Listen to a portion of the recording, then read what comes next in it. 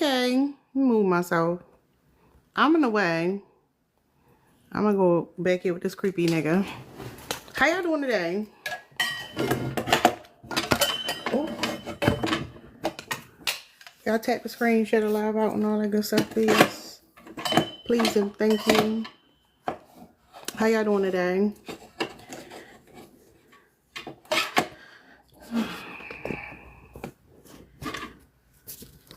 Yeah, do the work. I'm off. Thank goodness. Thank goodness I'm off. Why this shit not getting on here? Hey Deja, how you been? What's going on with everybody? Why is this shit on the charger? So unnecessary. This stand flimsy as hell, but it's going to work because I'm not sitting here holding no damn phone. How y'all doing? Hey, I'm her. How you doing? It's nice to be free. Goddamn. I need to go fill up my water bottle, y'all. I'm going to take y'all with me. Let's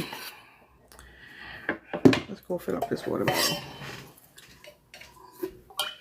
Gotta stay hydrated. Hey, my Lisa.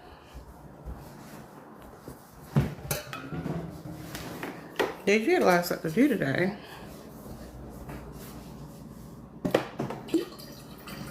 You got what today? What you talking about, my Lisa?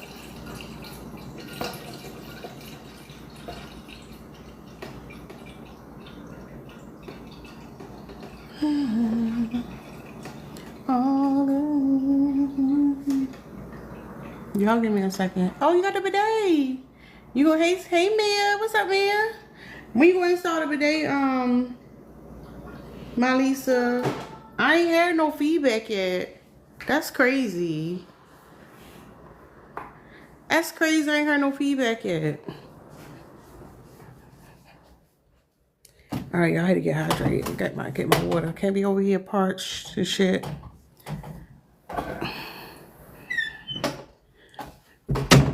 Yeah. Mia, how you feeling today? Mia, you get your voice back yet, boo?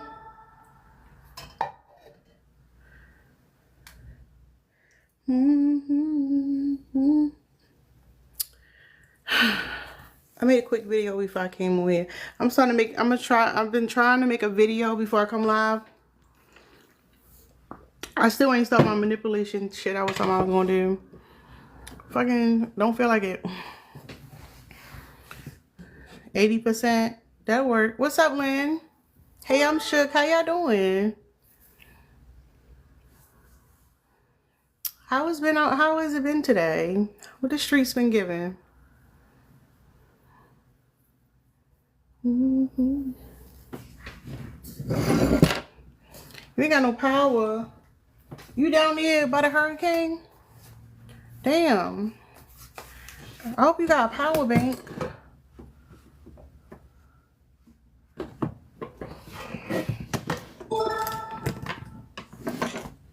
Well, that's crazy. Living in Florida is crazy. Just saying.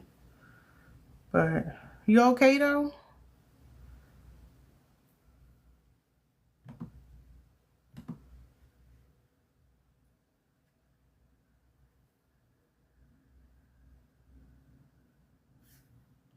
Oh, let me respond to this.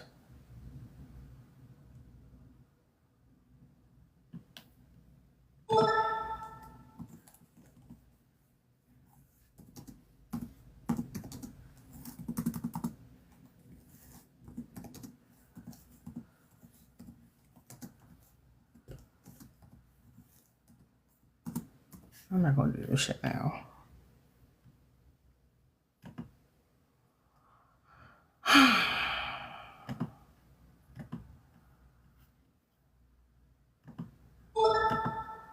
Why did he try and battle me? Alright, y'all. I mentioned this one yesterday. I said I wanted to talk about this because I ain't never talked about this shit online.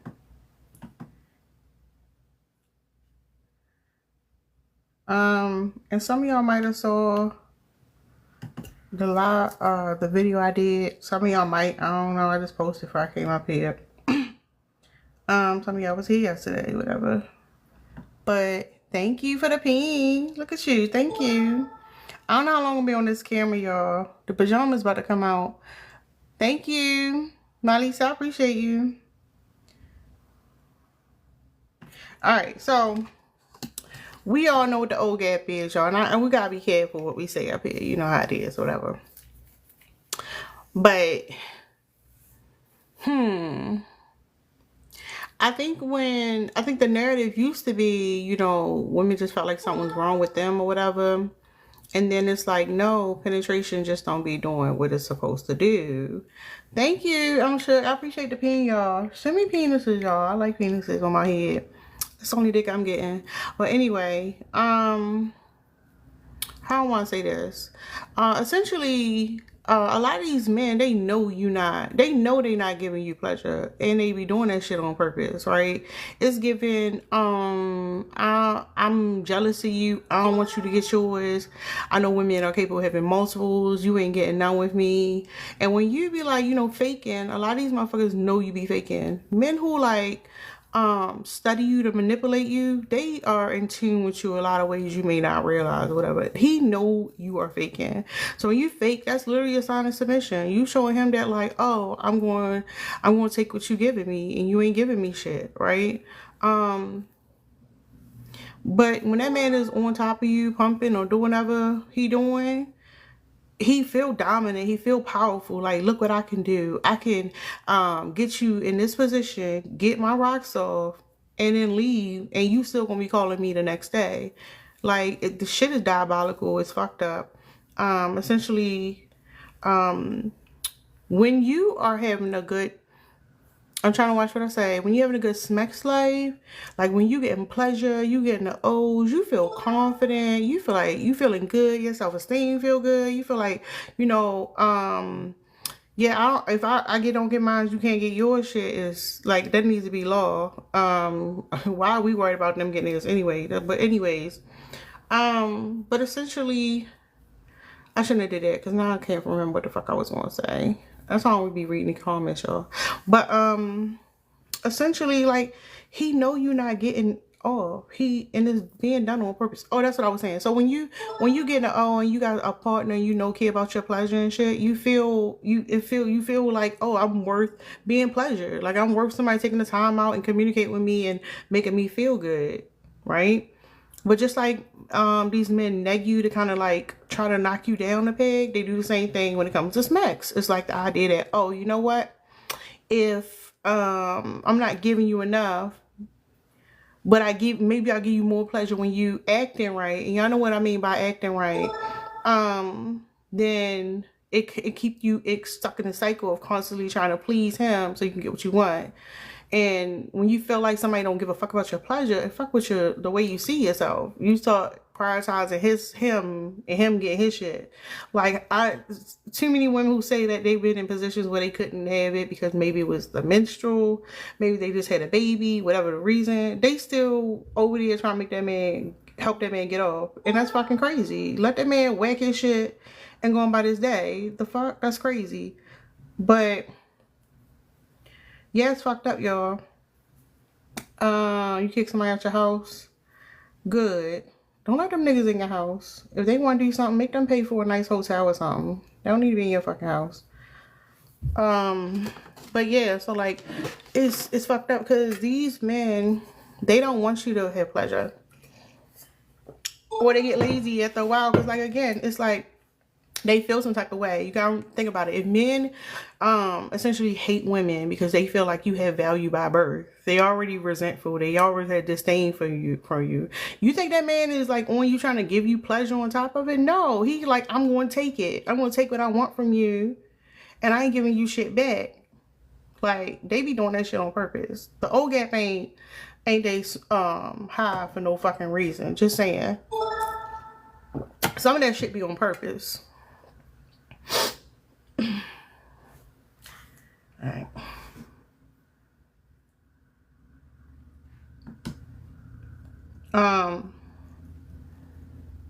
My bad, y'all. I hadn't responded to an email.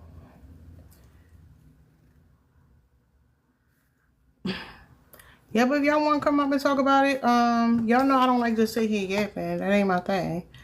But I can. I'ma just ramble and shit. Thank y'all for liking the live. Damn. Y'all, who the hell tapping the screen like that? I appreciate y'all. Goddamn. I appreciate y'all. I think TikTok being some haters. I don't know why they hating on me like that. But it's cool. You know, we adapt. Whatever. Cause they definitely don't be sending the ops. 8 years. Good for you. I'm happy for you.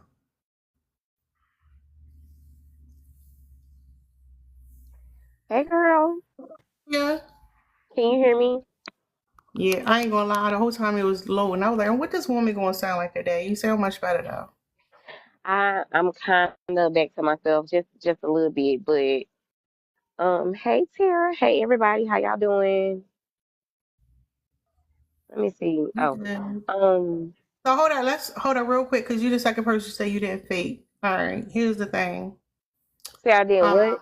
Oh, Somebody. I know. Ali said it, and I'm shook said I'd never fake. I hear y'all, and the thing is, I don't want it to be a thing with like, oh, I faked, I didn't, all that stuff. Like, let's not. I get it, but let's. I don't want to go that route. I want it to be like, why the fuck do women feel like they got fake? You know what I'm saying? Because I don't like. I don't like whenever I do something, it become a little. I don't. I'm not saying I'm making competitive, but I don't know. No, you don't apologize. The fuck? Who the fuck am I? Don't apologize to me. I'm just saying that's not the route I want to go. You see what I'm saying? Thank y'all for yes, 10K likes. Thank y'all.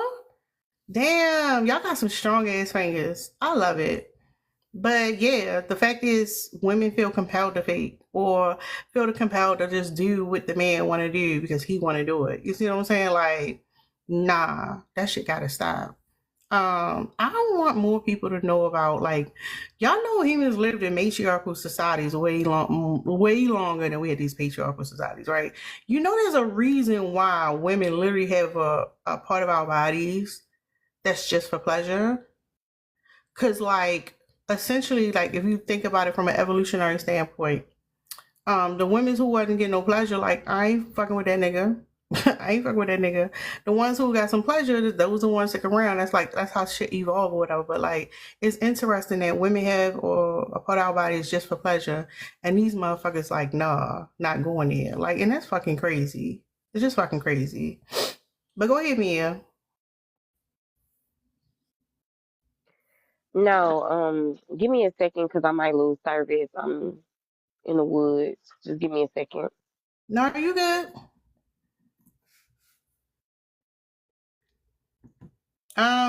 But yeah, I need to do this 48 part, but of the manipulation. That's essentially how another way men.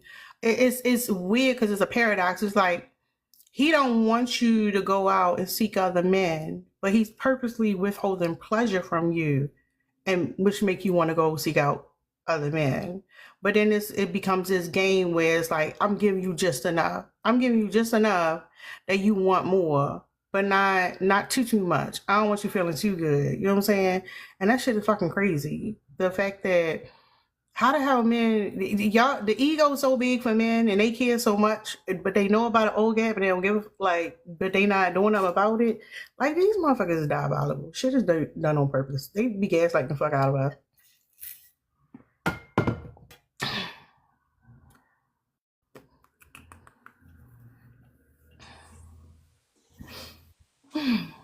What's up, Allie? Hey Tara. I How was you in the shower listening to y'all. I had to wait till I got out. I'm drying off. But no, I wanted to come up to almost give another perspective. Like I hear the perspective that you're giving, and I agree. I think that absolutely happens. But I also believe that um I think men know that they suck. I think they know they suck in that department. And with every encounter, I believe that um, they struggle with trying to read body language and what may feel comfortable for their partner.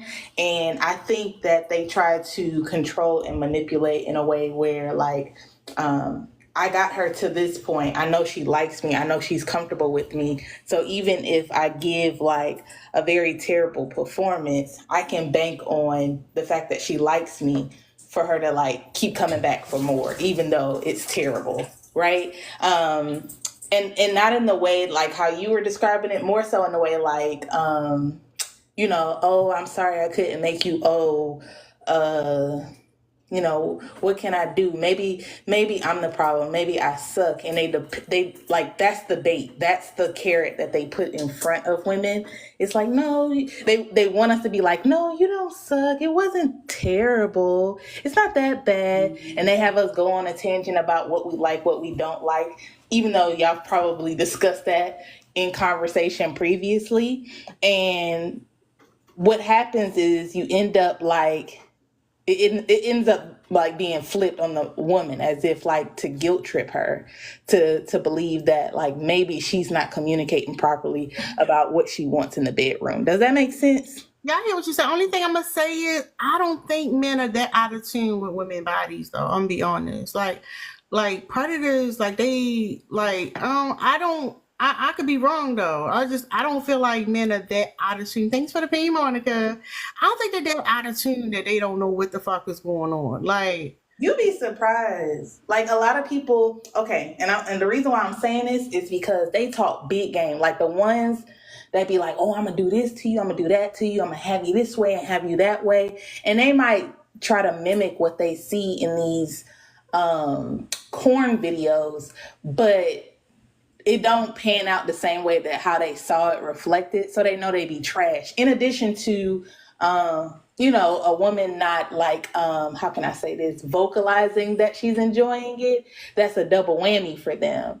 So like, for me personally, I don't think that they be knowing what they be doing. They strictly go off of corn and what they homies be saying. so that's the thing. That's I get what you're saying, but we disagree. Cause I think the thing is they're prioritizing their own pleasure. Thank you for the meerkat, Monica. They're prioritizing their own pleasure. When they watching corn, they not thinking, oh, we know it's fake as fuck, but they not thinking, oh, what's she getting out of it, or what he did that. No, corn is literally catered to like the male gaze, what men like. Um, it objectifies the fuck out of women. Like when he watch it, he thinking about what's pleasurable to him. So when he lays with you, he's thinking about what's pleasurable to him. It's not that he can't be in tune with your body and like be more communicative or like seeing what you really like. The fact is, like, he is prioritizing his own pleasure over yours. And he know what the fuck he doing. Like, that's what I just think. That's what I think. Go ahead. I'm a ponder on that.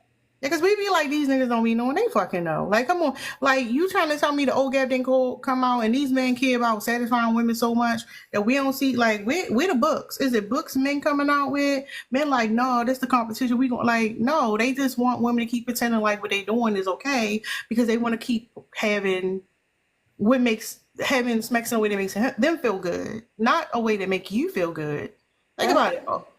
Thank you, Blue. They want another woman there. They want, they want to record it for later or whatever. They not thinking about you. They don't give a fuck about you. That's why it's not pleasurable. That's why when women are having sex with other women, it's more pleasurable because you're trying to satisfy each other.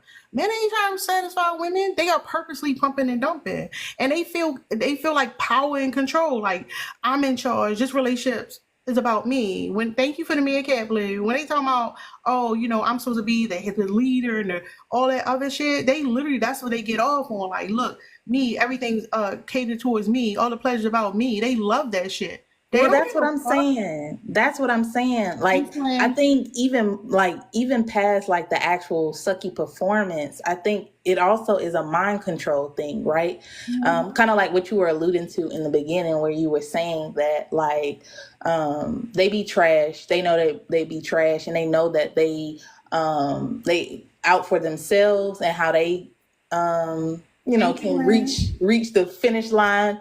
They don't really care about us, but even more, it goes past just the performance. It also goes to like a mental mind fuck, because it's like you know that this person is laying there disappointed.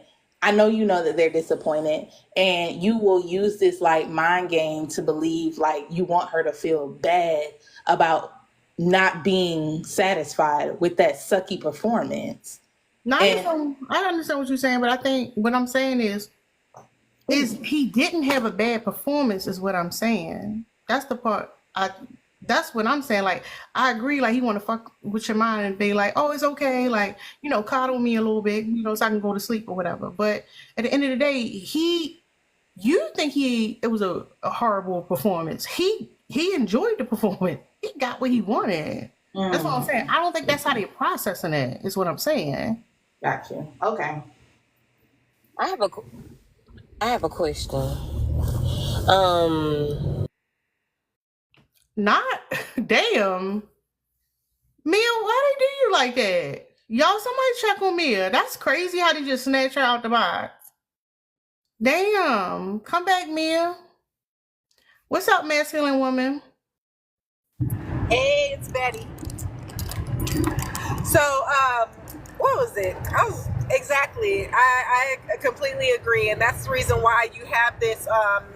Like in some countries, they have clit mutilation, right? Because they don't care about pleasing women. When they talk about, I want to sleep with as many women as I can, so that when I'm with my girl, I know how to please her. They don't care about pleasing her, right? Yeah, I can't even get my thoughts together because I'm driving right now. But yeah, they don't care about pleasing her. What the heck was I talking about? I had so many things that I wanted to talk about when I came here, and then I forgot. Yeah. It's okay. It might come back to you. Yeah, somebody else come back. But hold up real quick, Mia. Mia, please. I hope Mia is able to stay and answer our question. But real quick, y'all know if the statistics came out that most men wasn't getting the it'd be 1,000 books on the shelves by next week. Like, let's be for real. Go ahead, Mia. What happened?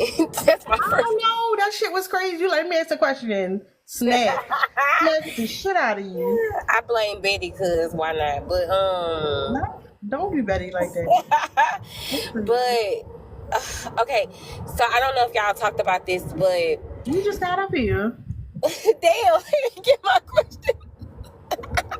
I know, but I'm saying I don't know if I missed it when I was in the store, but because I know we talked about men pretending like they think that they're actually getting a woman to where she's supposed to be, but is it like when you say that men know, do you actually think that they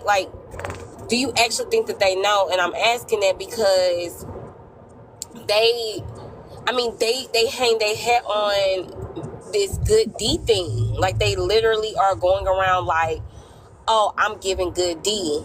And when you think about the interaction, like the intimate or the private interaction that one will have with the man, like after he does the little 2 or 3 things that he do, he really is coming out of there like, oh yeah, I did my thing. So like, what if it's that they do know that they're not getting a woman anywhere, then what is it? What is it that they're thinking? What is going through their mind?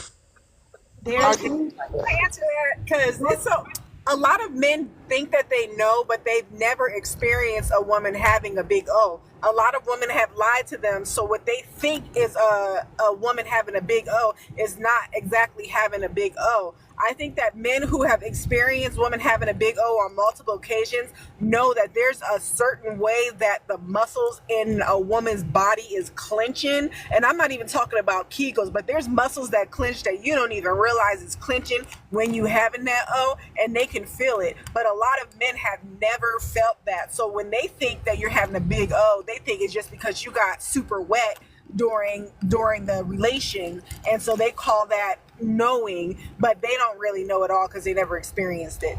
All they've experienced was they woman lying to protect their feelings. But see, that's the thing. All right, think of it like this. All right, like this is man. He laying down with this woman. He know He knows she ain't got hers, and he knows she faking. Like, fuck the ego, right? He knows she fucking faking. Like, he feel powerful for his shit. Cause like this woman who, like, if we saying we fucking equal, we equal. How's it that I can get away with getting one and she gonna fake for me? Like, that's an ego boost right there and then. Like, they know you lying and they like the fact that you're lying. That's what I'm saying. Like, you sitting there saying, oh, I got it, knowing you didn't. That's a fucking, they feel powerful when that shit happens. But you can't take the lie back, I guess. Like, I mean, you can, of course, but it's like, if you tell a man, like, oh my God, this is so amazing, it's so amazing, like, oh, you're the best I ever had because you're stroking his ego because y'all are in a relationship. Like, once you break up, you can't, it doesn't sit the same when you be like, oh, you never made me come, because all he gonna say is, I still hit though. I get what you're saying, Tara. What's up, Summer? Hey, I've been like, where is everybody at? It's weird out here going to weird lives. Let's see.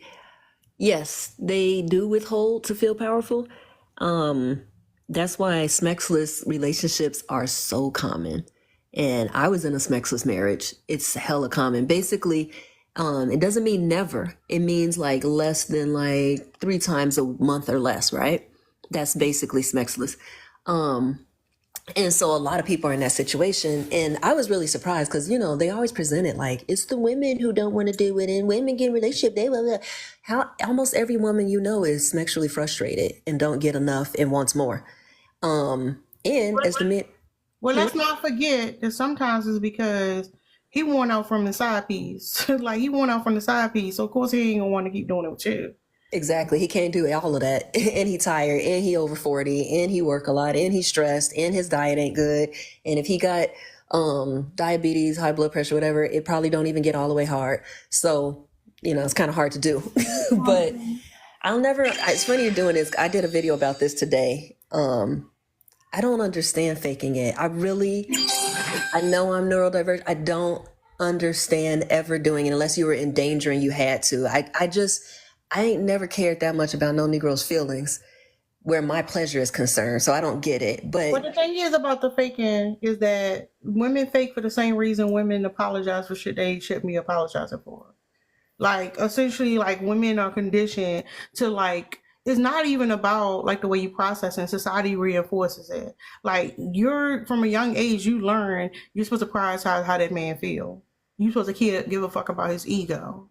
So, like, that's why I said, like, I don't want to be at the who fake and who thing, because I don't want this to be a competition or any bullshit like that. The fact is, women are faking collectively. That's some shit we should give a fuck about. I get it. You know why I missed it? Because I was raised by mostly women, mostly single women. And there was nobody prioritizing a man's feelings. I know boys even single women do it. That's the thing. That's the thing. What I'm saying, like, they do, but I'm saying I didn't see it because there were no men around really for most of the time, and I think I missed it. Even though it's all through society and books and all of that, I think my brain and the way I process things, I just didn't. I'm not judging. I'm saying I didn't get it, but now I get it. I see what you're saying. If I grew up seeing more of it, not the faking it, but just prioritizing men's feelings, I think I would have thought differently about it. I didn't even know you're supposed to do that. And then when I learned about it, I was like, I don't know, Summer. I'm going to just say, like, that's the default for a lot of women. Like, even if you're in a household with a single woman around a bunch of women, that doesn't mean they don't prioritize men feeling in society. It's in media, it's on the shows, it's in the books. That's what I'm saying. It's everywhere, but I'm saying curriculum. Literally, like what I'm saying, it don't have to be it could be something else. It could that's be what I'm saying. There was no men around. So I think if there was more men around, I would have saw it. I do see it in other parts of life. Like I'm saying about boys in the family. There's not that many boys in the family either. It's mostly girls. The generations around me. But I'm not saying it's not the default. I'm not saying that's not society. I'm not saying that's not what was taught in lots of other ways, like go make him a sandwich once I start dating. I was like, why? I'm saying my brain, my neurodivergence, I think I missed it. I'm just learning this now, and that's why I've been so shocked. But the men withholding it part, I just learned that very recently too, because I couldn't figure out why my ex, there's nothing physically wrong. Maybe you just don't like me. But another friend's husband said, I don't want you to have pleasure because you don't do everything I want you to do. Not sexually, but basically I want you to to bow down to me more in life, in day-to-day life. And because you don't do that the way I don't want to give it to you as much as you want. I don't want to see that pleasure. And that's exactly, now I remember what I was going to say. They do a lot of the withholding or a lot of the subjugation because they want to keep you, right? They don't want to talk to their brothers about being better people. They rather them be harmful people so that way they can play the hero, because that way you will see them as a hero and they can keep you. The same thing with financial abuse.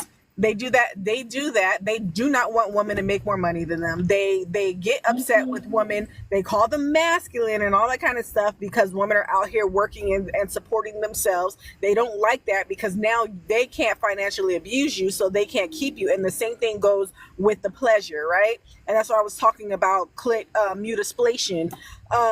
They will do things like that. They don't want you to have pleasure. They don't want you to have a high body count because they know that if you understand that there are ways for you to get pleasure, they think that you will look elsewhere because a lot of them want to do the bare minimum in order to keep you.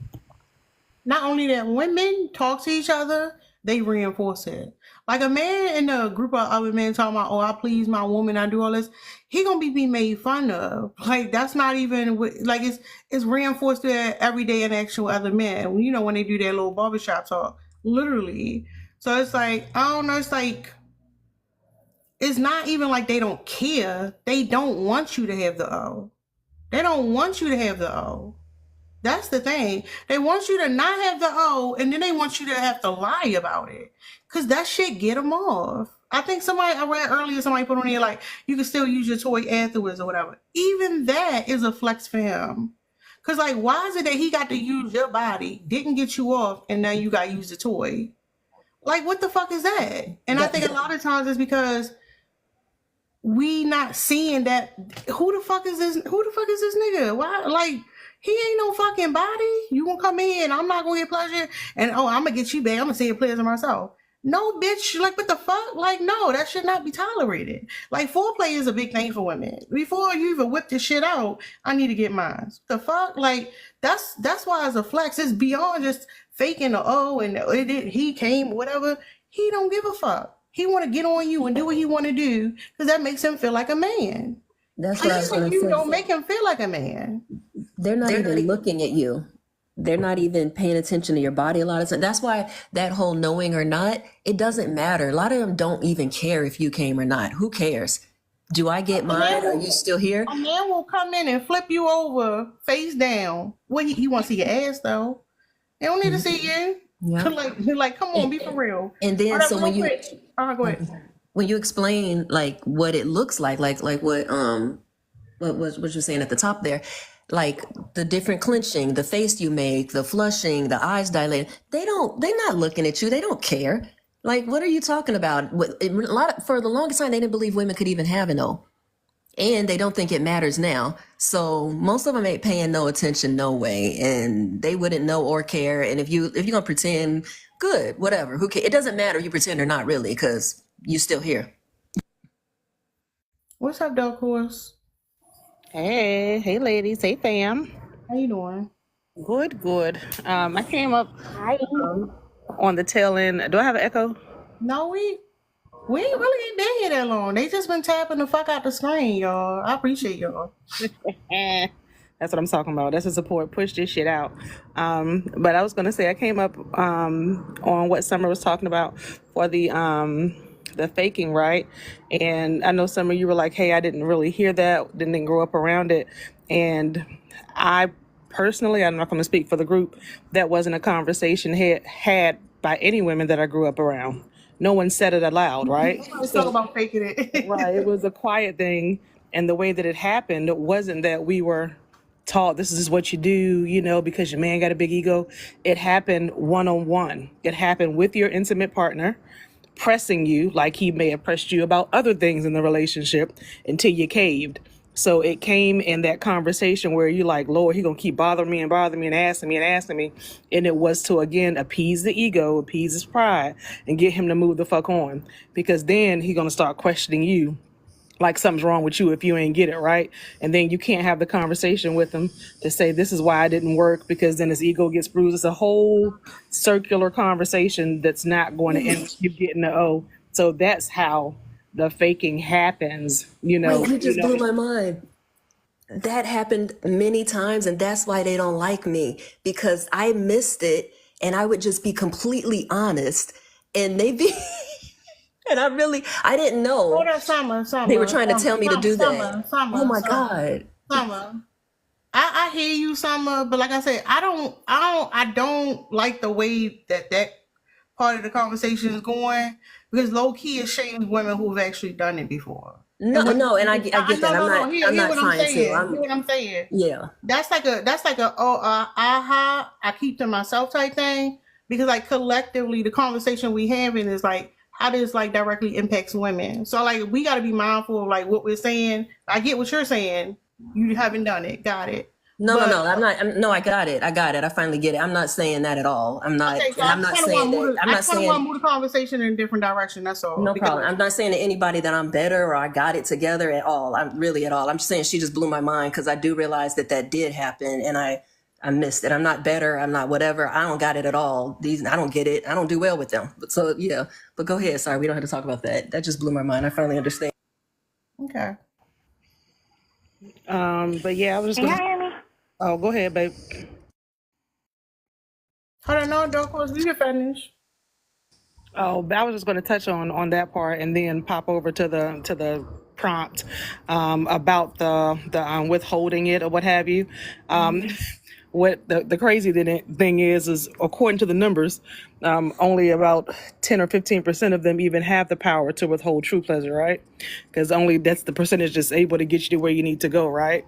So it's even a perceived pleasure, and what you're looking for most of the time is connection, right?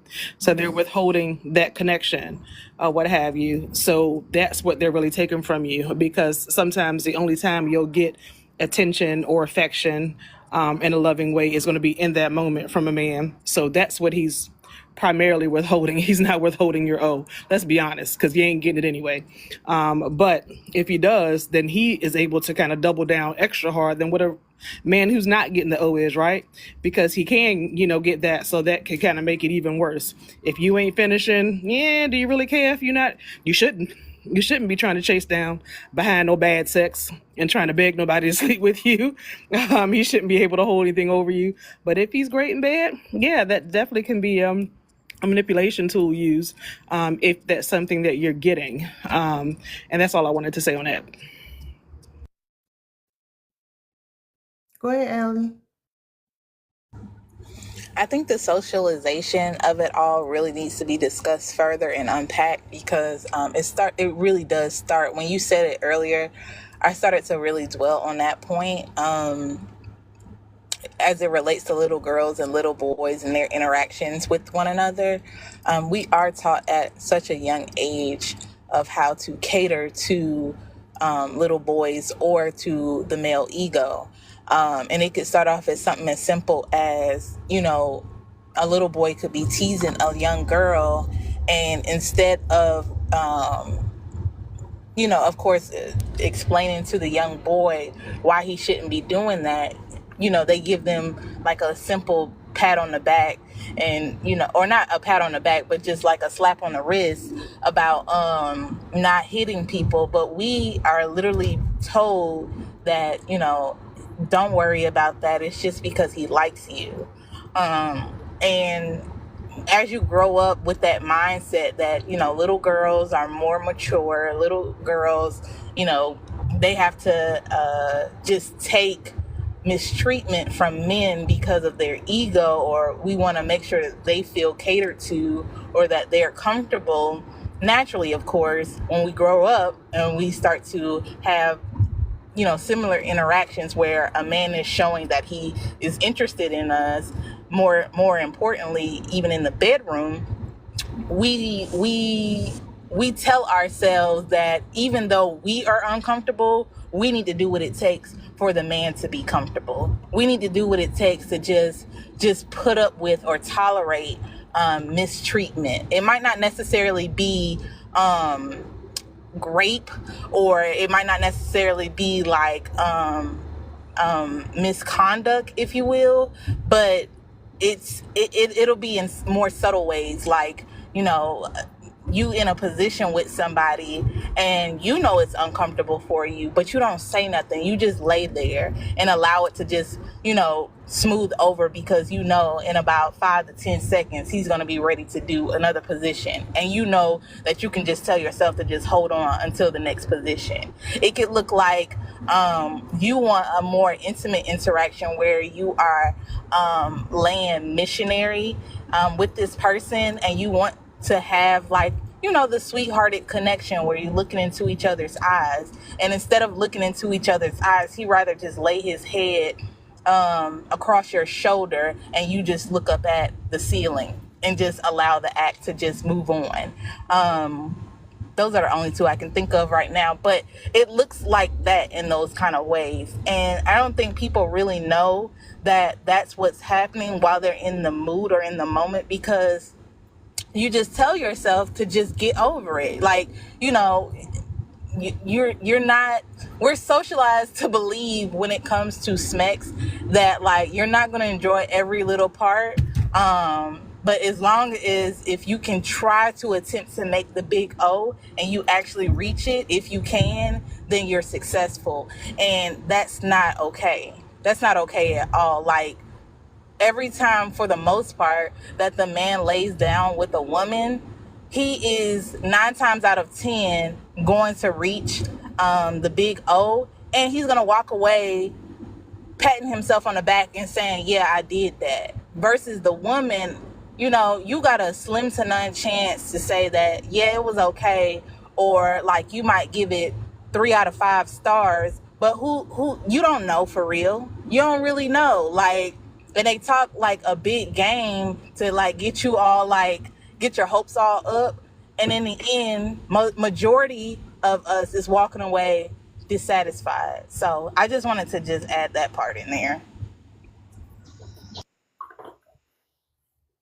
Hey, Lynn.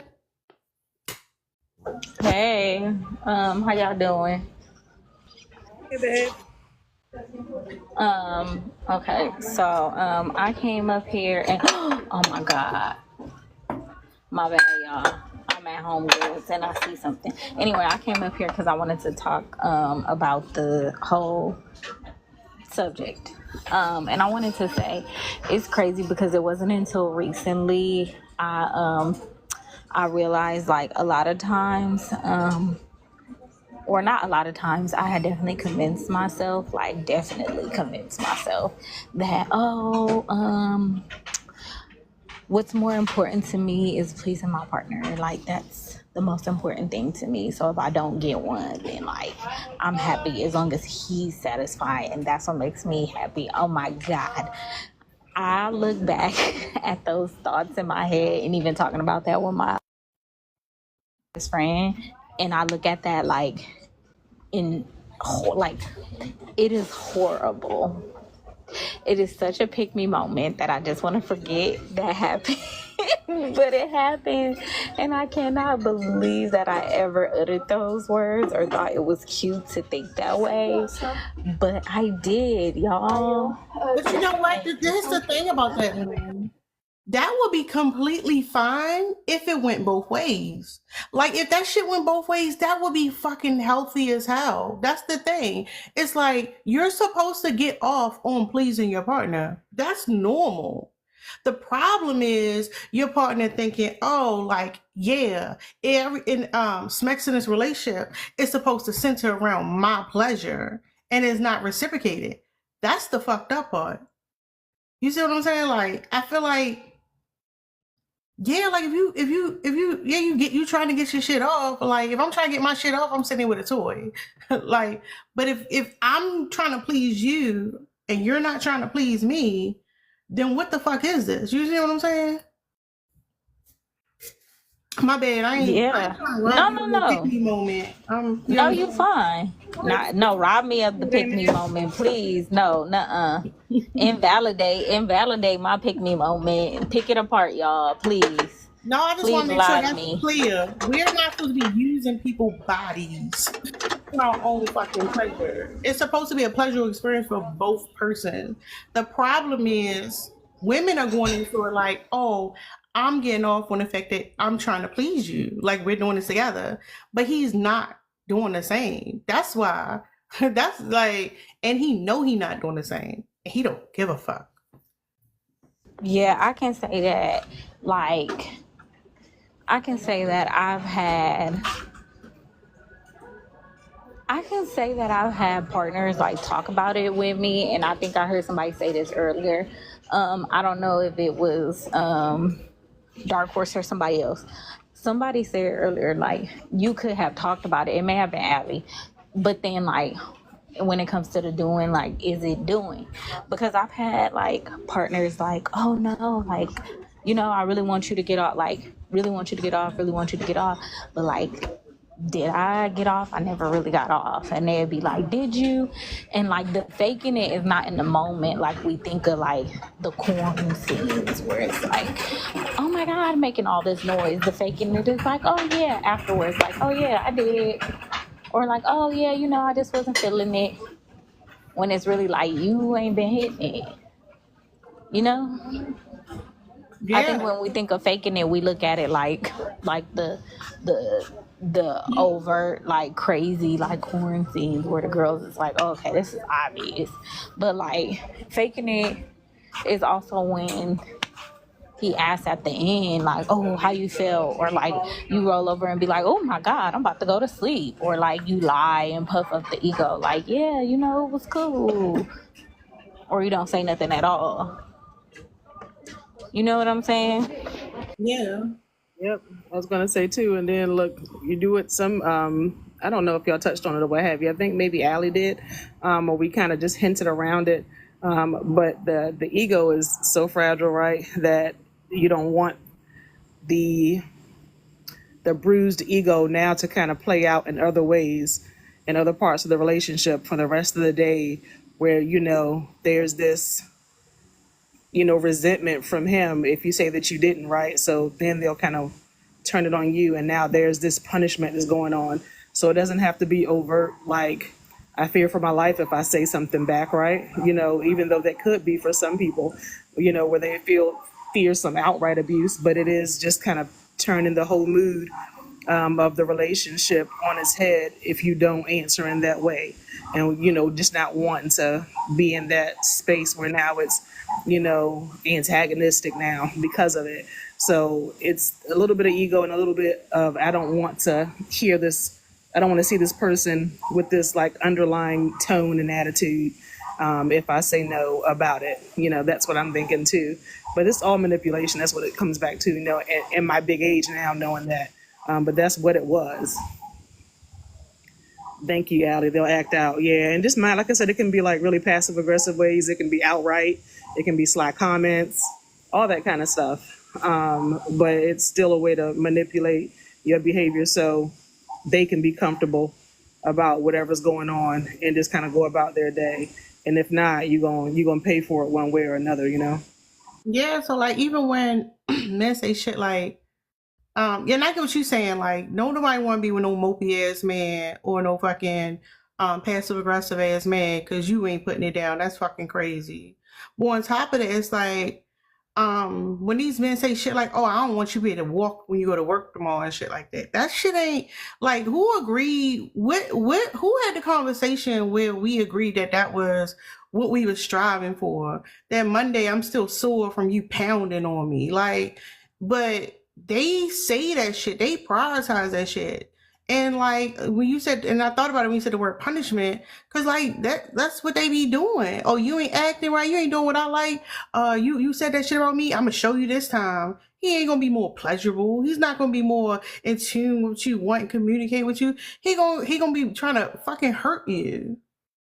Yeah, we need Dex in here. Dex said something like that on the panel earlier today. That's one of his cornerstone arguments Oh, about. somebody send a live to Dax. Yeah, because he'll come up and talk about how men want to see women in pain. That's their thing, and it hasn't been unpacked, fully, but it hits on so many topics that we discuss. about, well, why would you treat her this way? And it comes back to that in this, sadistic kind of way, right? Because we're not hurting you for you to get yours, right? We're not hurting you for you to get yours. We do something painful to your member, it's going to be an issue, right? But in the reverse, you feel like it's a pat on the back if you do it. When you want her to be reeling from pleasure and wanting to come back. So the flashback she needs to have at work on Monday morning is how great it was, and I want to do that again. Not physical manifestation of pain or discomfort, right? It doesn't make sense, but that's what this. And essentially that's how they did it. I'm smashing. I'm putting it down. Like it's all like shit about him dominating you. And I think like that's the sickest of this all this shit. Cause you land with this man and like you're not getting yours. He getting his, but he getting it not only because it's pleasurable to him, because psychologically he feel like he's dominating you. Like he's getting off on that. That like I'm gonna get mine and I ain't gotta do shit for you to get yours. And you not gonna say nothing. Like that shit is diabolical as fuck. These niggas don't care. They don't give a fuck. And they want it to stay like that. They not giving these men out here know y'all. They know they ain't out here doing shit. Like, come on, be for real. And then like how many like corn is a hot mess. Corn is a hot fucking mess. And they watch it, I'm gonna do what I see in the corn. That's all your fucking ego. You wanna do what you saw the man do online. Like what the fuck is that? And can I also add, and let me preface by saying that I am in no way, shape, or form trying to kink shame. So if people, get uncomfortable with what I'm about to say, please, forgive me, because I'm trying to like formulate my thoughts the best way possible. But I also feel like, you have like a spectrum of women who, may dabble in other ways of getting or giving pleasure, right? And that's no shade, no problem. That's no problem at all. But I think we need to stop blurring the lines of what is a kink versus what is straight up like abusive. And I think that the more that we try to erase what people would consider boring sex, the more you open up the floodgates of how much torture you're willing to accept from a man when you are having sexual encounters with them. I look at like how just real quick with the whole like Diddy case, and how him and Carisha would go online and say certain things. I would just read in the comments how people would perceive their relationship and how they would be so open and candid about how they would have sex with each other and a lot of the things that they engaged in. And that really didn't bother me. What really bothered me is the fact that she okayed certain behaviors from him. And now that he's coming out to be somebody who sexually traffics people, there's something that needs to be said about that, right? Like, you are so insatiable that you have to literally like demean people, and you have to like make people feel less than just to get your rocks off. There's something that needs to be said about that. Like, why can't you? I'm not saying you have to have sex like a normal person, because what the heck does that even mean? But what I will say is, like, we just need to stop blurring the lines of like, if people just want to engage in just like certain activities and trying to label that as boring to cover over how insatiable they are. Does that make sense? Now, I understand what you're saying. I think when it comes to kinks, it's like one, there has to be consent there. And two, there's communication. People who are in a kink, like into kinks and stuff, like they can talk about their goddamn kinks. Like you can't be a motherfucker who get off on dominating and your partner don't know what the fuck going on. And like the shit I've heard men say is fucked up. The man was talking about his wife making her like vomit as if like it was a flex. I'm like, what the fuck? Like that's sick as fuck. Like what are you talking about? But yeah, I agree. Like if you're into kinks, then fine, be in the kinks. That's part of the communication factor. Y'all both into some shit and y'all agree that's what y'all doing. But the part I'm just irritated by is like a lot of times it's like they don't want consent to do it. They don't want the consent like on purpose. Like don't consent. They looking for somebody who's not expecting it, who they know deep down don't actually want it, but you're gonna do it because you feel like it's your duty. Because to them, it's like for them that's a sign of submission. You submitting to me. You doing what I want to do. You pleasuring me. You not like I don't have to think about what pleasures you. Yeah, you might be upset or whatever. You unfulfilled, but at the end of the day, you know this relationship revolves around my pleasure and me. I'm the head honcho around here. That's how these niggas be thinking. Hey Dex. Dex say Called you here, Dex. I was just texting him. Come on up, Dex. But I was going to tell you too, Tara, what's crazy, just a little bit to piggyback off of you and Allie. There are actually, I need to slow down, real communities like who are into the lifestyle, right? Meaning the BDSM, and they have more respect for safe words, boundaries, when I say no and that's enough, than people who are in so-called vanilla, regular, degular relationships where the man is doing things too hard and won't stop and are not listening to your nose or not listening to your body language or not listening to the sounds you're making or what have you. That is more common than the people who are in the actual lifestyle, which is crazy, which supports what you say, Tara. You're like, no, I told you I don't like that. That's too rough. That's too hard. And you're arguing back and forth with this person about your own body versus if you signed a contract to be somebody's sub, this Dom is straight up gonna do exactly what you say to do and nothing that you tell him not to. How crazy is that? That don't even fucking make sense. yo, here's my question for y'all, right? Because even if we all right, let's say like it's some weird fucking kink, right? Do you think that if a woman is to tell this man, hey, I know this shit thing, but I don't like it like this, I don't like it like that, I can role play with you, but I also need you to do these things, you think the motherfucker's gonna change anything? Y'all think they're gonna change something? Yeah, some people. Yeah, I don't think that is all. Hold on, I'm at this ice cream. Oh, okay, because she about to come over here. Um, some people, yeah, and I think that goes with. Hold on. Tara, I think I I got don't think so. Oh, oh, go ahead, Mia, because you ain't talked in a while. Go ahead, babe. oh, sorry. I think Well, that congratulations, the kink Coconut. is, My bad. huh? My bad. She said she finished her midterm early. I was saying congratulations. Go ahead, Mia. I think the kink is the great. I think they have a great kink, and that's the Yeah. problem. So Yeah. no, they're not gonna change. So Um, either they Tara, were you go ahead. asking? I was trying to get clarification because Lynn jumped right in, so Lynn understood it. But Tara, was your question asking if they? I'm trying to rephrase it because I didn't get it. So hold on, I'm gonna say it like this. So I'm thinking like a lot of times we point out problems when you think about the solution, right? So I should have prefaced it with saying, is the solution just communication? Like if you told this man who doing this shit where he getting off, and he enjoying it, he know what he doing. Y'all just haven't talked about it.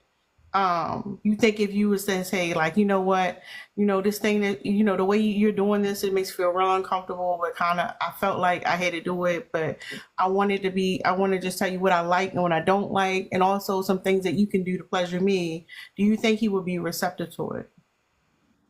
I only have personal experience, and it's been a no in sometimes, and then I have to cut it off, just straight up. So it's like I give you the second chance because the first time it went wrong, we had the conversation, and then if we go back again and you haven't applied like what I said and you don't respect the boundaries, then I just say, okay, I can't do it anymore. It ain't safe.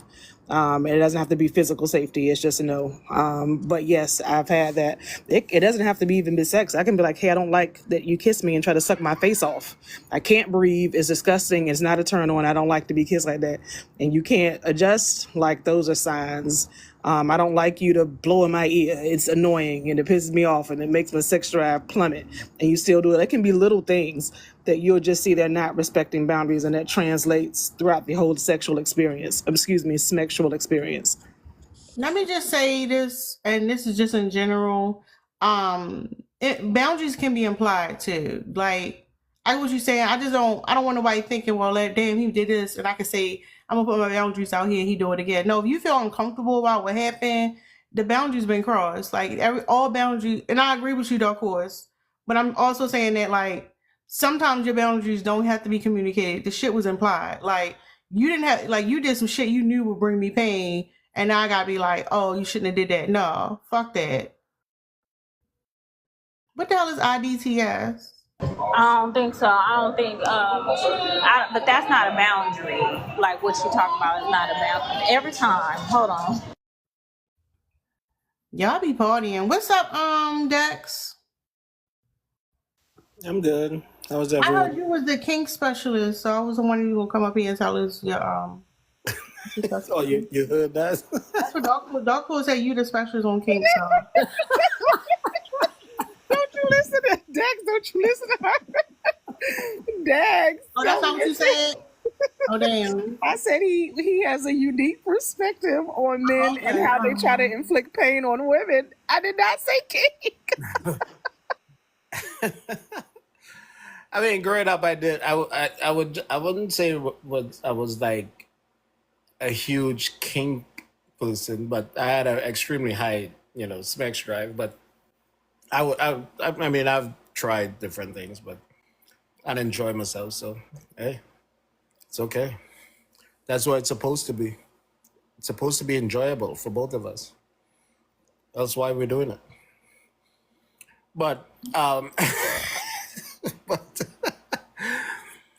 but yeah, the kink for men, and I've noticed that like listening to guys and they're trying to hide behind submission and saying that they're part of that community, and I know they would join it because and hide because they actually want to bring pain to women. That's why they will cross boundaries because they get off on seeing you uncomfortable. They get off and seeing like knowing they're crossing that boundary and seeing you in pain. That's how they get off. So I know that community is going to have issues and they're going to have to like make some adjustments because a lot of men, going into it just to inflict pain, which I personally never got that, but I know how men are. But me personally, because the way I view, Smex is if she is not enjoying it, I'm not going to enjoy it. So it wouldn't make sense even continuing it if she's not enjoying it. and see, that's what Lynn was talking about earlier. Because she thought she was having the pick me moment, and I'm sure there are other moments she could point out, but I was saying that one isn't because essentially, like when you are like being intimate with a person that way, like you're supposed to be thinking about each other's pleasure. Like that's the whole point. Right. I actually get off seeing you enjoying yourself. Like that drives me crazy. So All right, all right, not too much, Dex. Not too much, Dex. Please, not too much.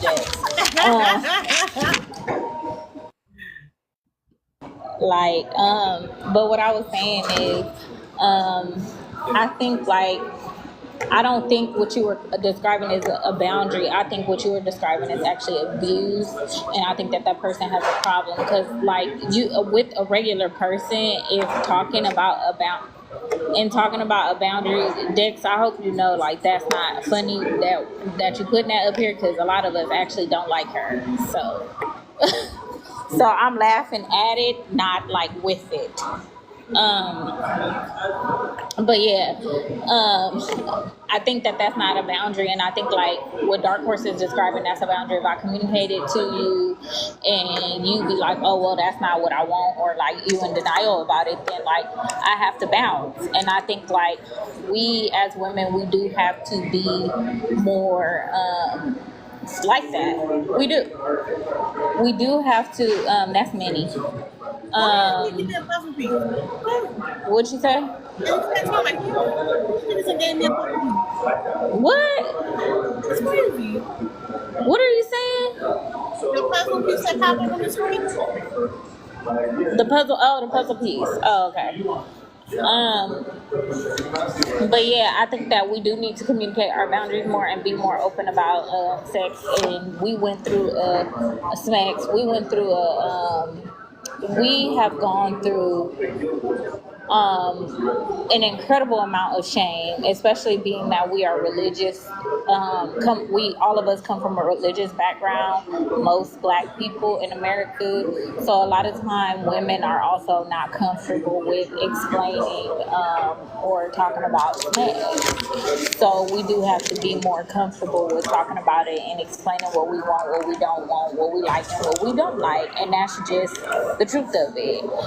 Because we have been indoctrinated into religion, we have been taught that it's something to be ashamed of. We haven't been taught that it's something that we can openly express. It's like something to like creep around in the dark about, instead of like being open, like this is how I like it, this is what I want, and this is how blah blah blah blah blah. And this is what Vanity say. I'm preaching from the ditch, not the pulpit. Yeah, I think you're right about the whole boundary thing. I thank you for clarifying that, but yeah, I don't know where Atlanta at, y'all. It's live as shit in her background. It's not loud. Ain't nobody even in here. I think it's not loud, but it was loud as shit. Look, ain't nobody in here. It's loud as hell. It's only one person in here. It might be the speaker over here or something. Oh, y'all can hear the music. It sounds like you at a whole cocktail party or something, but it's cool. I don't know. I'm getting me a sandwich. What's up, Prince? How you doing? Hey, I'm okay. I'm a little frustrated. My blender's not working, so. Your what not working? My blender's not working. Damn. Yeah. Oh well. Okay. Did you just push the button on the blender? Well, it's that KitchenAid, so the button like lights up, but it's kind of like pulsing. So I'm not sure what that means. I've had that happen. That's sad. Look it up on YouTube. Somebody might post something on that. Yeah, I'll check the YouTubes later because I'm like I just prepped them and I'm like I don't want to waste what I have, so. Oh, okay. Anyway, can you repeat your question? Because while everyone was talking, I was like absorbing information and trying to problem solve at the same time, and I lost the train of thought. No, that's fine. I can ask the question again. So essentially, we're talking about men who get off on dominating women, not pleasing that woman, right? And a lot of times it's like chalked up as like a communication thing, like people just need to talk about it. So my thing is, if you had a partner who literally got off on like dominating you, doing smacks, and you was like, okay, I'm gonna talk to you about this. I'm okay with this being your kink or whatever, right? But some things you do I don't like. We need like a safe word, but also some things that I don't find pleasurable that I would like, or some things I would like you to do. My question is, if you had that type of response to this type of person, do you think they would be receptive? From my experience, no, because most of us don't really have a comprehensive sex education. My bad. Don't have a comprehensive sex education anyway. So a lot of the times we go into dating and sex without understanding what consent is. Well, let's say you did. Let's say you had the education now, right?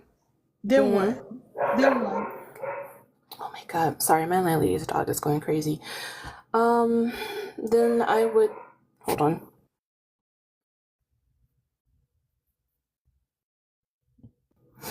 Then I would have to sorry, let me slow down my thought a bit. God, I hate huskies. Shit. Go ahead, just mute for a little while, baby. Yeah, thank you. Because, like, I hate huskies. This is why I hate huskies. It's fine, Prince. You need a few minutes. I think you still might be. I do. Yeah, it's fine. It's fine. You're a little frazzled. I am. It's been a frustrating evening. It's okay. I'll be back. Yeah, go ahead. It's fine. Who was it on? I don't know. I don't think he would. I'm gonna be honest. I think like that would mess up the whole thing for him. Like I think that would be the problem he would have with it, because like the whole idea is like if we don't talk about smacks, like it's something that we kind of like we just fall into. And then you talking about this man who been watching certain type of porn since he been an adolescent, and like he get off on this type of shit. Once you in the know and you agreeing and shit, he can be like, no, like he might, even if he changed up and did something different for a while, if y'all gonna be together, he gonna go back to his ways, like, cause that's what gets him off. I don't think it's just a like a community. I'm gonna have to disagree, Tara. I am, and this is the one thing that I'm gonna have to agree with the pill people on. This I think like is a situation where if you tell a man directly, I think it's gonna crash his ego. But this is the part of his ego that he actually cared to listen about. Cause he like, I ain't gonna want to embarrass myself again. But it just may be the type of men that I mess with, that this might be the case. Because like I said, I've only had, cause when I first read this, and this is extremely anecdotal. When I first read this, I thought about a person that I was with who literally would withhold like smacks from me, as he was weaponizing it, like on purpose. And I know we say like you can't weaponize smacks, but like he was, and like it was very much so intentional to be an asshole, like. So, and I'm gonna stand on it, and y'all probably gonna say no, Lynn, no, and that's fine. Y'all can say no, Lynn, no, but I'm gonna tell you right now, you wasting your breath, because I believe it, and I'm gonna stand on it. One, that's what I thought you was talking about, and then when you first started talking about it, I was like, oh, okay, that's what you meant by this. But like, I've not had an O, but like most of the time, like I said, men have been heavily like concerned about did you, but like I didn't vocalize, I didn't like advocate for myself, so I faked it, like. And I convinced myself that it wasn't that important to me. So this is the one thing that men have been like, well, did you? I'm concerned about, like when it comes to relationships. And I didn't even advocate for myself. Hold that real quick, Lynn, because I want to make sure I'm on the same page. Are you saying, because on the background it says he's withholding pleasure to feel powerful and to control you. Like for me it's like that's not. I don't want to do not all men type shit, but But then I feel like if you do that, because I've been like grappling with what you're saying, and I know like you like, oh, I don't want to do this or I don't want to say that, but then like you kind of not having a genuine conversation. Well, it's not about me not having a genuine conversation. I want to make sure I'm not giving niggas an out when they don't deserve one. That's the thing. It's not like I'm not talking about the man who gonna go out and y'all gonna talk about it if you open up, and he gonna be receptive and he gonna go in there and give it a go, and he really like he'll sit there and pleasure you and not even care about his own type of pleasure. I'm not talking about that man. I'm talking about the one who knows exactly what he's doing. I'm talking about the one who will essentially, the fact that he's doing something to bring you pleasure makes him feel like he's giving up power. So that's what I'm saying. Oh. Okay, then I gotta bow out the conversation, because I'm like, I cannot say that I've experienced that wholeheartedly. Hello. And that's what No, that's the no, thank you. and that's what I was saying. That's what I was talking to someone about. Like, it's not about our personal experiences. It's not about like just because somebody participating in conversation doesn't mean that's technically what they're dealing with. What I'm saying is that it is a thing, and a lot of times it's become well, we just don't feel comfortable talking about it, whatever. But like one of the reasons why he's with you is because you don't feel comfortable talking about it. One of the reasons why he's with you is because you're going to sit there and lie and tell him like everything he did was okay, and he was just thinking about himself. That's what I'm saying. They target certain types of women type thing. But but something so personal like this, it cannot not be a personal conversation because like I said, women have been taught to not even have these conversations, not even with each other. Like I can think of one friend that I have out of all the friends that I have that I feel really comfortable with, and her and I have been able to talk about it down. I mean, like she know what I like, I know what she like, and we can talk about it like, girl, do do do do do, and it's like, and maybe my GAY homeboy. That's it. All other women that I try to talk about smecks with, they freeze up and they don't like talking about it. And then I'm like, if you don't like talking about it with me, you don't like talking about it with men either. Like, And that's the thing. That's what I'm saying. Like, it could be a thing where like, oh, you're not laid down, this guy's not going, whatever, we need to have a conversation, versus some people literally will cringe up when it comes the conversation comes up. And what happens is because they feel so uncomfortable about it, like certain behaviors they're targeted for also too. It's like if somebody's not doing something to please you, if the man not giving foreplay, if he not like listening to you, like he all quiet, he's scared to even grunt, like he was some weird ass shit, like what the fuck is you doing? Like in real time, not after you done, sir. Like stop. What the fuck is going on? That's one thing. But you have, I think one of the saddest things I've heard is women with children talking about they never had a O. So that means you just been like a cum bucket for some man. Like that's crazy. but again, I feel like religion is a heavy blame. Like, religion plays a heavy part.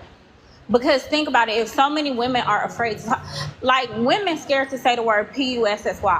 Women are afraid to talk to each other about like, oh, I want to touch it, I want to do this, like I like sliding my fingers. Like they be giddy about those conversations. So like, if we are giddy as women and we can't even say how we like it and how we want it in life, we can say foreplay, but when a man asks us, we like, I want you to decide.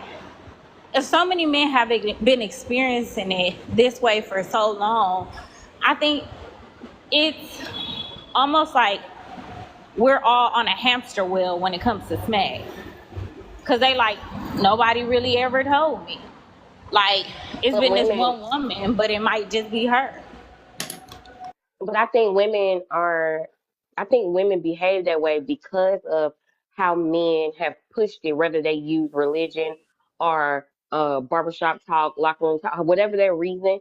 Men push the agenda and push this narrative about how women are supposed to act. Men are the one who came up with the machine that helped women calm down, which was just essentially women having an O to get them to chill out. That was medically produced because they didn't care or understand about their wives. Um, but men push this notion that if women do talk openly and happily about their body and what they enjoy, that they are um, whole 304s. Like men are pushing that.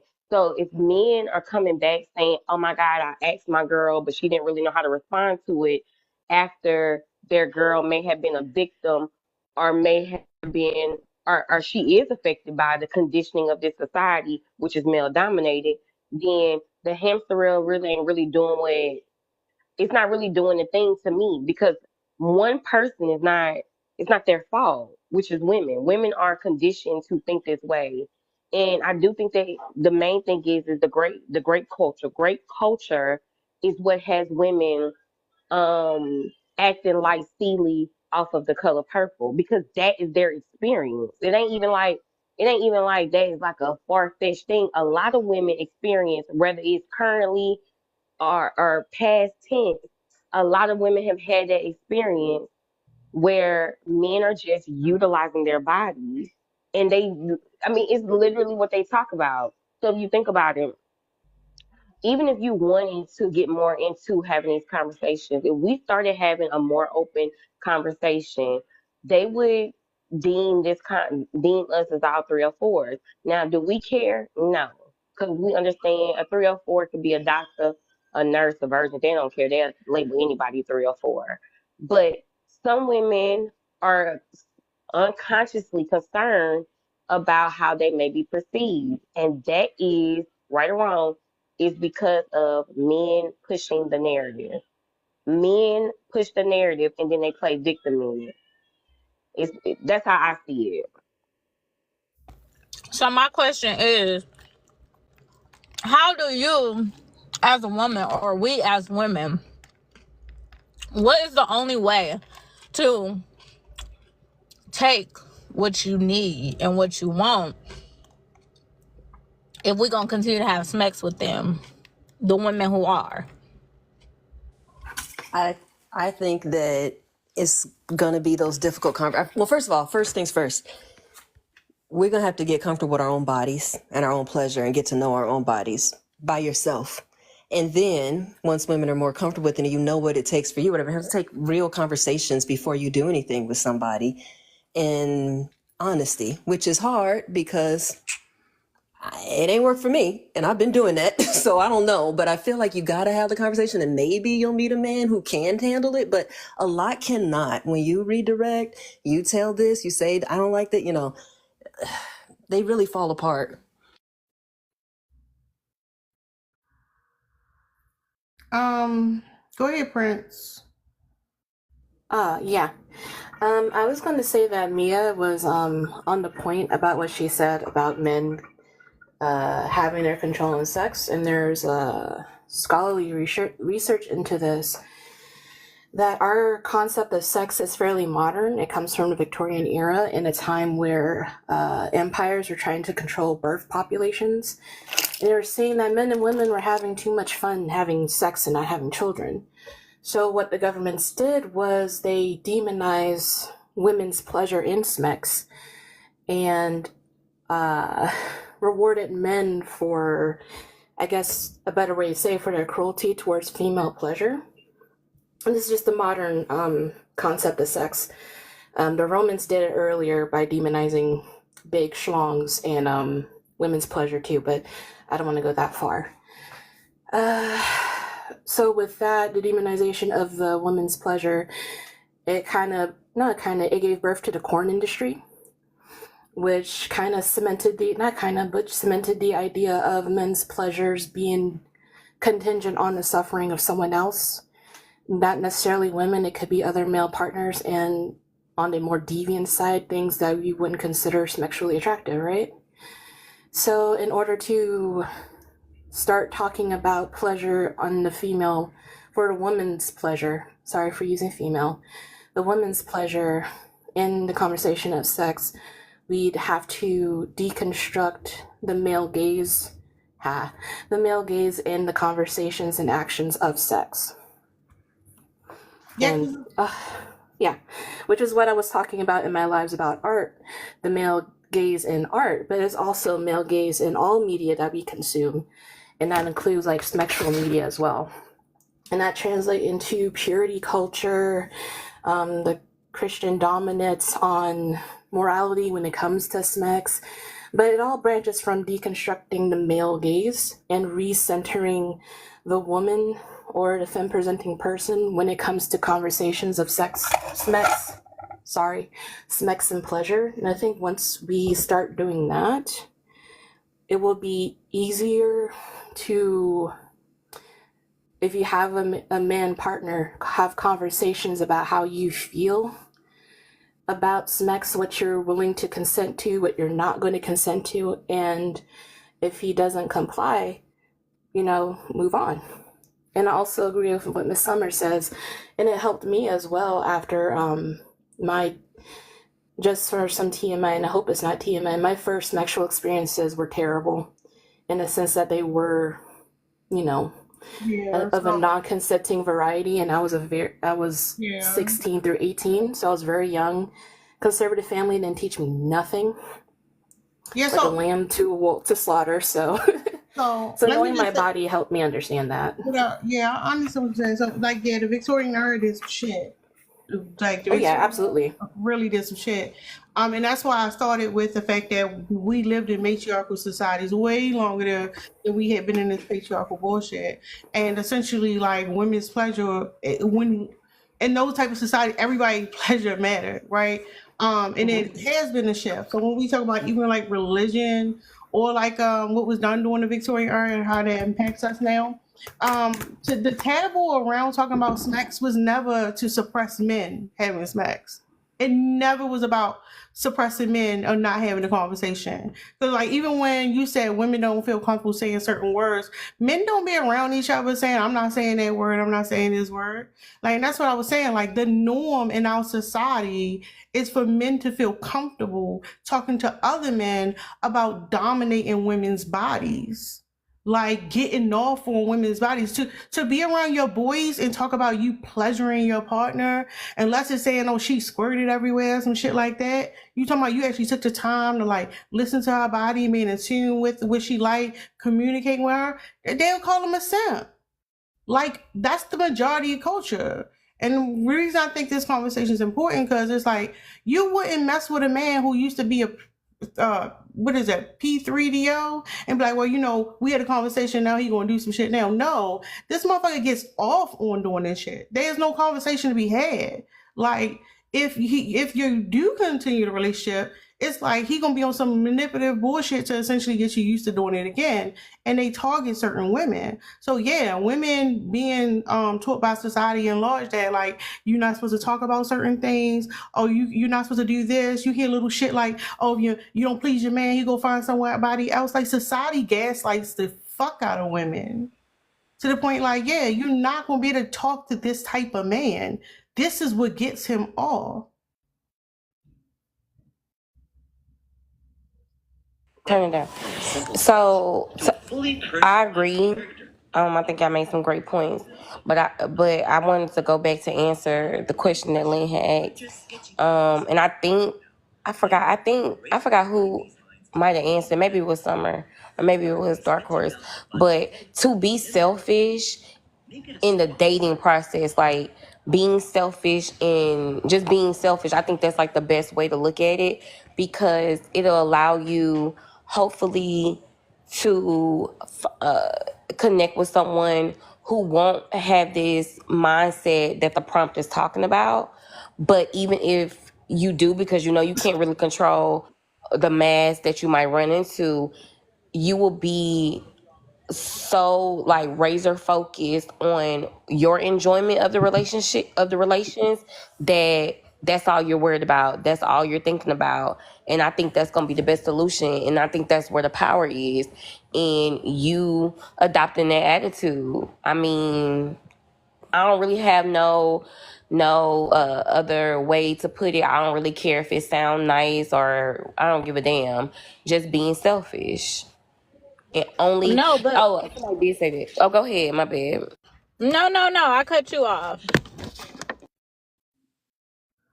I was just saying, and the benefit of learning your body and getting comfortable with your body and knowing what you like is gonna make it even easier to be selfish and not fake it, not lie, and find the power to be able to be you know what, no, I'm not feeling this, and be able to remove yourself. Because I know for some, that's gonna be the battle of you staying in something because you're uncomfortable and you're frozen in fear. Now, we gotta tread lightly with that, because some of these motherfuckers is scary, and the fear factor is valid. But I guess I'm just speaking in the best situation. I don't know. I don't know if I want to say that. Scratch that off the record. No, I'll leave no, it there. don't Go scratch ahead. that off the record. And let me tell you why you should not scratch that off the record. And I'm gonna be honest. This conversation is an important conversation to have, but to spend the conversation on talking about the men out there who are doing this in order to feel powerful and to control you, I think that's doing women a disservice, because I feel like this conversation can be centered around, and that's why I said, like, we can play a part in our own pleasure, and that comes with deconstructing our religious ideologies, and like being able to talk about what we want. And if a man don't comply, or if he try to shame you, feeling empowered to walk away. I feel like that's a very, very important part of this conversation that needs to be discussed, because there are not many places that women can feel empowered to take it, or to express it, or to not feel like a slut by talking about it. There are not many places other than the corn industry. So talking about it and making it not a taboo is one of the first steps. And that's why I'm like, this conversation is way too golden to be like centered around men, and like the bad man who do this, because there are men, and I hate there's some men conversation, but for the women who are still having smacks out there, the some men conversation when it comes to getting your O is very much so worth it, because there's a lot of power in, when it comes to smacks, in saying what you want and demanding it, because men value smacks so much. There are a lot of men out there who will be like, I gotta do it because I want it, and I want it even more because you're so open to talk about it, and you're so open to take it. But if we didn't have it, No, go ahead. see, because I know Dark Horse, you had your hand up, but just hold on. But if we didn't, so everybody's not on the same level, and like somebody like me, I would need this conversation, because like it's validating, because we don't always have the words in the vernacular for the things, right? We don't know, we don't be knowing what to call these things, because we're isolated. Women are operating in this society in isolation. Funny enough, right? We're not able to really talk about these things and how diabolical men are as a whole, like the majority of them. And yeah, I do think that there needs to be that there are a percentage of men who have unpacked and doing the work, blah blah blah blah. But the reality is, like, that's the idea of man, but the way men practice generally, men do not really value smecks. They do not value the connection. They do not value the beauty in it and sharing that moment with someone. They look at smecks as a way to conquer its power. And I say that because men use smecks to control women, not to connect with women. So they are not, it's not that me, like, do y'all get what I'm saying? Like, generally I get what you're speaking, that's saying, but like, That's the point I was trying to make. Because, like, I get what you're saying, Lynn. You have to communicate with your partner. You have to be open to talk about these things if you want to have a healthy sexual connection or life with your partner. That's definitely important. The reason why that's not what I'm saying, y'all. Okay, I just want to say though, like, I'm addressing what the dominant culture of men are saying about smacks. Like, this is the general consensus. That's why I say, like, a man who is open and talking to his partner cannot go around another group of men and say that. They will shame him. That doesn't mean that, I'm not saying that those men don't exist, but I'm saying that, like, for a man who gets off on his pleasure comes from feeling like he's conquered you. He's not looking to just communicate with you so y'all can have a better connection. I'm talking about That's not what I'm saying. That's not what I'm saying at all. And if you are going into any situation with a man hoping that we about to like have a conversation and like men are first of all, it's easy for you to become having this conversation, Tara, because you 4B. So it's like a very much so it ain't gonna touch like whatever. You can have the conversation, but you ain't doing it anyway. But for a woman like me, for a woman like whoever else out there who still is going to participate in sex with a man, what I'm saying is if you are still participating in sex with a man, take what you need and gather that strength. If you are going into this still looking for a unicorn or looking for somebody who's going to be able to connect from you, you are already going into this and you are already losing. Like if you don't go into Smex thinking like Lil Kim, I don't want dick tonight, eat this coochie right, you are doing it freaking wrong. Like you need to get your power, period. Because if majority of men are going into this and they're just thinking dominance and pleasure, the only way they're going to dominate and get their shit off is if you give that to them and you're already participating in smex. So it's no way, it's a lose-lose situation for women. This conversation is kind of a lose-lose conversation for women if you don't change your mindset as a woman, because you're already going into it and that's already how they feel about us.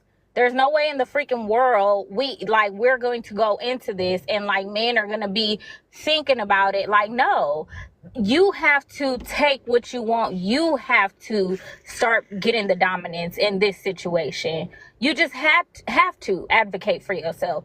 If you are going to still participate in SMEX, if not, then bow out, because that's what they think. That's how they think about it. So how is the prompt not telling? Hold on. Let Darkwood go. I don't want her to lose her point if she responded to Lynn, because I was about to go off on a tangent. Okay. I was just looking for understanding as to then how is the conversation not moving in the direction that you're talking about, because it's exposing that soft white underbelly to me.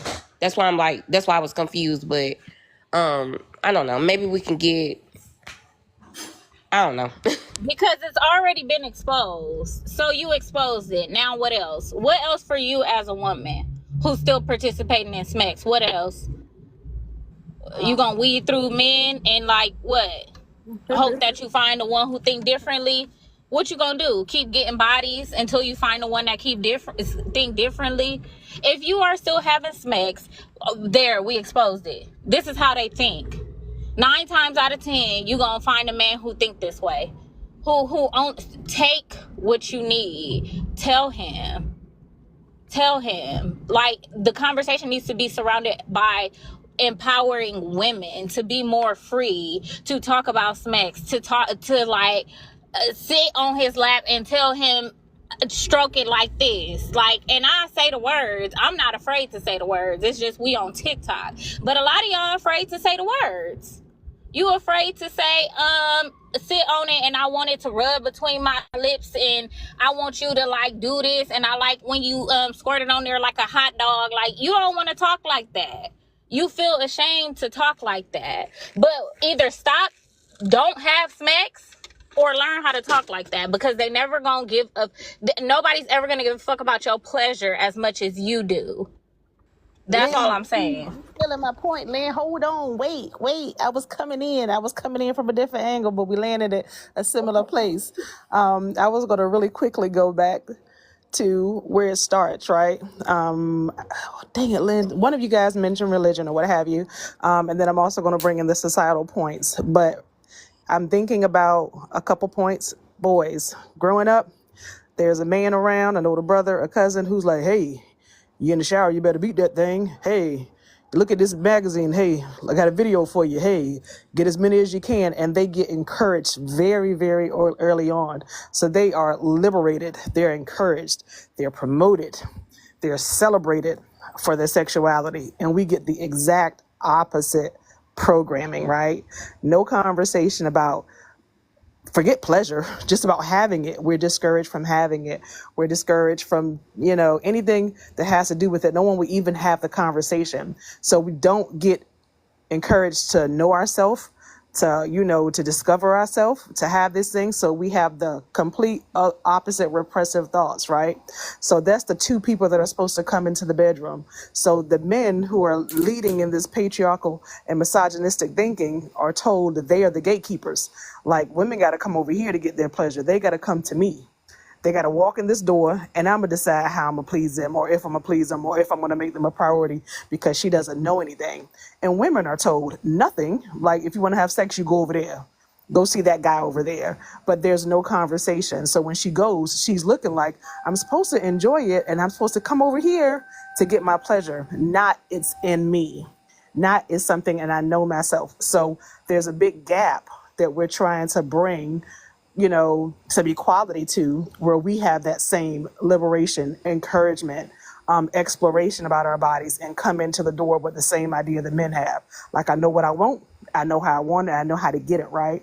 So that's the biggest disconnect I see. And if he still thinks that I control this, and if she wants some pleasure, she has to come over here, that's when you get this person that's feeling powerful and he's feeling like he controls it.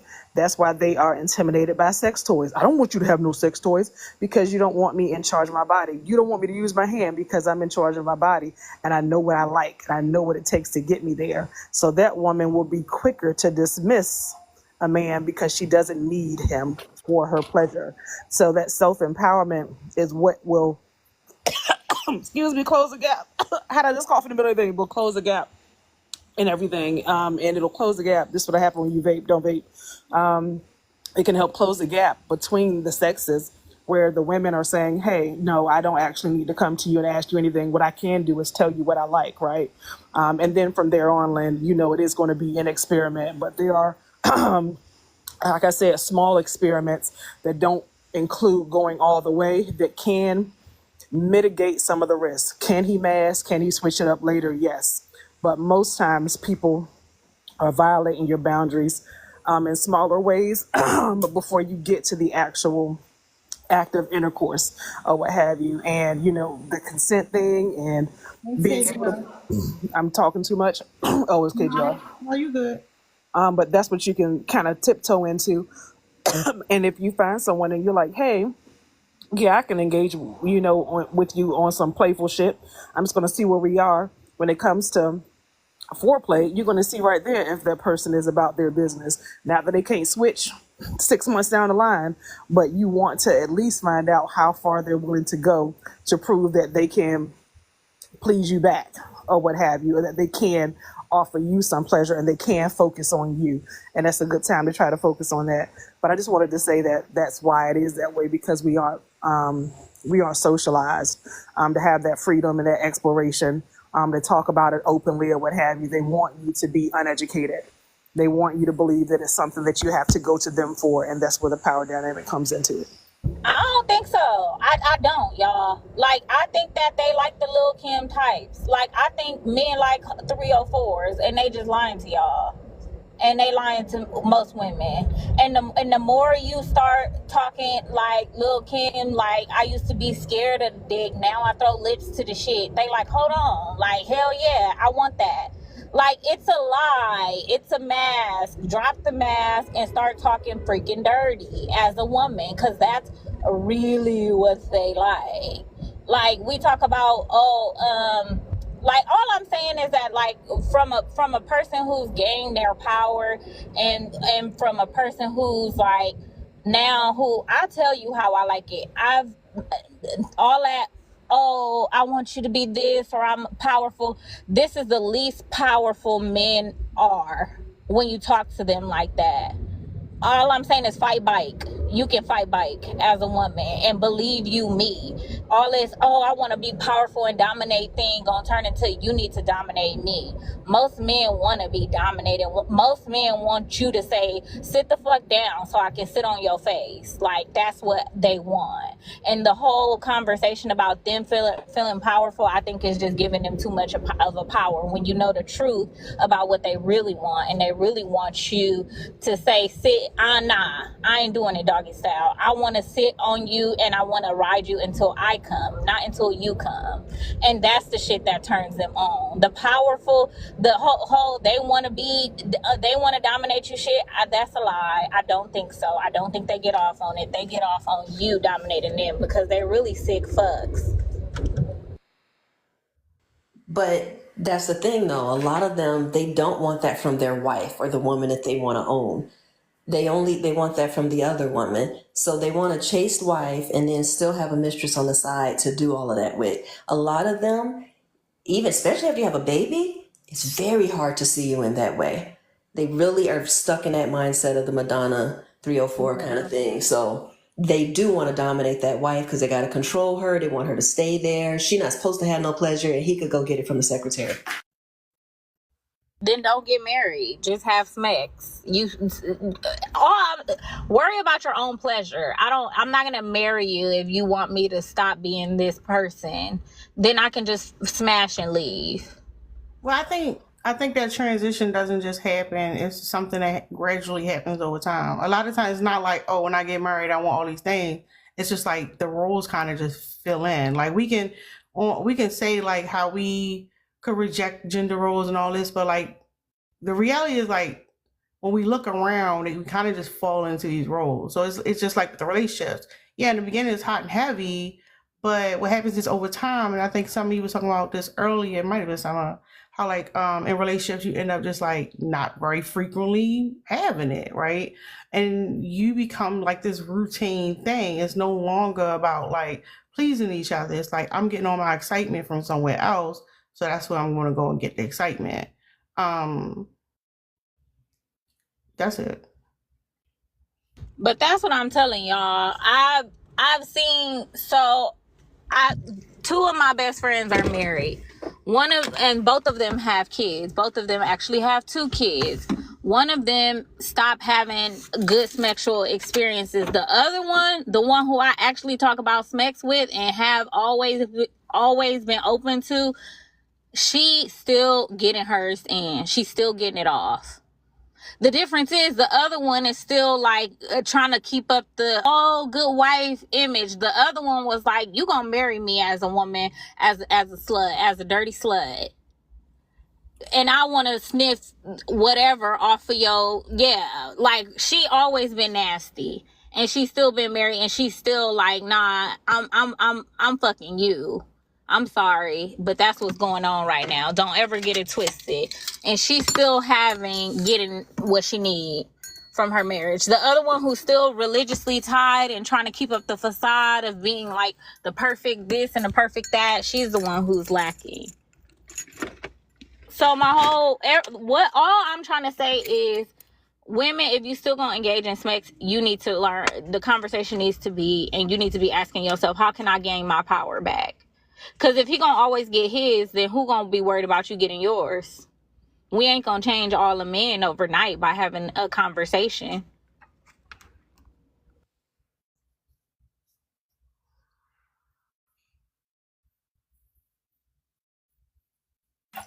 I gotta say, I really felt like the only way people could still be bothering with men was the other way you said about hoping for a unicorn and just taking your chances, which made me wonder why y'all bother. But I didn't think about the other option that you're talking about. And I'm like, oh, that is an option. Because even for me, who's like basically 3B, basically I'm like, I'll probably just be alone forever unless a unicorn comes around, right? And if I ain't looking, it's very unlikely. But anyway, I'm just saying that you really, I got what you meant by then. I really thought, what is the point? I really thought y'all were just waiting for a unicorn. I really did.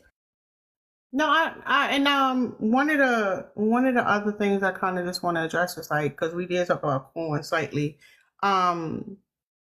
And I think Mia mentioned earlier, it's a certain type of fetish some of these dudes develop because essentially the corn industry is getting more more violence against women. So essentially, the more my bad, I got a message. So the more independent women get, the more empowered women get, you're going to have this counterculture of men who are essentially trying to tear you down. So day one, if he feels uncomfortable talking to you about that, that's a red flag. Like that's something you should look out for. If you can't, because some men are going to shy away from those conversations. Some men are not. They're gonna pretend like that's what they want, and it's like in that moment he feel like he can get it out. So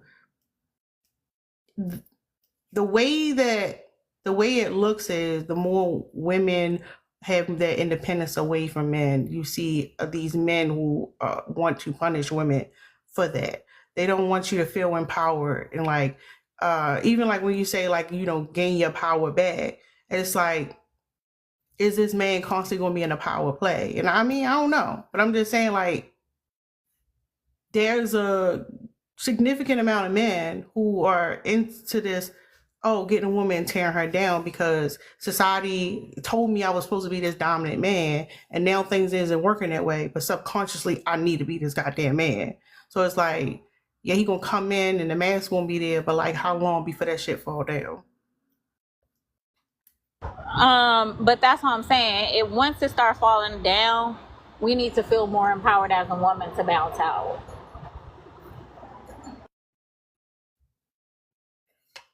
I agree. I think it's also like when they say women who are in like DV situations, it take them multiple times to leave.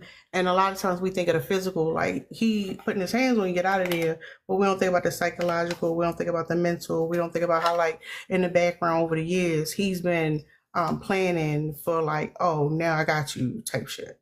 Like you can't go nowhere. Because there are men out there like that. There are men out there who are in the background, like, oh no, you have a baby, it's all cool. I'm gonna take care of the bills or whatever. You can still have your career, whatever. And then like once you in the situation, shit flips, or like he's slowly attacking your self esteem in a way that you don't even realize it. It's just like a more subtle gaslighting. But the ultimate goal for him is to be this dominant man. And I feel like yeah, it's like you got to keep that and it's going to be work. You're going to keep that energy because like for some of these men they can last for a really long time. And I think that's why, like, my interpretation of the conversation, like I'm struggling because I didn't see it the way that like some of y'all saw it, and it's just like I get it. I mean, I hear what y'all saying. I agree with everything that you all are saying, but I do not get how y'all got what y'all got from the conversation or from the prompt, because to me, it's like y'all are giving a solution, but it's like y'all don't want to talk about the problem. That's how I'm hearing it. Because I'm like, yeah, like what y'all are saying is absolutely right, and that's what needs to happen, and we need to embolden women with all those beautiful things. But some women are so isolated and so conditioned that they don't even know that there's a problem. Like they think it's normal. They don't know. So us talking about it and us calling it what it is, like for example, acknowledging that some men have a kink and that kink is great, right? Acknowledging that these are the things that's happening. And why do they have a great kink? Because they've been encouraged, like Dark Horse said, at a very, very young age, that, yeah, get as many as you can and, make sure you get you. And, yeah, all this good stuff. All of that is a part of the great culture. Like, older men are influencing the great culture with the younger guys. That's why we have the locker room talk, the barbershop talk. That's why you have someone like Boosie who will pay someone to grape his son because he don't think it's great because it's a boy. It's happening between a boy and a woman. So like I can go on and on, but that's why I thought the conversation was necessary to address that. And then the solution, of course, is that empowerment. But I think that some stuff that we're talking about, it is an idea, right? And that's why I support it. I support this liberation. I support it because I understand it. But with the current situation, women end up getting exploited. I was having this conversation in another live where they were basically saying that feminism promotes S work and they kind of hide it under this idea or this cloak of women's sexual liberation. And I support women having sexual liberation because we deserve it and it's necessary because we're human and everybody should be sexually liberated. But in the current situation we're in now, sex work is exploits women, and it ends up harming women, and a lot of things end up harming women because of the current state right now. So how do we deal with that? But that's what I'm saying, and having a conversation. But that's what I'm saying, and having a conversation saying like Smeck's work, like women's sexual liberation promotes Smeck's work, or like we got to have that conversation. That's still leaving women out of it. I'm talking about women who are not participating in Smeck's work. What am I supposed to do? Am I supposed to withhold my own pleasure because Smeck's work is not happening? I mean, Smeck's work is happening. Am I supposed to stop getting dig? And I like getting dig because somebody somewhere out there is being exploited. Like you're telling me in essence to shut down my pleasure because women shouldn't want that pleasure that bad in order to what, like, punish men for, but like, and then in having this conversation, we are still saying that Smex is for men and pleasure is only for men because we're not worried about my pleasure. Somewhere out there, some girl is getting exploited, and the women who like fucking and who want to come have to stop doing it because a girl is out there getting exploited. No, But no, because you just gave this. But that's not it. That's not, like I said. I'm talking about men who essentially are going. I'm not saying women can't still want men and still seek pleasure. I feel like for me, even when you were saying like the thing about power back, for me it's like if I got to go through all these mind games to get this from you, for me personally, I'm like, it's not worth it. But I know some people like they want to do it, and it don't have to be a unicorn thing. But like there are ways you can see if this man gonna be open to communication from the get go. You're gonna see like how he's able to like hold back, so that like he can put you first. And like some of them will just gaslight you, like you going in, and I get what you're saying. And then at the same time, the conditioning that women get is strong as fuck. Like a lot of women can say, yeah, I'm gonna make sure that I say this and I'm gonna communicate this, and then they go get gaslight by the man they still there. So like I don't think it has to be you can't have it. It's just you have to know who the fuck you dealing with. Like that's the reality of like. But that's what I said, Tara. And I don't know what's a lot because you was like, oh, it's too much if I have to do all of this. Like, do all of what? What's too much? Like, for me, nothing that I said. No. For me, I don't want to. For you, what though? You don't want to have to what? You gonna let me answer, goddamn. So for me, I don't even want to go through the hassle. I don't want to have to go through the hassle of vetting and all that shit. That's what I'm saying for me personally. I don't want to go and see if this is the good one or this one, or see if I put it this way, he'll be more open. Knowing that this is a risk factor for me, that's enough for me. That's me personally. That's too much for me. Where I'm at in my life, I ain't got time for it. But that's me, is what I'm saying. At the same time, for people who want to choose to be still be men, you do need to know that on the back end, this is what niggas are talking about in these forums. This is what these niggas are talking about when they're with each other. You thinking, oh, I got a good one, whatever, and he's baiting you essentially because he wants to dominate you. Like that's a major issue. That's why the femicide rate is multiplying the way that it is. Men are fucking angry as fuck that women have are being liberated. They're being, because it's like, oh, he care about my pleasure, but at the same time, he like, no, I'm taking the shit from her eventually. I'm with you because I can't get somebody else. Like, those motherfuckers are dangerous. You know it too. Yeah.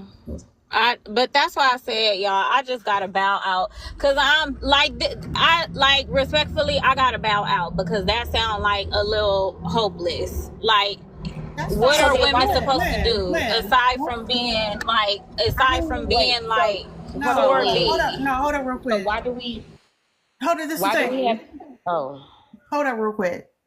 I hear what you're saying, and that's fine if you want to bow out. But what I'm saying is, this is a reality for a lot of fucking women. This is a reality for a lot of fucking women. Like, I don't give a fuck about men withholding pleasure. I'm not dating men. That's why I said, like, for me as a hassle, I wouldn't do it. But there's a lot of women, this is their fucking reality. They don't even know what the fuck they in. They don't realize this is their goddamn reality. They don't even know that she keep trying to like, oh, I want this or whatever. She's scared to say this. He don't give a fuck about you. Like, he don't care about you. Like Mia said, grape fetish is a real fucking thing. It's the reason why corn is becoming so fucking violent. The more empowered women get, the stronger that group get, the larger that group get. There are men who feel like you're not supposed to be on feel like that about yourself. I'm going to knock you down a peg. It may not happen today or tomorrow, but months down the road, years down the road, I'm going to fucking knock you down a peg. That is not a man who's going to be susceptible to having a conversation. Now, if you with somebody and they like listening to you and you see the responses there, that's different. But this is a reality for a lot of fucking women. And that's why I'm like, how are we not having the same conversation? Because to me, this conversation is no different than when we talk about men and the patriarchy in general. Like, this is just a little piece of it, because you're giving the solution, which is needed. Like, how I'm hearing it is, we're like, look, there is this great fetish that men have. There is this history of men not believing that women can even have an O. Men women faking O's for male egos and on and on and on. But now we're in this space where, look, we got to start knowing our body. We have to start being selfish. We have to go in there and tell these men that we're dealing with what we want and how we want it. What's the difference of, like, I guess I'm like, what is there to bow out from when you're giving the solution? Like, we're diagnosing a thing that some women couldn't put a finger on. Like, I didn't know getting woke up to Smex was a problem. I found out it was. And you know what they said? They said, that is a problem. That's not okay. And then they gave me a solution. So there's some empowerment in there. I don't think that I don't see it being like you don't fit in the conversation, because you're giving the solution. You're giving that other part of it. You get what I'm saying? Like, that's how I see it. I don't know. I mean, I do know. That's how I see it. No, I get it, Mia. It's like, if you look at it on a spectrum, Lynn is like on the more ascended part of the spectrum. Like, she gets it and she applies it to life, right? But there are a lot of other women who are getting to where Lynn's at, and there are many more who are at the bottom of that spectrum. And it's like, we still kind of have to either bring them up to where Lynn is at, or at least to where some of us are, or accept the fact that we're just going to lose some along the way. And I think that's where the hopelessness comes in. Right. And this is all I'm saying, and it's gonna sound real fucked up, but I'ma just say it. Hold on. Can y'all hear my GPS? Not the GPS, Can but y'all I hear hear the my outside. GPS? Oh, okay. So like I said earlier, it's easy for Tara to have this conversation.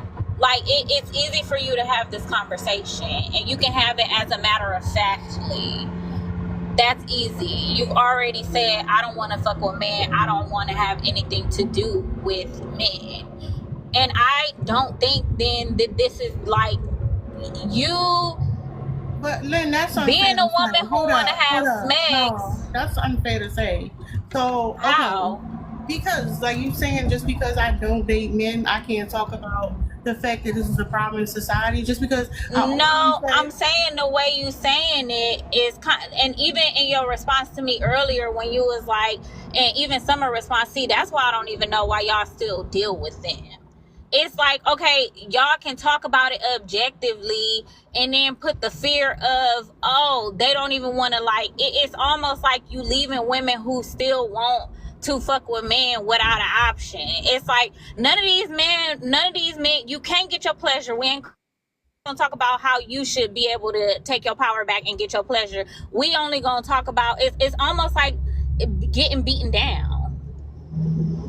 It's like, okay, give up then. Like, and it's not about the men. It's not about giving the men pleasure. It's about how do you as a woman get your pleasure? Because even y'all responding to me, your responses are still the men, their pleasure, like what they're trying to do, how they feel, what they are doing to you. Okay, you can get pleasure too. How do you as a woman get your pleasure from a man? And who gives a fuck what he trying to get out of it? Who gives a fuck? If he can do it, I want to do it too. And changing that narrative for women. Because this conversation is still going with the societal conversation that it's all about men. It's for men. but no, Lynn. When you initially came up here, you were saying I had a pick me moment. I feel like you say you felt some type of way about it because you were saying essentially, I'm thinking about his pleasure, and I'm like, that's fucked up. I'm like, no, like the way it is when you with someone, it should go both ways. Y'all both should be thinking about each other's pleasure. Like that's first and foremost. So like, Right. I'm not. I agree. And that's what I was saying. And that's why I said it. I'm like, no, it's not a thing where like you that's something wrong. That's a very healthy thing. That's what I'm saying. That's what a healthy partner would be. Like it goes both ways. Y'all have a conversation. Even if you feel awkward, they're gonna make you feel comfortable enough to have that conversation. If you don't, then like you gotta find ways to talk about it. There's ways, things you could read and look into and therapists, they have some ex therapists you can reach out to feel more comfortable about it. I get that. But when I followed up and I asked the question, like, I'm talking about a certain type of man who, like, I literally was on here and this man said he made his wife gag and throw up. And, like, he was talking about it like, this is his wife. And he's talking about it like it's Sunday. Like, he say this shit all the fucking time. Like, no, that shit not cool. Like, at the same time, that's not saying you can't be with nobody. And earlier when I was saying I don't want to say I don't want to be like, well, certain men or whatever, because like this is a problem. I don't know.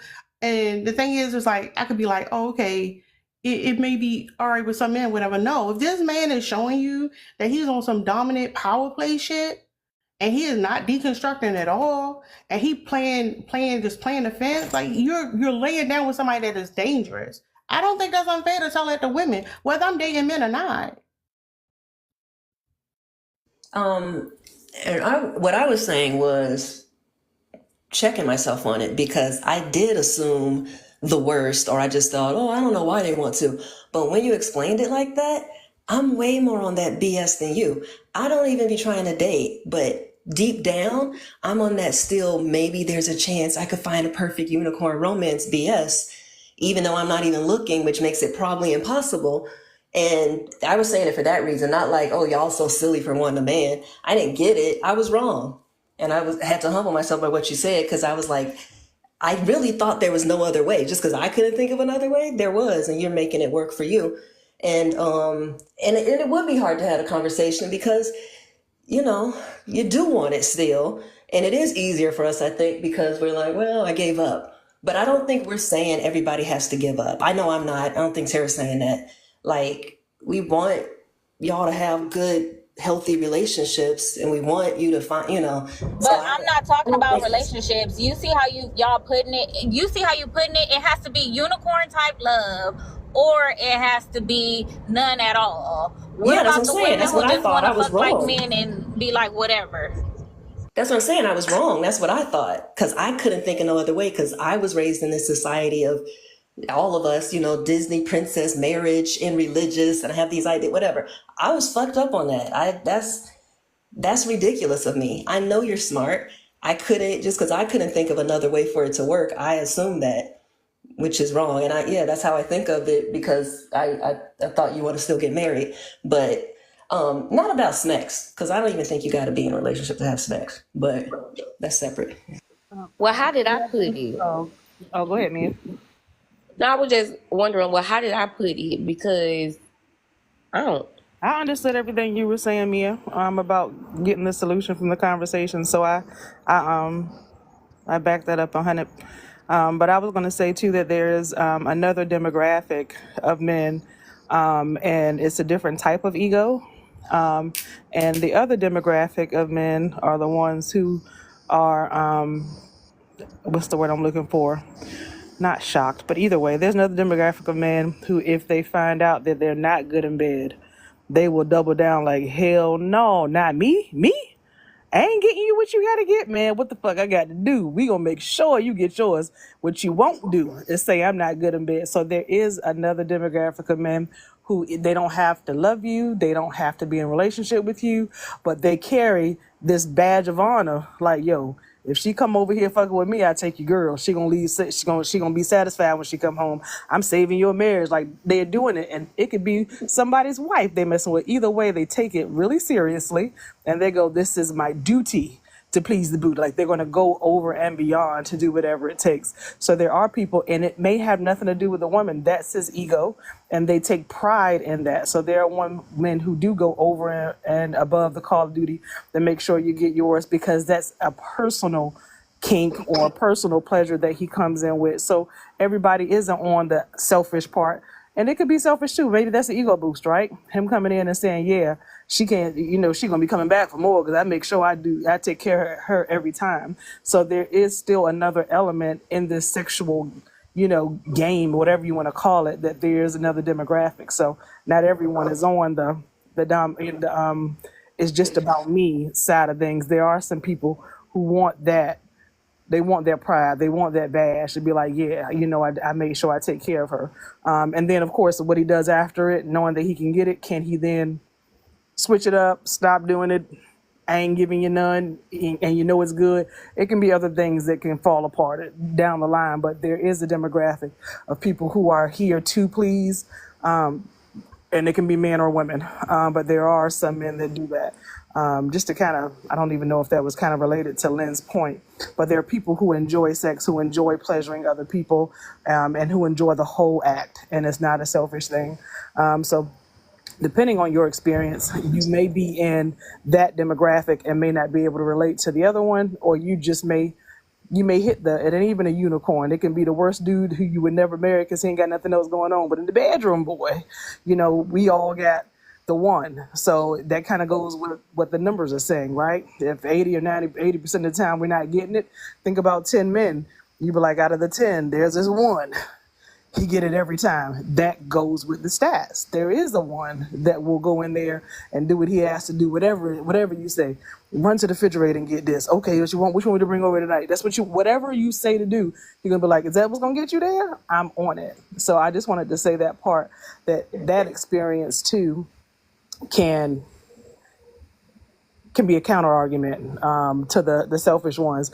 I don't know if those type of men are out there having that conversation with other men, or they just are quiet, like, that's not what I do, but they don't say it to other men, and we don't get to hear it. But I think that we may have at some point in our life crossed one or two who did do that, and we did get to see the other side of that coin, where someone did do that. I don't know if that makes sense. Oh, hold on. I don't know if it makes sense, and that's all. Like, majority of what I'm trying to say is that this conversation is still kind of like male centered. So I mean, it say come up if you disagree, and I disagree with the conversation. I think that is male centered, and I think that sex is so indoctrinated. We're so indoctrinated to have the feeling that sex is so about men that even this conversation is about. There are men out there who just don't want you to give your pleasure. Okay, fuck them and then peace out on their ass, because they not the one to give you a pleasure. If you still want to be out there having sex with men, then treat them like they want to just treat us. If you don't feel discarded, if you are detached, then there is a way for you to take your power back and not feel like that. Because how am I supposed to know until I engage in sexual activity that I'm having sex with one of these type of weirdo men who enjoy like giving pain? Like, how am I supposed to know? I'm already engaged in sex, and now I feel like I'm in this conversation. I think back now at this conversation because I'm not Lynn, I'm somebody else, and I'm like, oh, Tara was right. Now I am and Summer was right. Now and Mia. Now I am a used up piece of cloth. Or it's like, no, it didn't work. He wasn't it. He didn't give you your O. Keep it pushing and discard his ass. Like, treat them like they try to treat us. Y'all, I went up on JW's panel. JW was running the prompt for like, felt like 30 days about women, body count matters. He ran that jank for like 30 days. And remember, he was only bringing up ops, right? He was like, if you ain't an op, I don't want to hear from you. So I put in the comments, JW, you know what I'm saying? I believe the body count matters. Can you please bring me up or what have you? And he brought me up. And I was like, I agree, JW. Body count does matter. And he was like, tell me, he's like, explain your thinking. And I was like, well, the statistics say that we only gonna get it 20% of the time. So obviously you need to go ahead and have more sex and have more bodies so you can find one that's good in bed. And he died laughing. He was like, thank you for coming up. But the idea of trying to keep your numbers low and this purity culture or what have you will keep you in a box where you don't get a chance to explore things you want to do with another person. There are things you can do by yourself, and there's things that you just may enjoy doing with someone else and exploring them and them exploring you. Nothing wrong with that.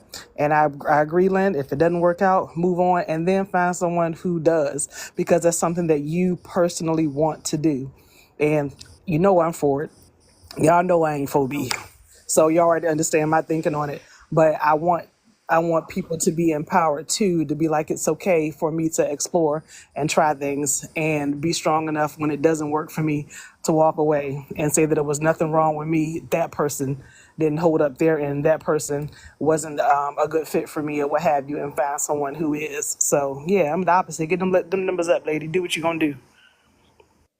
So then the only way to have this conversation is to talk about it in the way that y'all are talking about it. Because when it calls for it, I've been a person who say that if anybody should be having certain experiences, it would be women. Women having more experiences would be more beneficial, whatever. Not that I didn't say it like that. What was it? When they talk about polygamy, I have had that conversation. I understand the concept of women being able to liberate themselves sexually because of the history behind it, et cetera, et cetera. But so, like, I guess I'm like, when do you have the conversation around the great culture and all of these issues that people don't realize? Like, people don't realize why things are happening. And then if the way we're talking about this is the way to talk about things, then we might as well talk about everything like that. Like, I guess I'm not understanding how in this situation, we don't need to talk about the reason or go through all of the motions of the great culture influencing men to think that they can use pleasure as a way to control, right? We don't need to talk about why they circumcise women in those African countries. We don't need to talk about that because we just gonna liberate ourselves, because that's centering men. Then we shouldn't be talking about anything about the patriarchy. We should just only talk about what women can do to liberate themselves. Like, do y'all get what I'm saying and how I'm interpreting this conversation? Because if I'm off, I'm open to it, but that's how I'm hearing it. Well, when I first started I get what you talking, said. hold on. When I first started talking, I was pointing out how like we've been living in matriarchal societies for a much longer period of time than we lived in patriarchal societies, and then there was times like literally when it came to sexual pleasure, it was more egalitarian. And that's essentially why women literally have a part of their body that has been evolved just for pleasure, right? So, like, at one point in time, pleasure had to be prioritized for women to have literally a part of their body that is just there for pleasure, right? For the idea now, even with like the circumcision and the way things are in our society now, it's like we've gotten so far away from that. We've gotten so far away from that to now that like we see how like women are being used as like objects for men's pleasure, for men's uh whatever they deal with in their personal mind. And some of these motherfuckers is not a simple conversation. Like, they're dangerous. I truly believe these type of men are dangerous. But that's not saying that I don't know. It's just I think this is a fucking problem. I think this is a real fucking problem. And I agree with you, Lenny. It could be about women's empowerment. But I also believe that it's important to talk, like, to even bring awareness that is a problem. And I know, like, we talk about the old gap and all that stuff, but like, I think the conversation get lost in the fact that, oh, like, we just a lot of times they just don't know. They don't know. You just gotta tell them. Like, no, sometimes it is on purpose. Like, sometimes that's the goal, to get you real comfortable. So literally it could just be about, his pleasure. But I guess I'm confused because to me, it's point. We're not talking about women in Africa who have been sold up, and like very often do we have those conversations. Like, we have the conversation about Afghani women and all that kind of stuff, but like, most of our conversations revolve around stuff that we've all experienced and we can all relate to and we can all talk to. That's not happening in America. Not saying that it don't need to be a conversation. Yeah, somebody somewhere it needs to be a conversation, but that's not the prompt and that's not the conversation. Like Tara just said, when she first started talking about this, she opened up talking about the OGAP. When the conversation first started happening, it was surrounding the OGAP. It was not surrounding grape. Like, it kind of moved there. So it's like, okay, one, if we're gonna have the conversation about grape or like men just like taking it from you, and it's not really about like, they trying to withhold pleasure. So, okay, if they trying to withhold pleasure, let's talk about how centering yourself in SMEX will get you your pleasure, because the prompt is withholding pleasure, and you started talking about the OGAP. So, like, let's talk about the empowerment of women. But if we're gonna talk about coercion, grape culture, and that kind of stuff, then it's kind of misleading, because that's like where I was like, whoa, hold on, like, where are we going with this? Like, we not talking about, hold on. Yeah, like, that's the type of conversation, like, to be honest with you, like, I'm not trying to have. That's why I keep saying maybe I need to bow out, because I never want to have that conversation. I don't want to talk about women in Africa sewing up their body parts. I don't. That's a conversation for some other women to have, but not me. Like, I don't want to do that. And once the prompt say that's what we talking about, that's a conversation that Lynn don't ever want to be involved in. Call me messed up, call me what you want to call me, but I just don't want to have that conversation. But, Okay, so no, let me mic. but okay, if we're sorry, but if we're talking about men withholding pleasure to feel powerful and to control women, then inevitably we would have to talk about grape and grape culture, because those two things are intertwined. Yeah, that was what I was going to say. Absent of the conversation about what happens with women in Africa, the circumcision conversation often gets kind of sprinkled in as like giving the extreme example of how these things look in different places. But the conversation is always really focused on how grape culture influences men's behavior towards women in general, and how women need to, which is why women are even talking about being liberated and understanding that concept so that we can combat it. So that's why when I saw this prompt, the first thing I thought about was grape culture and why men do not care about women being pleasured and how dangerous it can be, and then when I heard y'all giving the solutions, I was like, yes, that's exactly true. That's why after I said my piece, I said what women need to do now that we understand this. Women need to be selfish and women need to do blah, blah, blah, blah. That's why I went to that, because that is the solution. It's an amazing solution. Women do need to enjoy themselves. I am a big advocate of women pleasing themselves and enjoying themselves. So that's why I was like, yeah, I don't know. That's just, maybe it's just what everybody interpreted with the, maybe different people saw something different in the prompt, but that's what I saw. And I just thought it was important. I don't know. I think it's important. And it could be because of what I do for a living and what I have to see and the things that I've experienced. I don't know. But yeah.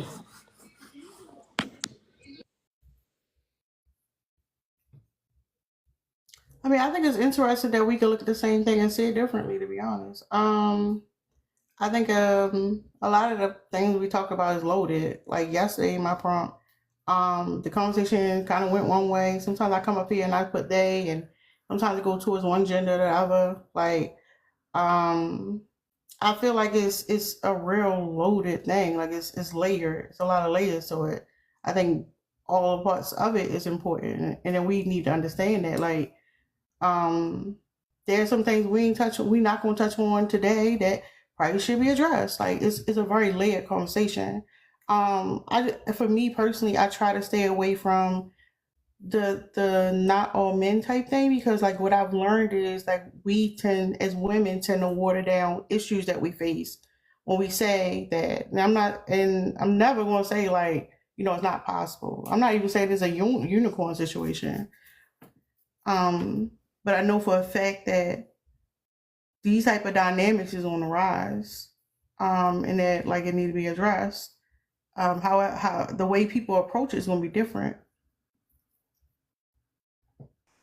Tara, I was going to say that I heard your part about the shift that's happening right now with more independence for women, and how the male ego is responding to it. So I do believe that the more inferior that a man may feel, if he feels inferior, is going to play a part in that dynamic too, if that's the only way that he feels like he can dominate, because he's not dominating in other ways, if he's still crazy patriarchal, right? And crazy misogynistic, he's going to be like, no, now she's equal with me in the workforce and in pay and above me in education or whatever it is. So now he's looking for what part can I exploit and what part can I try to get control back. If he's a control freak, and that's what he's looking to do, it can show up in this way. So I do understand that if a lot of things are kind of slipping through their fingers when it comes to the control that they've had for thousands or however many years, I can't even say thousands, for many years over women, then that grip on control can cause it to turn up in these ways. So I do understand that there's a dangerous part of it, which is why we're what do you call it, staying away more, because it's more of that conversation is going on in their head about not being happy with where they are, and definitely not being happy where maybe with women where women are. If they're not confident in where they are in life, it can show up in a dangerous way, and that part wasn't missed on me. I just wanted to say that.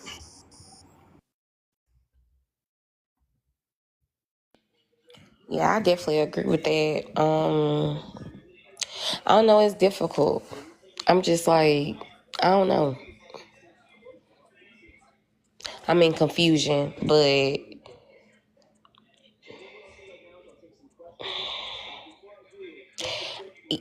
we are in the thick of a patriarchy, and these men are crazy as hell, and it's scary.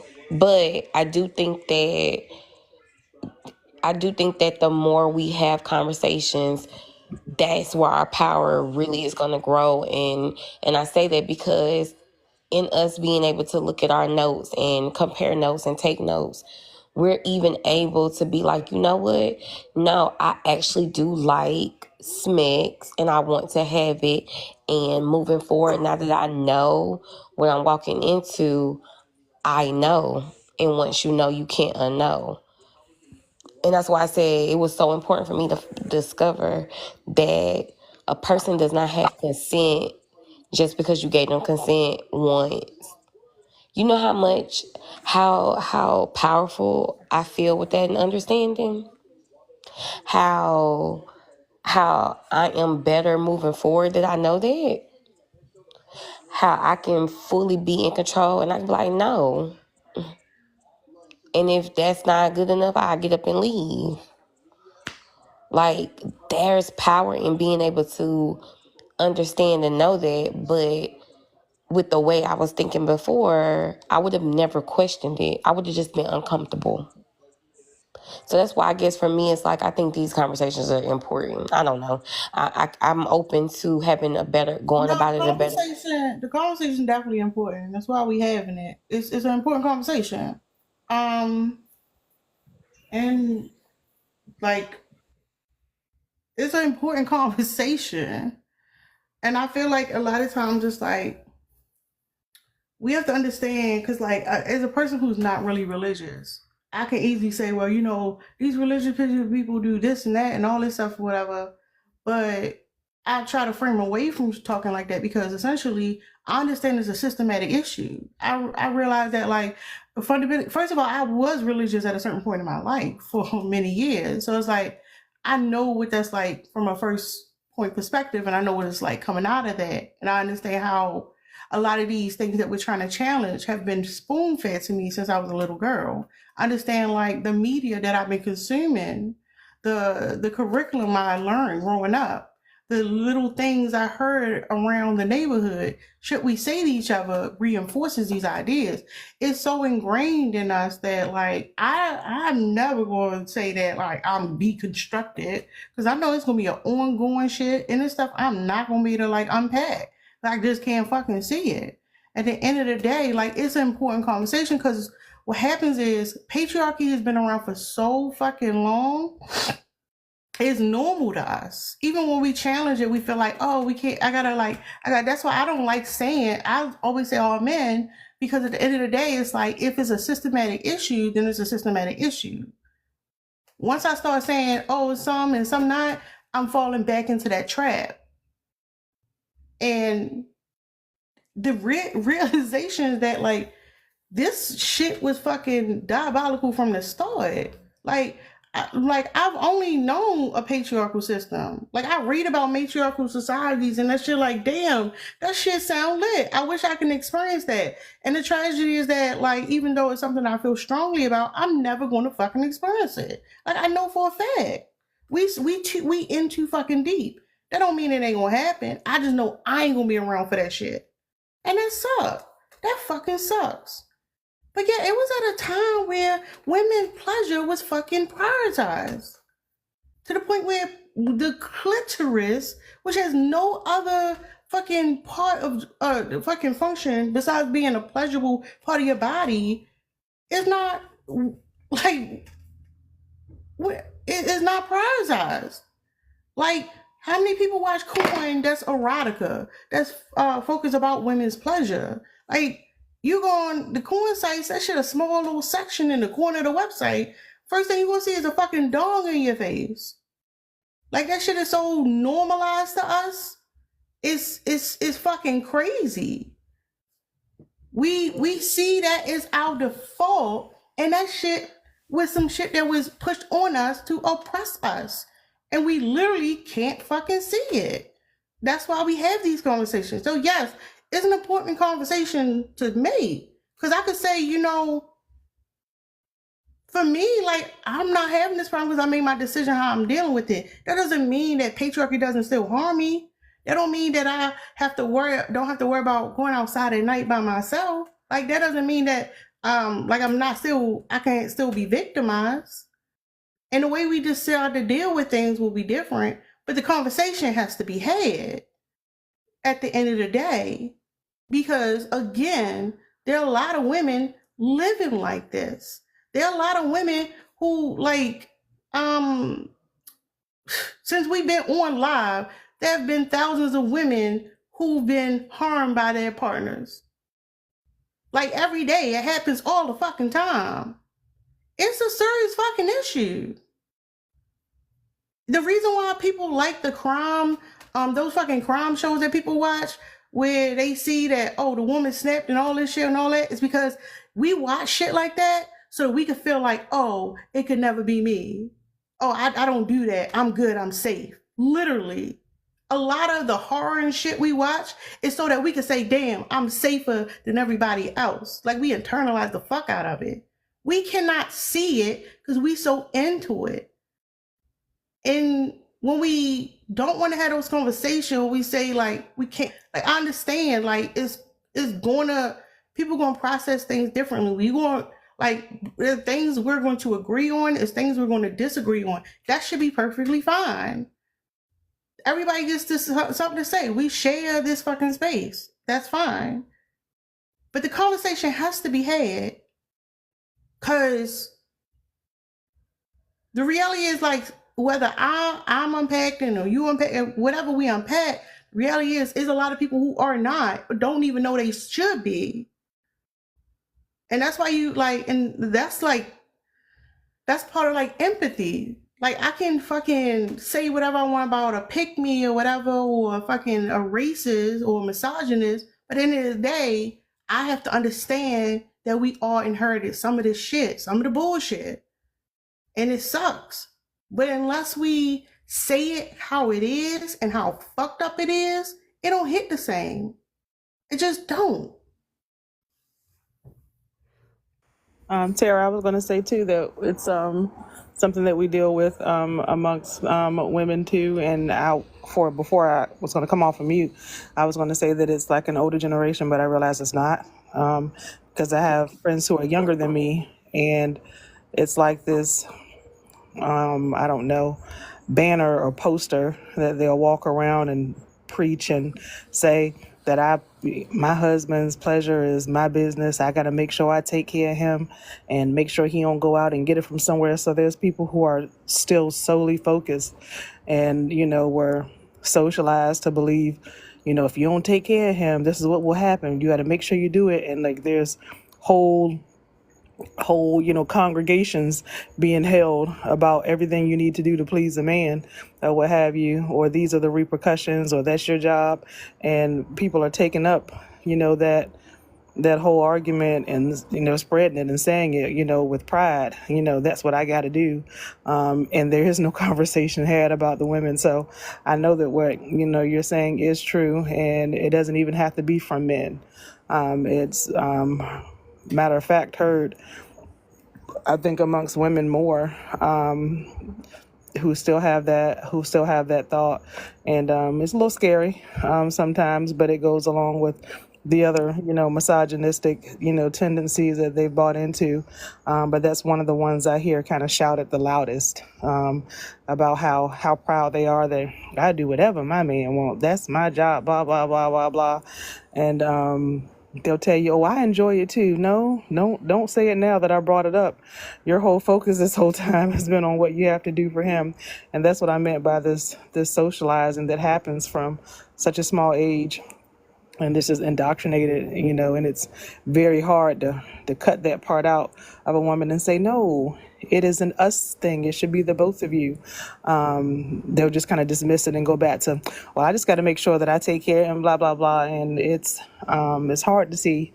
It's hard to watch, because it shows up in other parts of their life and how they live, and it's always for someone else and not for themselves. So I do want us to change and have that selfish mentality, that I'm here to make sure that I get all that I need out of this life, not I'm here to serve and make sure somebody else gets all of the pleasure out of their time here on this planet.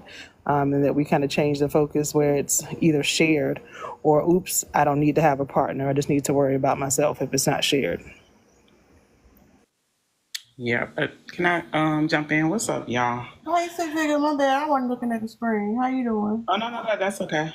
I've been listening for a while. And I was just like, oh, do I want to pop up here? No, or just listen. But okay, so I got a few things I want to share, right? Now, the first thing is, so I did a live on another platform. This was about maybe 2 years ago, a year and a half, 2 years ago. And we were all talking about, and it was quite a few people up on that stage. Y'all probably know what the app, the platform I'm talking about. It was about 30 people up there, and we were talking about, relationships and marriage and stuff like that. And I don't know how we got into the subject about money, but we were talking about like, oh, well, if I need something, I don't like to ask. This is what the ladies were saying. They were like, oh, if I need something, like if I need money or something, I don't like to ask my husband for money. I feel uncomfortable. And the ones that were in relationships were saying the same thing. So I'll say it probably was about 15, probably about 12 to 15 married people on the stage. And then like the rest were single. Some of them were in a relationship, some of them weren't. But the ones that were in a relationship, whether married or not, the majority of them were saying they felt uncomfortable asking their significant other or their husband for money. And I thought that was very odd. I thought it was very odd. So my whole thing, so I went off. I'm like, what the hell? But my whole thing is this. If if women are not talking to their men about like, hey, if they don't feel comfortable saying, hey, I need money, I know y'all not talking to these men about what y'all need sexually. I'm sorry, sexually. I know y'all are not. I know y'all are not telling these men, baby, it's not hitting. I know you're not telling them, you know what I always really wanted, or what really gets me there is this. Y'all not, if you ain't telling him you need $50, I know you're not telling him what you really need in the bedroom. So now you have this dynamic of women are not really being expressive about their needs, right? Like that's really what it is. All because same thing all of y'all were saying, the patriarchy. Because in women's minds, like because of the patriarchy, we're here to serve and make sure that our significant other has pleasure, right? Or that men are getting their needs met. So that's very problematic. It's a communication breakdown. It's you mentioned something, I think what's your name, Miss Dark? Miss Dark, you mentioned the same thing. I was gonna say too is with the dang, what did you say that I want to touch on? Um Dang, it slipped my mind. What did you say? It was good too. I just wanted to piggyback off of it. The What I last just part. before you came up, when I Yeah. was talking about the women and other women are telling us that they're focusing on the man's pleasure. That part, other women kind of spreading that or no? It was something else you said before that. But it'll come back to me. It'll probably just come back to me.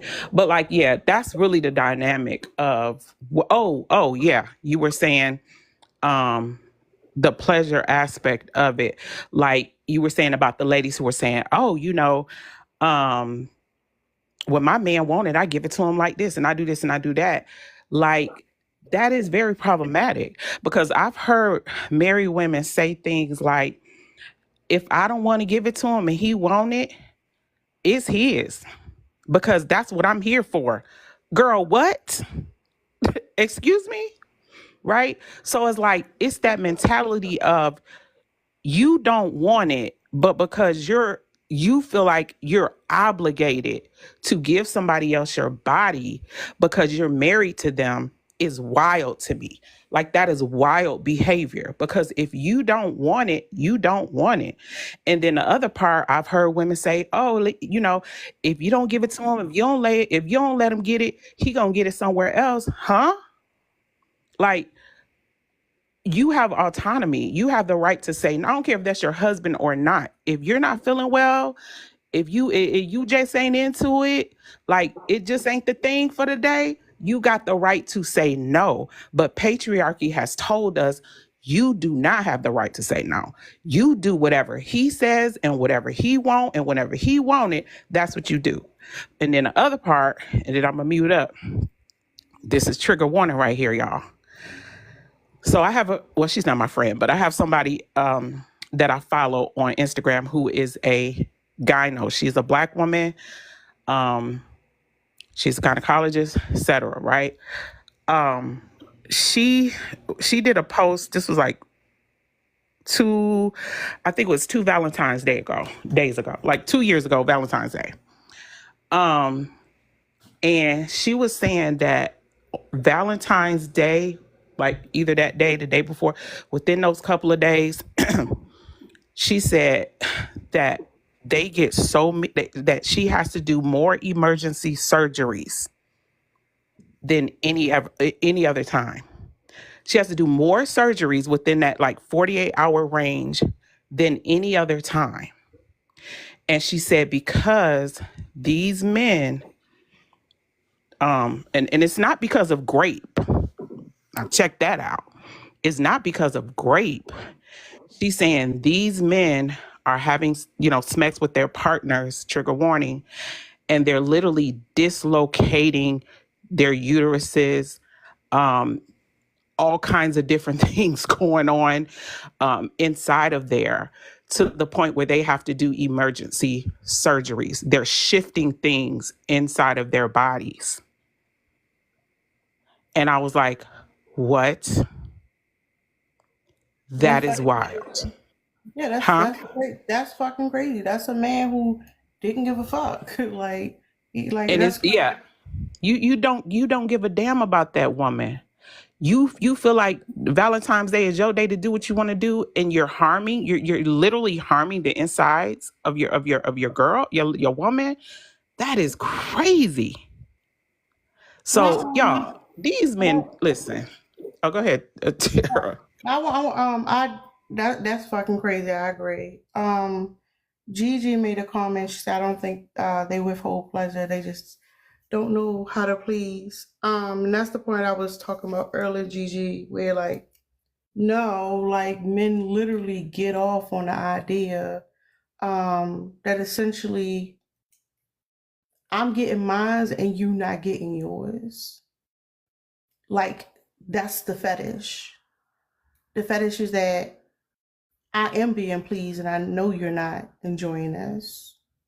Like it's punishment, it's control, it's manipulation. And it's not like a one-off thing. It happens in relationships. And there's a mental component to it. That over time, a woman in a relationship who feels like her pleasure is not important, it takes a it directly harms her self-esteem. Because when they say they want to be the leaders of or the head of the household, they're also saying that when it comes to pleasure, I own it. I'm the one who controls sex in this relationship. They'll say women control access, but what they're talking about is when we do it, I'm the one in charge. It's going to be about my pleasure, and you're going to comply with that. And that these are not just like random ass men. These are men that are married. These are men who are in what seemingly look like loving relationships. These are men who are like trying to break a woman in every way that he can. And a lot of these motherfuckers are very patient when they do this because their end goal is essentially have power over you, to own you. And that's why we need to know the history of how we ended up here, because essentially men used to own women in a way that, like, in some ways they still do. When women get married, the first thing they go do is change their name. And I wonder if like many women know why they go go through all that trouble of changing their name, because it always meant that man owns you. That meant that you're his property, so you take his name. Just like Black people in this country have YT men as their well, they still carry on those last names because he owns you. Even in today, that shit is so normal. Oh, such and such got married. Don't call me that no more. This who I am now. You change your whole identity. You change your whole identity for that man. And it's like when you accept a new identity, what that means is whoever you were before no longer exists. You are now this man's wife. And it may not be overnight, but eventually this is who you're going to be, his wife. Men are not changing their names to accommodate women. Men find that, there are a lot of men who find that offensive. How dare you? Like, this shit is fucking sick. So yeah, it's not just them not knowing. That's how we got what's the motherfuckers who didn't clean the house, what y'all call them? Weaponized incompetence. No, it's more sinister than that.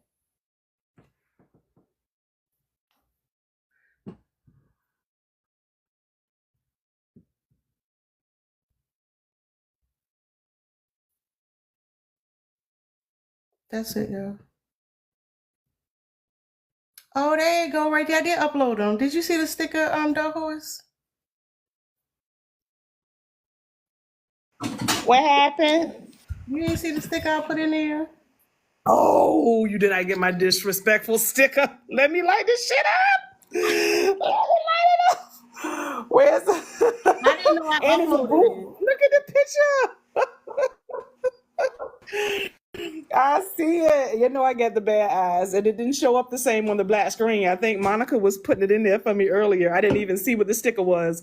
I was like, oh, that's just one of the stickers already. So, y'all, that's for me. I'm so sorry. I can see it fine. I don't know if y'all can't see it, but yeah. I'm gonna pull it up on my tablet. I saw it and I put it in there. So yeah, I'm gonna use that every night because you look. And can we tie it back to the prompt? You niggas is withholding pleasure to feel powerful and control. Y'all disrespectful. It's disrespectful and we ain't standing for it. All of it. I love it. Thank you. How I forgot I put the stick in there. That's crazy. Anybody else want to say something?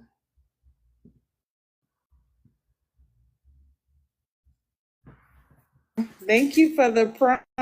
I was about to drop down. I really appreciated the conversation tonight and all the different avenues so we can look at it from a 5-pronged attack. I appreciate it. Yeah, so this I got this from by day yesterday when we was talking. I think I want to address like I don't know, like the way that like we should maybe how the conversations are working, like with messages and how people receive them. I don't know how to word it, but that's definitely something I want to address tomorrow. I'll be back. Wait, say it again because I heard the end of the part when you was like, yeah, I think today the conversation kind of like lean towards like how should the message be and like what happens when you like when Lynn was up here and she disagreed with the way the conversation was going. I want to kind of like retouch on that. And like should it be like focusing on the harm men cause versus like women just saying how they should like deal with the situations in society? I don't know, something like that. Girl, it's your live. You do it the way you want to do it. Lynn always crying about something. No. I'm saying that's what I want to talk about. I don't know what you're talking about. That's what I want to talk about. That's what I'm not too talking much about. on my girl. Yeah, that's crazy. Is it y'all got a problem?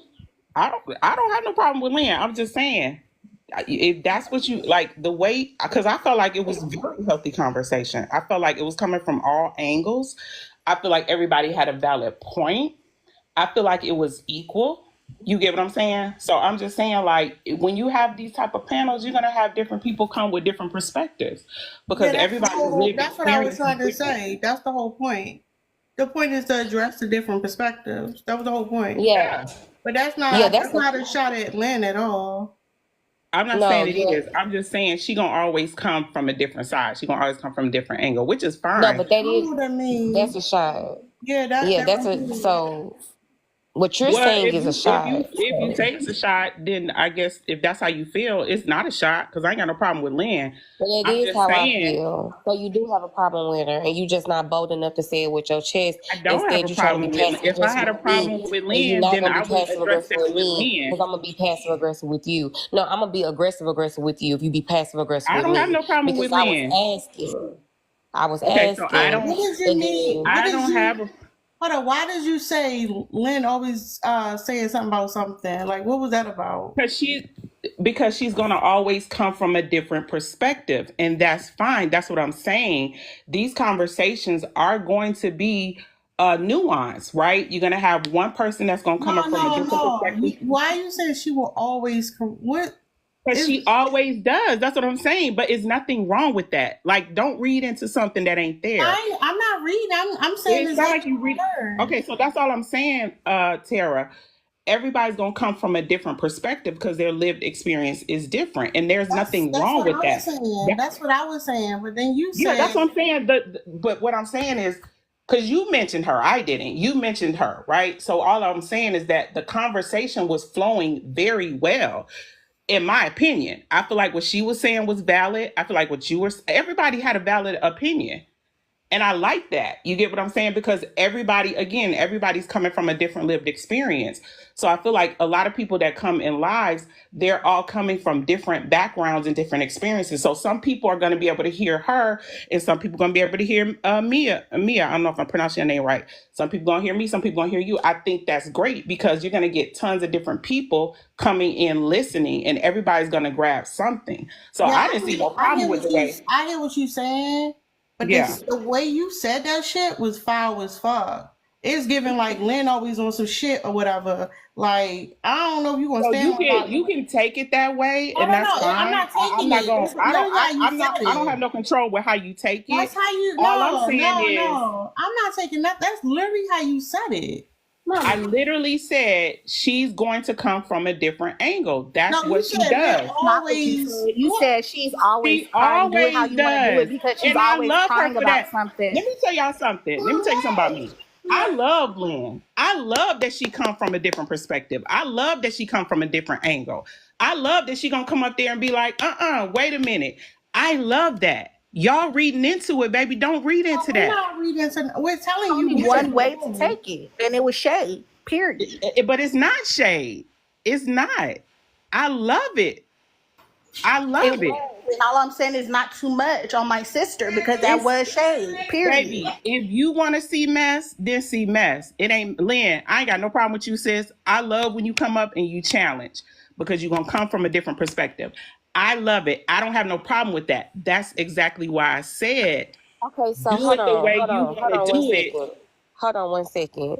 So if because I said something first and you was like, if that's how you take it. And I was like, well, that is how I take it. Because I'm gonna tell you right now, that's how I take it. So now I don't have no control about how you take it no, though. I know. That's why I'm like, okay, well, I'm gonna just handle it accordingly. But then when everybody else came into the when everybody else came up and said something, Tara had said something, people in the comments saying something, and Ari is saying something, and I've already said something. Why are you still saying if that's how y'all taking it? Clear. Why you just can't say? Why your approach just can't be? Oh, you know what? This is what I meant, and I'm sorry that y'all took it that. Not that I'm sorry that y'all took it that way, but I'm sorry I used the wrong word. I shouldn't have said she's always crying about things because I love the way Lynn does it. Instead, you're doubling down and you think like to me, what's irritating about it is you're saying well y'all take it how y'all want to take it. If you see mess, you see mess, as if we're stupid. I hate when people act like people stupid because I'm gonna say you stupid. Now, how would you feel like you stupid? You sitting up here being messy. You coming here being messy and stupid, Because the talking first about thing you this did, girl when first of all, she's I not didn't mention her here. name. I didn't mention her You name did. I What first. don't the fuck? care, You but did you, mention You her I don't mentioned, name. hold care if on. you You mention her said, wait a minute, name. wait, Then you hold on. said Lynn is always Tara, crying about hold on. something. No. Tara mentioned her name first. So you And gonna then continue I to be came off stupid and talk out and the I side of your said, neck because you can't say it with your chest. So you gonna continue to be I stupid didn't mention instead the of girl's standing on name. business. You definitely mentioned I her But came you up here name. said and her said, name. You definitely said her name. Like, come but on. you said, listen, you Okay. said it So first. That's what I'm Mia always saying. preaching. I'm gonna say Mia is. Listen, I'm gonna You say that said it Mia is first, always Tara. preaching. I Mia always didn't. spitting facts. The only reason why I said Listen, it, her I'm gonna say name is because you said it first. Dark, you going not in and out. I did not mention her name first, Tara. You did. That's all I'm So, saying. so let me first say this. When I talk about Lynn having a different okay. perspective, we all have different perspectives, and that shit is respected. You Right. was like Lynn, you said her fucking name because when you said it, I was like, okay, see what she said. The only reason why I Hold said up, let her me name is finish. Like, why you oh, cutting okay. me Cause she being off? messy. Okay, Cause go she ahead. being messy, And then you sloppy and said, messy. and then you said she always crying about some shit. And I'm like, what the fuck is that? Like, what the fuck was that? Where the hell did that come from? And I So just like, told you and what now I you're meant by it. saying, oh, if we took it wrong. No, that's what you said. And it's I not know just what I that. It's that said, you and said, I hold on, explained hold why on, I hold said on, it. hold on, hold on, hold on. Before that, before you even got to the part where you said that she just be crying about stuff, you said it's your live, girl, do what you want, as if she was trying to infringe upon Tara's live and take it over and do it how she want to do it. Because if that was the case, she would have just dropped when she didn't get her way. That's all I'm saying. That's why we said not too much on my sister, because at the end of the day, if she really wanted it to go a different way, she would have hijacked the live and took it a different way. We didn't see Bulla But do it. y'all, We didn't see the other only people do reason it. why I mentioned her name is because Tara did. No, you was being Why did you sloppy and say she's messy. Just always like crying Tara You had could though? put not a That's said the name. thing. anything, I would not Hey, have hey, even. I hey. wouldn't even. If Tara wouldn't have said her name, it wouldn't even been an issue. And I you would just still been being saying, Listen, sloppy but and messy, and it you doesn't won't say matter it if with Tara your said chest. her Wait, name. hold on, I friend. don't have no problem with Lynn. Yes, you do. You a hater, and you being sloppy and messy I don't and have no petty, problem with Lynn. and you Lynn, want to be I individual. love the fact that Lynn is gonna challenge you. I love she gonna put it out there. I love that she gonna stir the pot. Lynn, I you don't have gotta no problem with that. Like I don't even know her like that. So I don't. Why would I have an issue with her? I love it. hold Yeah, on. but you said that she's always crying and Hold always doing on. this. So if you didn't have a Hold problem with her, then on. why did you Hold say it on, like that? Phoenix. Hold on. What was said about Lynn? Listen, Because what Lynn here now. So what was said Lynn, about what Lynn? I'm Six saying, figure? hold on, They Lynn. trying to say I Hold up. got No, no, shade. I no, Ain't feel no. some Let type nobody of somebody way trying to about say No, you. nothing. no, I no. don't. Don't do that, six What I'm figures. gonna Don't say do is, that. I don't feel you no could have type of way plainly about said, you, Lynn. I Ma'am, love the do fact you that you not Shut hear up. talk. me talking? Let me mute her because she's not fucking Wow. listening. I said that if you came up here and said Lynn always cooking, Lynn always dropping knowledge, and then followed up and said Lynn always crying, motherfucker, they not in the same category. Stop I didn't that mention her shit. name though. you That was did. Tara that Yes, mentioned her you name. We can did. Yes, download you the Yes, did. live. you You Tara said Lynn mentioned did. her always name You crying. said first. Lynn is Okay. always crying. Excuse me. Tara, did you not mention her Hold name on, six first? figure. Hold on. But regardless of what anybody else said, my sister, the one who called me, and you thought, right? And I believe my sister when she called me and said somebody said you always crying. So why you wait till I get off the live to say I'm always crying? You thought somebody I'm over here telling you was right. gonna agree? That's what I'm trying to tell you right now, Lynn. Tara mentioned your name first because she felt a way Why you about saying how. it's so No, No, fucking don't wait a do minute. that. messy? That's Wait, wait, not But what wait. me Tara and Oh, Tara, did. she did it. hold on. But me, That's not what she hold on. did But hold though. on. It don't matter She what felt some Tara type of said way about because, how the live but went. Tara, excuse me, Tara is gonna call me. Tara can speak up for herself, and Tara has no problem with calling me. She knows she can call me. So the problem is not how Tara felt. The problem is about how you felt. Like I'm always crying. I said what I said. I And I said don't have a maybe this problem with live is it. not for me. I Maybe don't have it a wasn't for problem with me, it. I don't. But and she that's mentioned. fine. Okay, but listen, Lynn. She mentioned how the was going. It took a turn. She mentioned.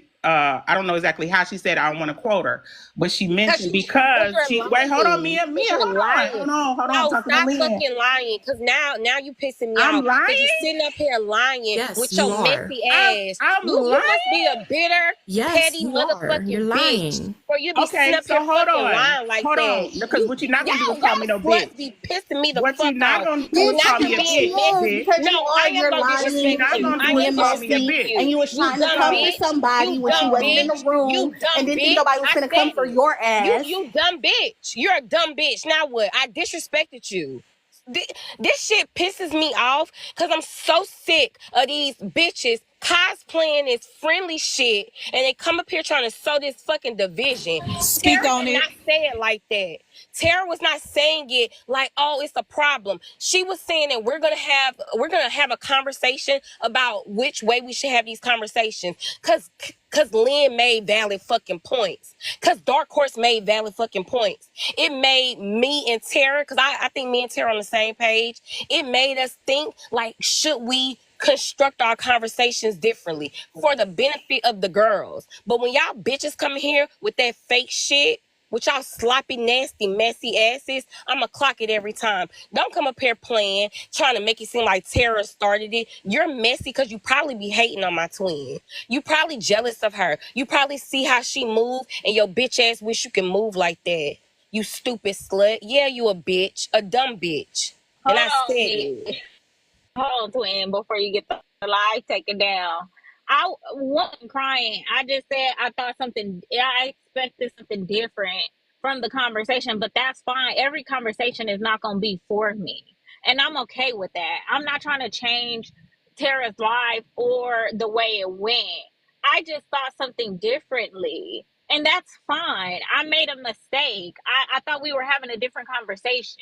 But doesn't that happen in conversations? We get confused. Like, So I hold admit on. it. Maybe I'm confused. No, hold up. No, you're not confused. You just had a different perspective, and that's okay. Hold up, Prince. Hold up, Prince. So, and for the last few days, when I end the live, I talk about what I'm gonna talk about the next time. I thought it was interesting that there were different takes on the topic. So I was like, you know what? Maybe we should have a conversation on how this conversation need to go on further. So Mia asked me, I don't remember all the details, but Mia asked me a clarifying question. And I'm like, I think because when Lynn was up here, we had like conflicting views or some shit like that. That we need to have a conversation. How should we have these conversations online? Like, I think that shit is fucking valid. She came in, first of all, she was talking about the shit talking about, I didn't say Lynn, because when she said it, I'm like, what the fuck? She like, oh, she crying or something. And I'm like, huh? Like, and then she like, oh no, I ain't been like that. Like, she lying. Like, she didn't want to Yeah, what admit she it. said was, sorry to cut you off, but what she said was, oh Y'all girl, got, don't, thank you, because I don't she remember. said don't, she said Tara, because Tara was just letting us know what the next live was going to be. Like she said, she has been doing that because I've been catching the ass in because I be at work. And that's literally what she does, is give a little preview of what she's doing the next time. And this woman took it upon herself to be like, oh girl, you don't have to change nothing. It's your life. Run your life how you want to. Lynn always be crying about something. And then that's when Twin stepped in. Mia was like, so what are you trying to say? Not too much. And then I was in the comments like, not too much. And then, sis popped up, Ari, because she always going, she stay ready for the smoke.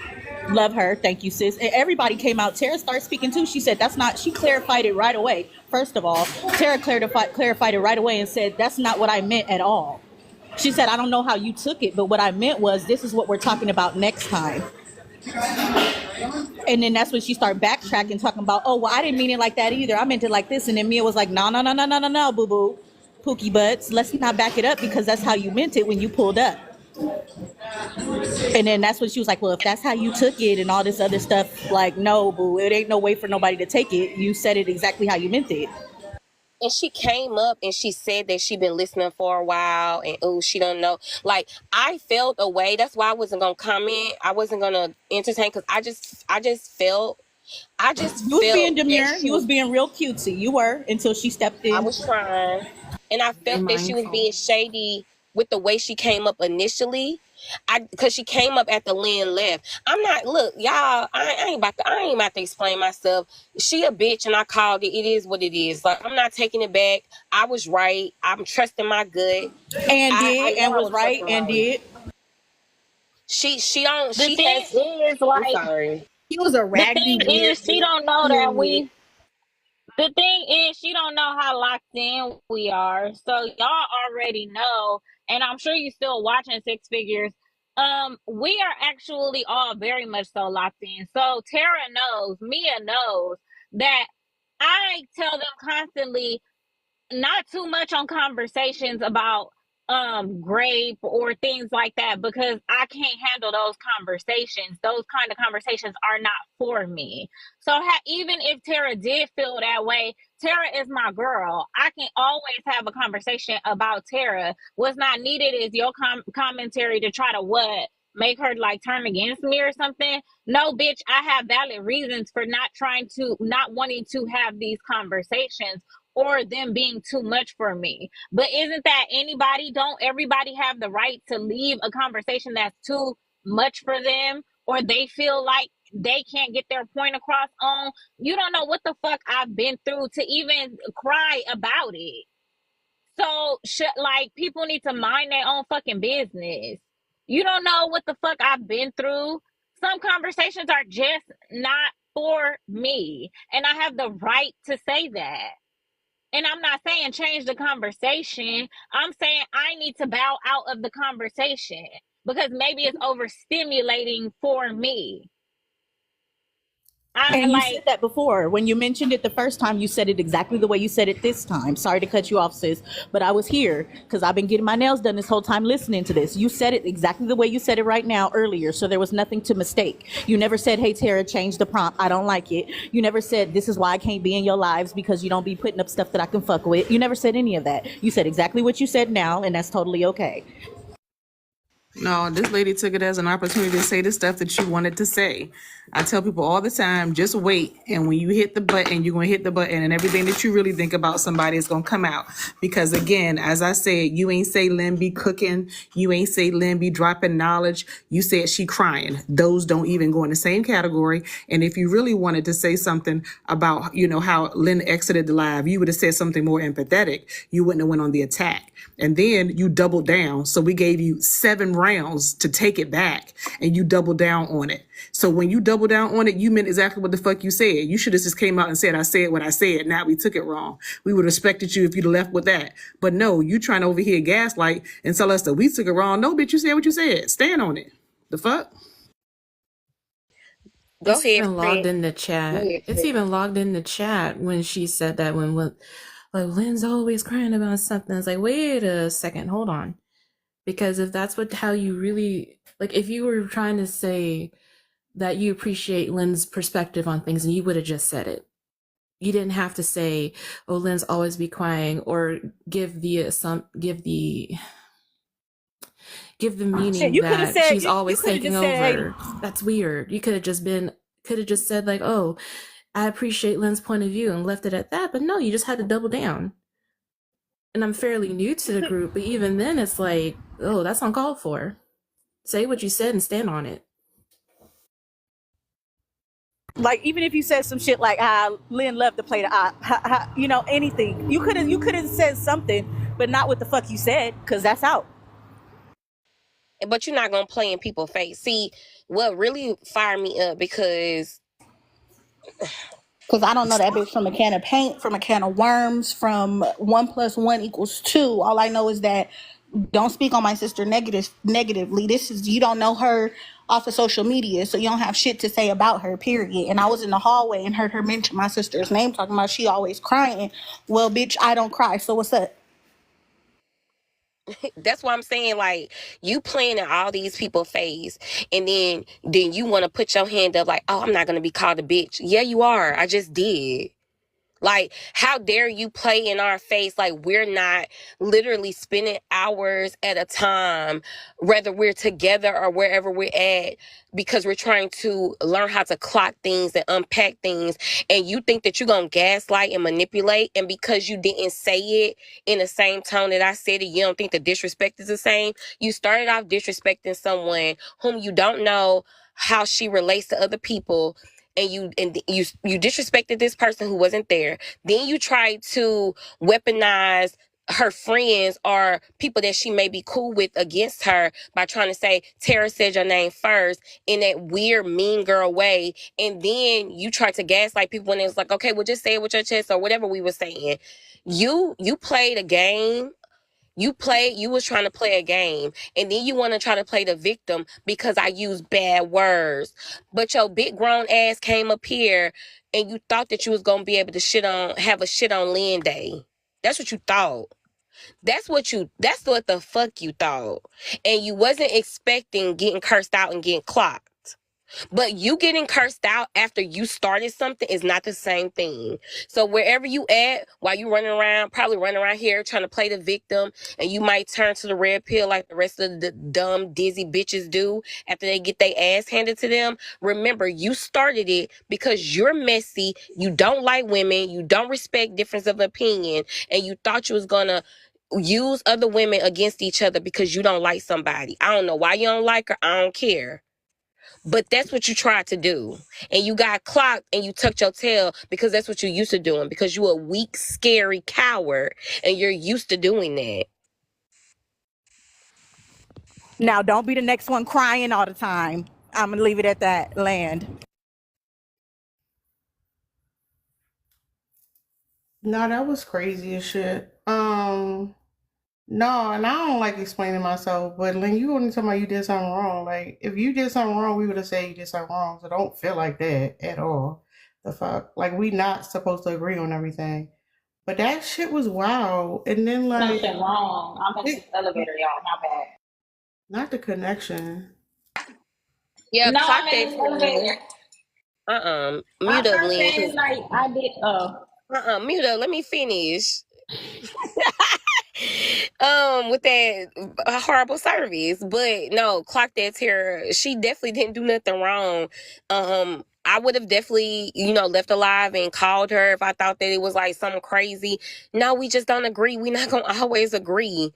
This is not an echo chamber. We gonna have difference of opinion. It is what it is. And if you don't want to deal with the conversation for whatever reason, you don't even have to explain it. If you need to drop because it's too much, okay, drop. Like, that's not a big deal. We would have said something. But Lynn, you know that. Come on now, you know that. Excuse me, Terry. Your prompt says request up if you disagree. So I did exactly what Tara said to do. Okay. So I just wanted to say that. And then second, I don't feel like I did something wrong, but I'm saying like there may have been a miscommunication error. But we're locked in.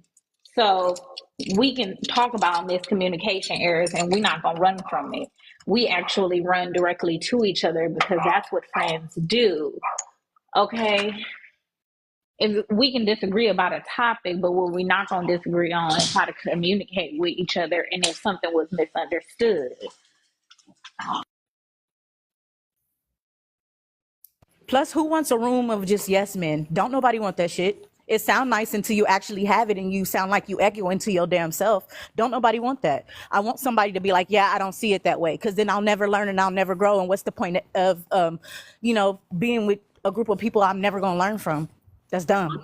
I don't get this weird obsession with, like, you always gotta agree with motherfuckers, and if y'all disagree, then, like, that's it. Fuck that. Like, what the fuck is that? Like, we gonna agree on words, I'm sure. Like, what the people fucking weird as shit. Although you know that people do that, like, oh, I seen some disagreements. This is my opportunity, right? My opportunity to go ahead and say something like, oh, they disagreed tonight. Exactly. Which That's is what I was. weird. Throw that bait out there and nobody took the fucking bait. That's what the fuck happened. Let's be real. Oh, she came up, Dark Horse. She thought she came up on the moment. Like the friends disagreed. It's my time. No, that's not what it was, sweetheart. We still locked in. Yeah, her ass got. May I add something to Imagine the having a conversation? gotcha moment. Yeah, sorry. And it's, you got your damn self. That's crazy. I don't appreciate her doing all that shit when I was ready to end my life, though. I'm gonna just say that. But y'all got it. It's the way she tried to play it like it was you who started the whole shit on Lynn campaign or whatever when it wasn't even that. And now, yeah, she's just a weirdo. She's weird for sure.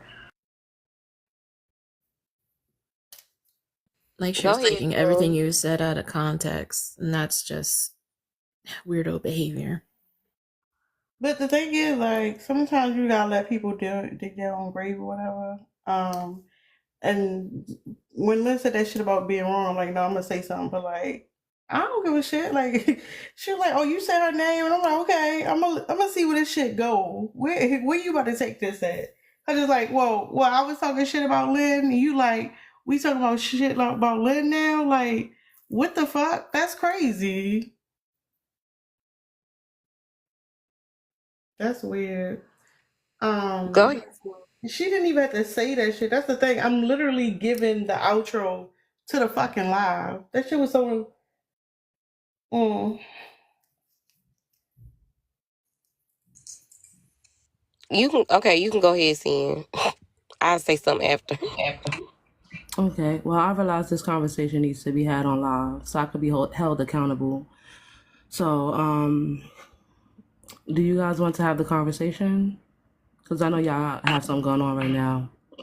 Not you coming up here to be messy. Messy for myself. Look, I'm ready to take I'm accountability. here I had for shit it. going I on. mean, go ahead. Yeah, I had I'm shit here going for it, on. but then Like, I'm not trying to be messy. the question is, do you want to have this conversation on live? I'm ready. I'm ready. It took me a couple Are days, you but I'm okay? ready. Huh? So, are you okay? But I'm ready to have a conversation. Well, go Thanks for ahead. asking me, Nate.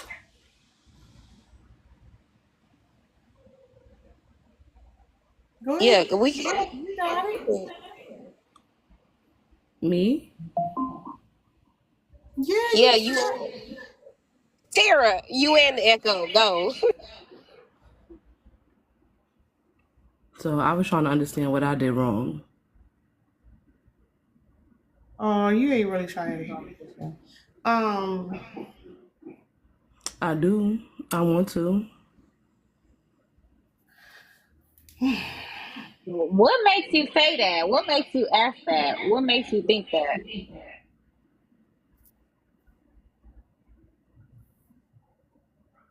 That I'm ready to have the conversation because I had Know some that time to you think did about something it. wrong? When I came up on Tara's live last time, she was like, she ain't ready to have me up there. So I was waiting When was for a last time. time? I can't Do even you remember remember. the date? Because as I far can't. as I know, you've been reached out to several times. I'm sorry. Hello, can y'all hear me? Yeah, you had an echo. But I Yeah. said, as far as I know, you have been reached out to several times by myself and other people. You invited me to the Discord. Sin, I messaged you directly, Sin. What are you talking about? Where you messaged me directly at? Oh Because my I god. left the Discord that night. Your inbox isn't Discord. On TikTok? Hold up. Yeah, that's the only. I think that's what you're talking about. But yeah, I I'm telling you, the night that everything happened, I left all of the Discords, probably except for the one about the zodiac signs, and I deleted that shit. I couldn't do it. Well, while y'all gather around, I'll say what I observed in my opinion. I had missed the initial conversation. That Oh, you hold up. what? Hold up. This is not Discord, ma'am. Like, and that was how long ago? What is This that? like that is Discord, girl. Yeah, no, it's Discord, but it's your inbox. It's no, not. I'm telling you, I completely deleted the whole app. Oh, I see what you're saying. All right, let me take this shit off because I was like, hold up. I would have responded to that right away. That was a while ago. That That was was a the while last time I ago. had that night that everything happened.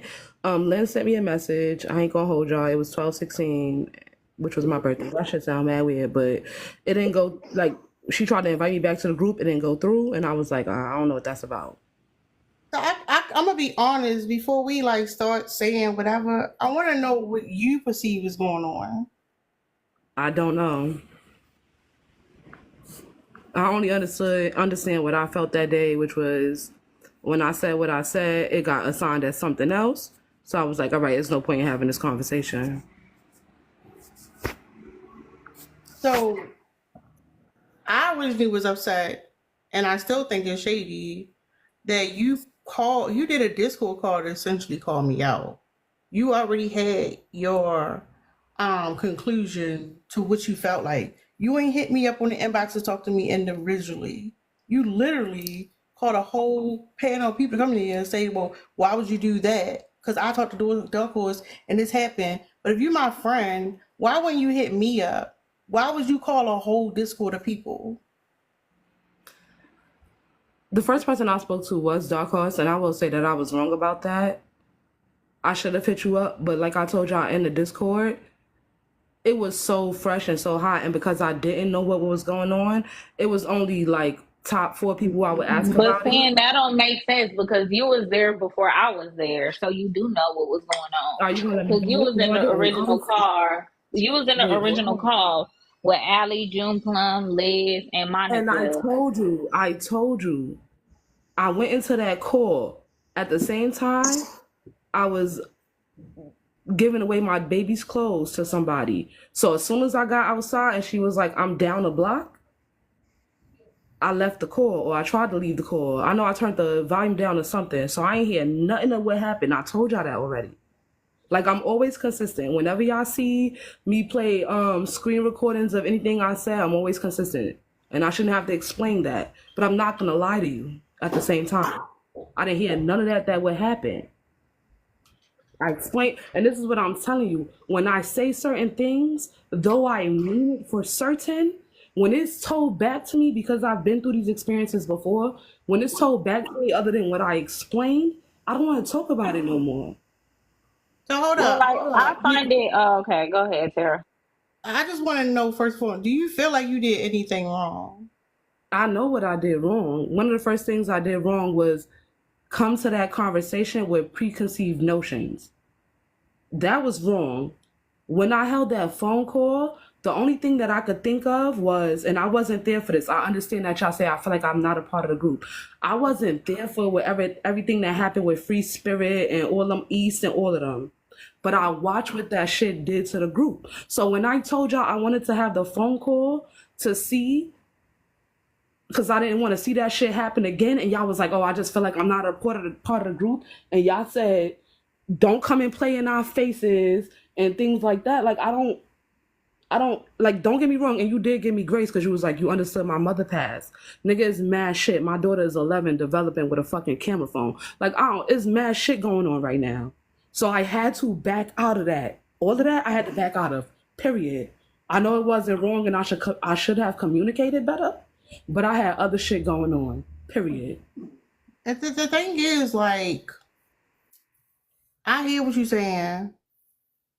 People got shit going on. People got shit going on. And what was happening to me at the time was fucked up. And you never reached out to just me. Even afterwards, you ain't reach out to me. You can say you deleted everything or whatever, but like, why am I reaching out? Listen, hold on. Let me finish. Let me finish. I had every reason to be fucking mad and not want you on my fucking panel that day. Cause the way you was acting, no matter what the situation was fucked up. And you can say you deleted Discord or whatever, but like, I tried to talk to you.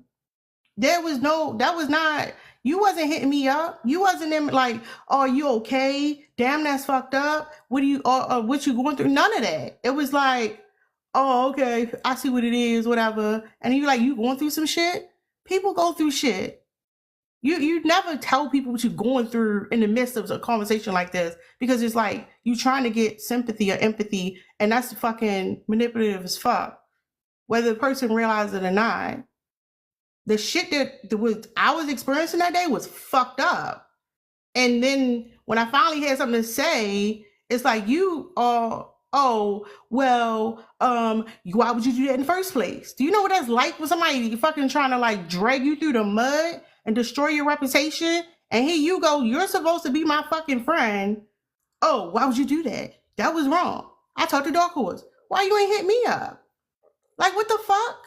I would have never did no shit like that to you. I would have fucking called you. You didn't do that. And then when I did reach out to you, you fucking disappeared. And I just still find it funny. I'm gonna say this, and I'm gonna be, I can't be nothing but real. Why are we centering you, and why is this about you, and why you even come at us like that? Like, I shouldn't even have to explain myself. I don't like to explain myself. Like, the situation was about you in the first place, and then you turn it into you, and then you turn it into about you, and you keep turning it into about you when it was never about you, and now it's about you, and now you playing games, and now you playing in our face, and now you saying it wasn't this, it wasn't that, but I did this and I did that, in a whole situation that wasn't about you, and now it's about you. And like, you was okay, you made every other move but to talk to any one of us. You demodded me on your page, so you felt some type of way. You didn't ask. You was okay with having a live and like everybody in there whoop to do. You didn't see us in there, so you knew it wasn't cool. You would stop by and you were like, you was on some bullshit. But you did everything but to come to your friends. You was okay enough to host a live. You was okay enough to demob me. You was okay enough to go on other people's panels, to go on other people's lives, to come in TikTok. But you wasn't okay to come and have a conversation. You deleted Discord for what? To have plausible deniability? You didn't want to have the conversation, and that's fine. But don't say you wasn't in the mind space Okay. too when you was in the mind space to have a whole Hold live. on, Like, I now don't you want to centering interrupt you. yourself. Lynn, I don't want to interrupt you because I didn't want to respond to Tara first, but I do have to clarify. Like, again, I came up on Tara's panel and she dropped me and said, not today. Because I figured, and I understand what y'all meant when y'all said, sometimes when you have these conversations on live, it forces you to have accountability. So I was like, all right, I'm not trying to censor myself. I want to have the conversation. I definitely need to apologize for Tara the way I move. But this is what, never mind. Then why did you start with that? Because I still ain't get no fucking apology. When I was on that phone call, I did say that you are not abrasive. So I apologize for the things that I did. I should have reached out to you first. Any excuse I give is just that, it's an excuse. If I say I ain't reach out to you because the situation was And then after you found out what the fuck was going on, you still going in places with the person who was doing the shit to me. So that you've chosen where you want to be at. She must have crossed you up too. Well, I didn't know that y'all completely ended things. Wait, did she do some fuck shit to you too?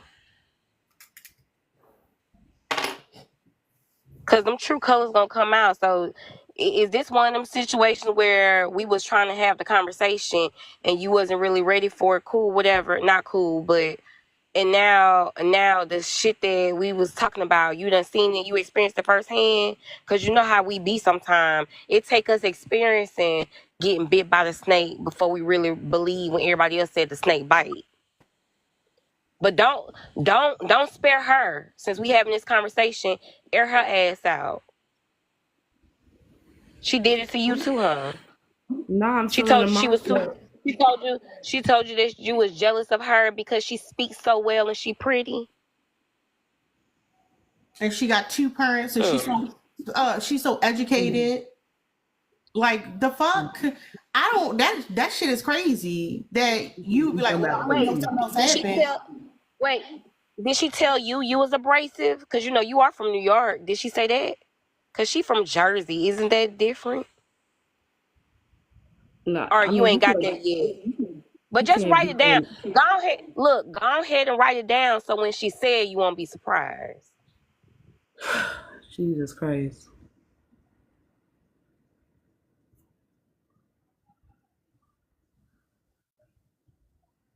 Or maybe, or depending on what you done told her about your personal stuff or whatever y'all done shared, go ahead and write down what you told her just so you could be prepared for her to throw it back in your face. Because we know somebody she did that to.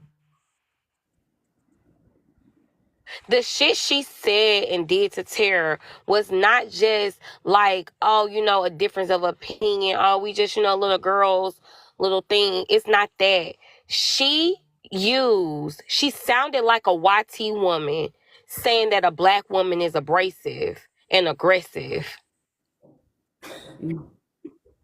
And then she said that black women are jealous of her because she have 2 parents and she's well spoken.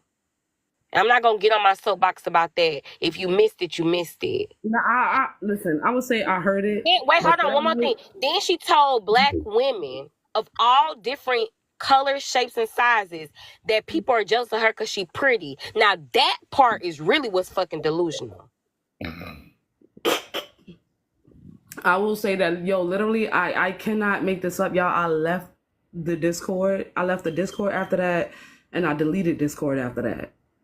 And this is not the first time I deleted Discord. I deleted when all of the messages get too overwhelming, but I never stopped to think about any of that. Like, I never did. It just, There were lots of conversations that happened after you left. And what we're saying is that it devolved even further, like over and over and over, not just one Discord call. There were multiple ones.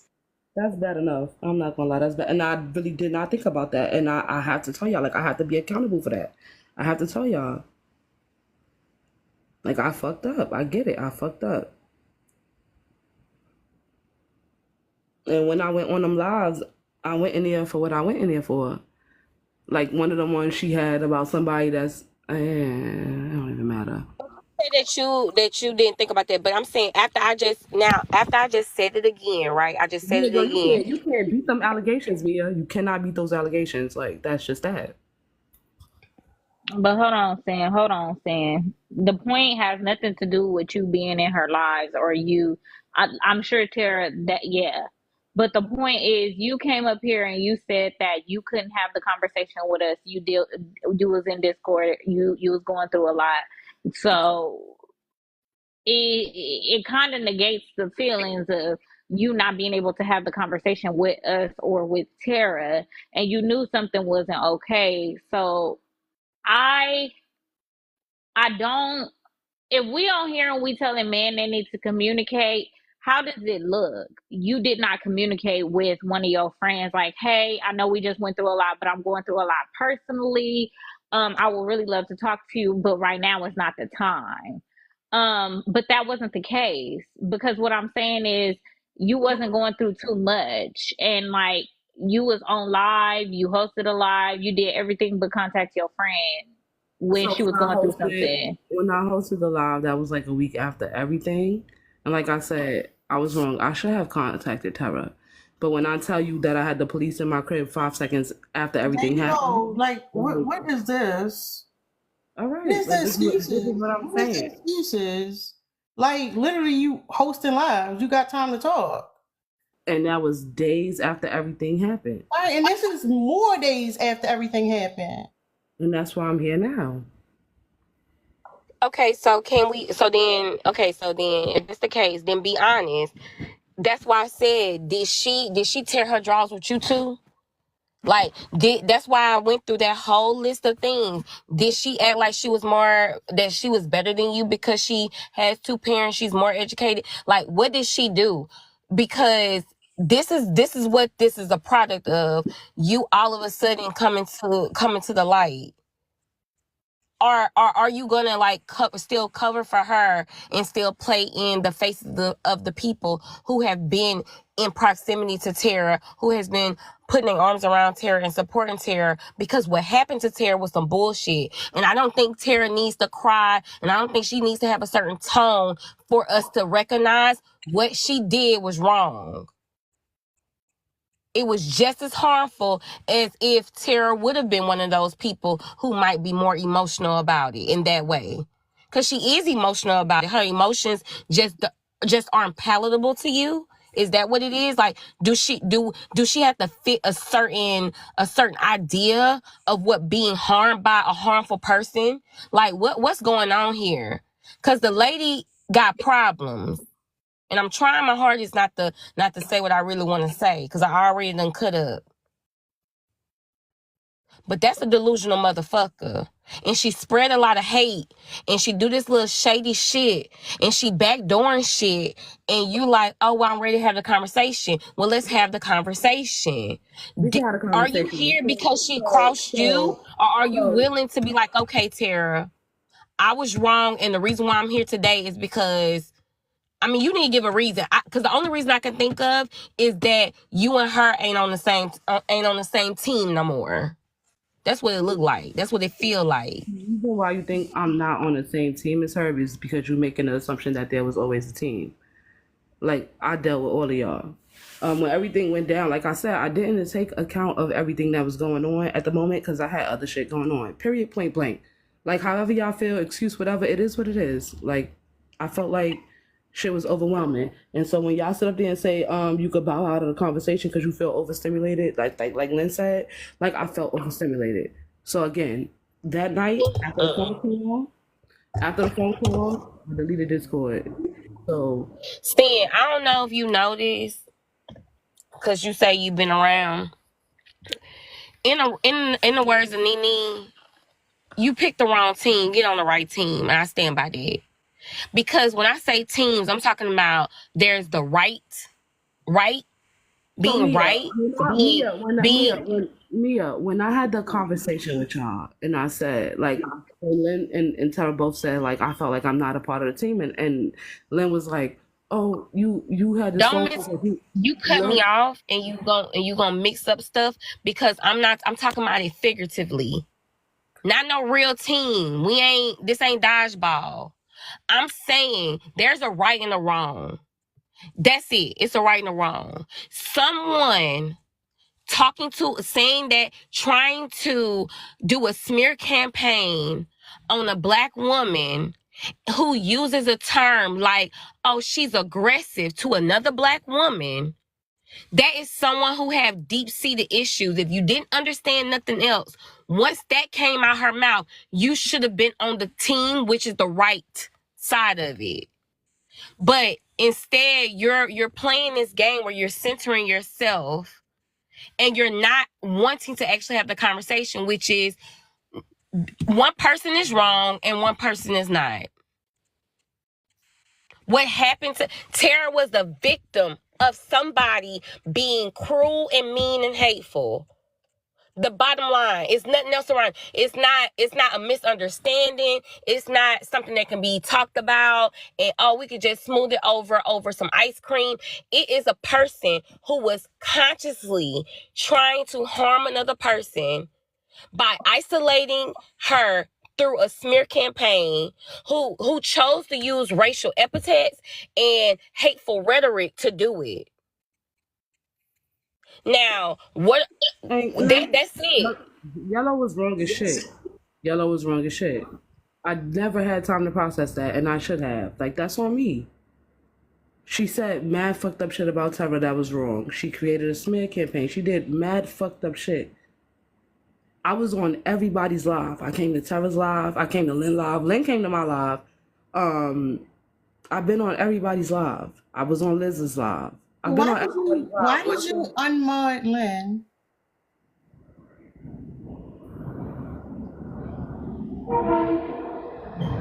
I unmodded Lynn because I felt something funny was going on.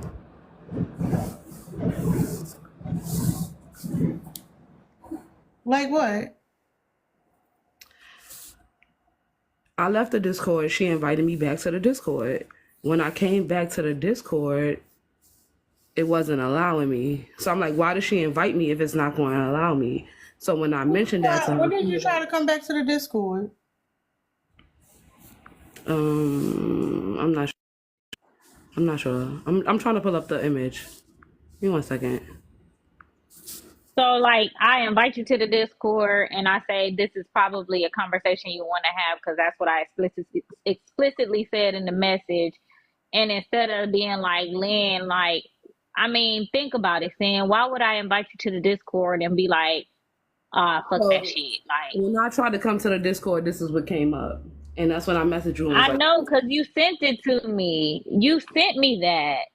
right, that's what I was telling you. It was not letting me in the Discord. So once I thought it was like she invited me and it's not letting me in, I was like, that's funny. And I was like, all right. And that's like I said. You said it won't let me in at 9:14, and I said I added it at 9:16, 2 minutes later. And and then at 10:48 p.m. I said you may want to come in, and you did not respond. What about that would make you think that I'm doing something malicious? Once And I it tried to wasn't a come technical in, difficulty. And that's the problem that I'm having, saying like the problem that I'm having is what in the back of your mind will make you feel like I'm being malicious towards you? Like there has to be something there that will make me you feel like I was trying to keep you out of the Discord for whatever reason. Like and that's something that I really want you to sit with and think about and like really express to us if you want to have a genuine conversation, because there has to be something there. If Tara invited me to her Discord, actually Tara did invite me to her Discord, and I still haven't been able to join her Discord. I assumed it was because technical difficulties. I did not assume it's because something funny was going on. My sister tried to get in Pub's Discord. She can't get in Pub's Discord. She assumed it was because of technical difficulties. She didn't assume it's because Pub didn't like her. What about, or something funny was going on? What about, like, what is there that will make you think that something funny was going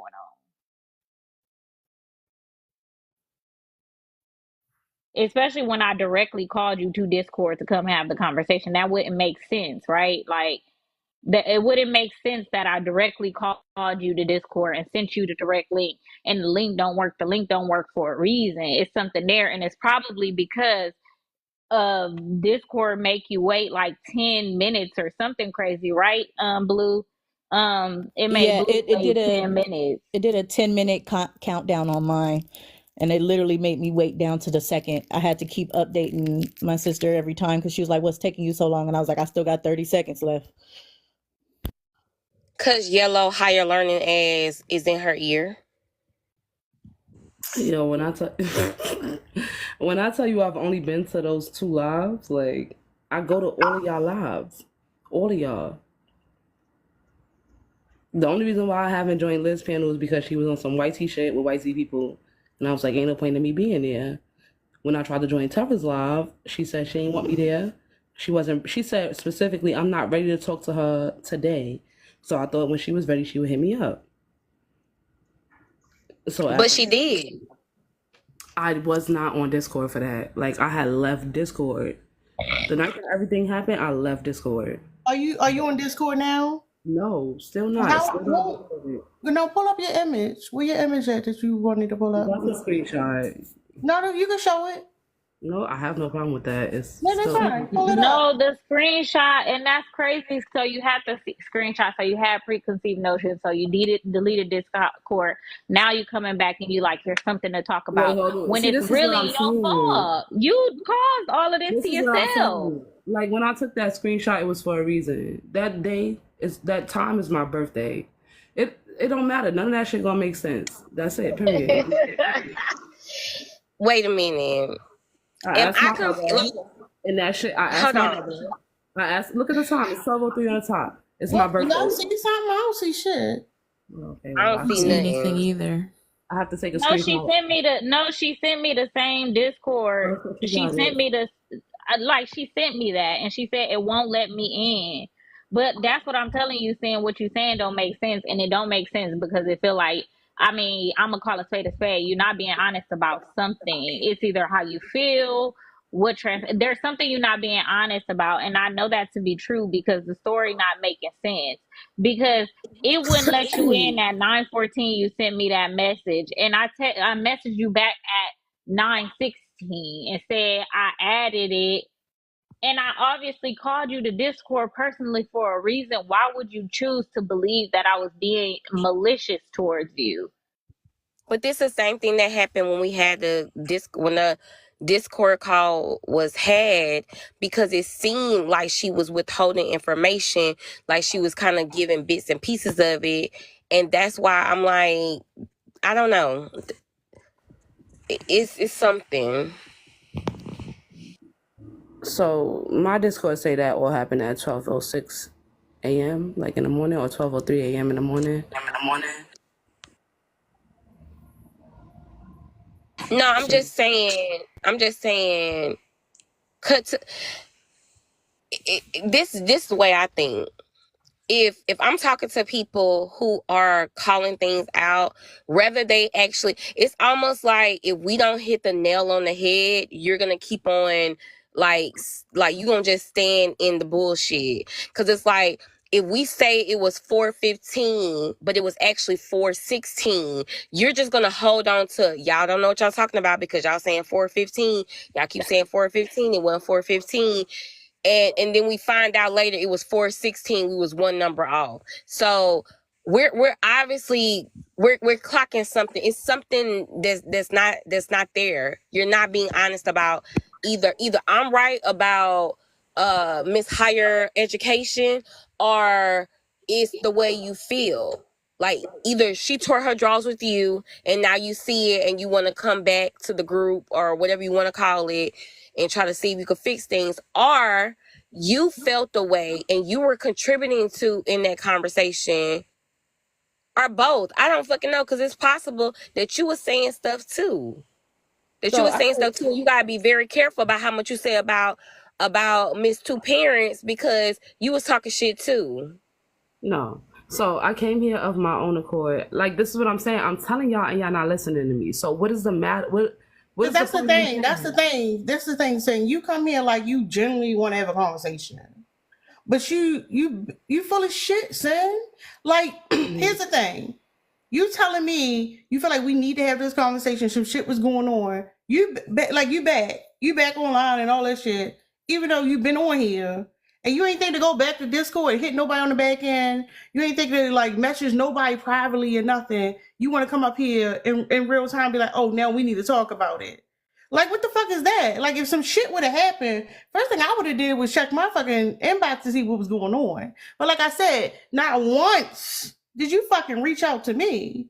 Yet the woman who's saying the shit about me think the same shit about you. In case your ass didn't realize that, you out here hanging out with her. You in her spaces. Like, what the fuck is that? Like, the crazy part is you can hear what you heard. Yet here you are. There you still in her fucking space. So it's like, what is going on with you? That's what I really want to know. What the fuck is going on with you? Like, that's your best friend. You coming over here. Like, what's going on? Because this shit don't make no sense to me. And you literally was being messy in real time. I didn't clock it at first because, like, I was in my feelings, as I fucking should have. But like I said, not once did you reach out to me. So you can't claim that I'm your motherfucking friend, because that ain't the truth. But I know, hold up. Don't cut me off. Don't cut me off. At the same time, I'm pretty sure y'all been talking, because I know how the fuck she moved. So, like, when is it for real? What do you like? You came up here to apologize. You came up here to be validated. What the fuck you want from us? Because we've been doing the shit we've been doing, period, this whole motherfucking time. You the one been on some funny shit. I think the day after everything happened is when I came on your panel. You said I don't want her up here today. So I was like, she'll reach out to me when she's ready. If you didn't want me on your panel, that was the assumption I made. So why the fuck would you delete Discord if that was the only way she gonna reach out to you? That shit don't make no fucking sense. But she's still on live. That shit don't make no fucking sense. I always delete Discord. Whenever I'm overwhelmed by the messages, I delete it. So that was my first go-to, was to delete it. I spoke to whoever I spoke to. When I tried to contact Lynn, all of that stuff happened. I was like, all right, it's not meant for you to be on Discord. And I deleted it.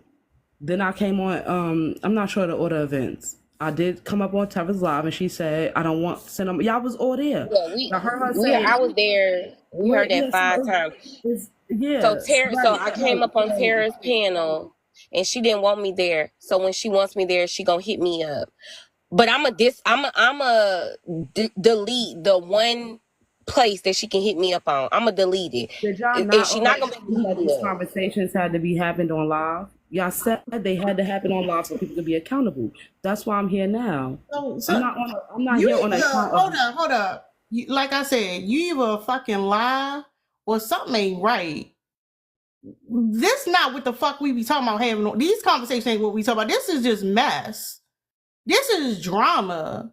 Like, don't be on that gaslighting bullshit. We be talking about holding each other accountable on some deconstruction shit because your homegirl want to bastard her light skinned, beautiful, whatever delusion she living in. Like, she fucking delusional as shit. She came in a group of women, sincere, genuine women, and was like, I'm the leader of these bitches and whatever. Like, that, she fucking remedial as fuck. But it's coming across, you coming across as remedial as fuck. If you're gonna say we supposed to have these conversations on live, this is fucking mess. Like, let's be honest.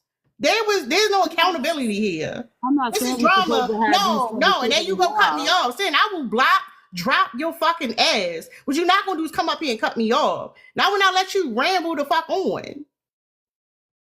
You came up here talking about, can we talk about this shit now? Can we talk about it now? You didn't first think, oh, let me hit it on the back end, like whatever. Oh, we need to have a conversation on live. So let's have the conversation on live. You on some fucking whack ass, flunky ass, fucking sucking up to a bitch that don't even like you type shit. You want to be accepted so fucking bad? We told you that fucking day. We literally told you in real time that the situation you were in, you set up for yourself. And look what you're doing now, setting up for yourself. If you want to be best friends with her, you can be fucking best friends with her. Ain't nobody fucking with you. Go do your thing. Like I said, it's millions of fucking people on the goddamn app. But don't come over here with the bullshit. Come on, we were talking, we were talking live. You wanted to be censored, and then you didn't want to take full accountability for the shit you did. You ain't on no fucking genuine shit. This is all for show. So you got the show now. But don't fucking be with the bullshit like we don't see it. Everybody fucking see it. All I could do is have this conversation as my genuine self. That's all I could do. Like I said, she was wrong. I never took the time to think about that. I had shit going on. Period. Like, you can feel how you want to feel about it. I had shit going on. So I'm saying, I heard this. like that. Hold on, Mia, because y'all keep interrupting me. That night that we had the ain't nobody interrupt you. You interrupted me. The night that we had that conversation in the Discord, I'm interrupting. My God. The night that we had that conversation in the Discord, when she said you were abrasive, I said you're not abrasive. And I said that wasn't right what she said, and she should apologize. She should apologize. But I never took time after that to think about any of this. And I was wrong for that. I never took time to reach out to you. I was wrong for that. And you wrong for this shit. Don't nobody want no apology from that weird ass bitch. But if you don't recognize a weird ass bitch that's been exposed as a weird ass bitch, you can stay your weird ass over there with her. No, okay, hold on. No, I'm trying to figure. No, stand on what you said for sure. I ain't talking about that. I'm just trying to figure out, okay, so like in a situation that didn't have anything to directly do with you, right? Um, and the person who was affected, and that shit happened like what now, 2-3 weeks ago, and we've been like having conversations, we've been like muffling and like digging through the mess, and we've been figuring it out, and like my Lisa has been really hurt. You don't even know what happened to my Lisa. We've been trying to work through shit with my Lisa. We've been trying to work through shit with Tara. We've been trying to figure out our how to move forward. We've been trying to figure out how to handle it when it comes to people on other discords. I ain't gonna say no name because that person gonna be like, why you saying my name? But anyway, we try to figure out what happened with other discords when we working through stuff on the back end. You want to pop in and out when it's convenient for you, and drag us right back into it when we've been trying to move forward. And like that's what you did that night too, and it always seems like you kind of censoring yourself, because at the end of the day I'm still wondering, and I would love for you to answer this question: what the fuck, like what was the point, like what I'm not understanding why, and like I'm not understanding what's going on, and I'm not understanding why, like do you even see that you centering yourself in something that didn't have anything to do with you? Like your whole thought process, everything, you turned it around on you. Like you victimize yourself.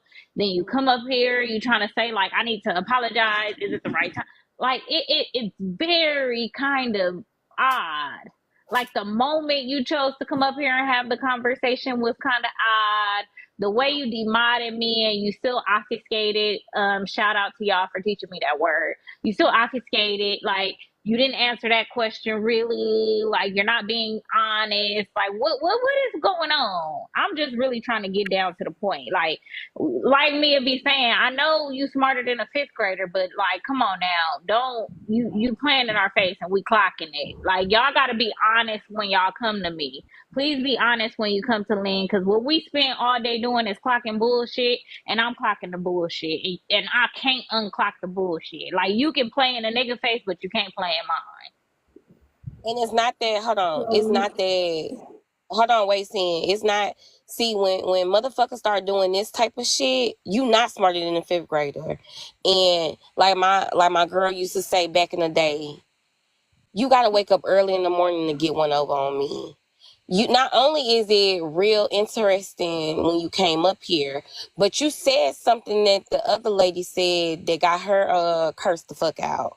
When you're talking about if you take it that way. If you're genuine, you don't say if you take it that way. When you're genuine and when you gotta sit in some shit, cause see, real motherfucking women have to sit in shit. Real motherfucking people got to sit in shit. And when you sit in shit, you sit in it. And you're honest and you're vulnerable and you're open. But see, when you're playing and you think that you're smarter than a fifth grader and you think motherfuckers can't see, you say shit like, if you feel that way, or I'm doing the best I could do, or I'm trying to have the conversation. No. There's no way you could have heard what unfolded and then was like, oh, this is the perfect opportunity for me to come up here and get my shit off. See if I can get some attention. See if I can get in the I'm gonna come up here and see if I can get something. You wouldn't have took that opportunity to do it.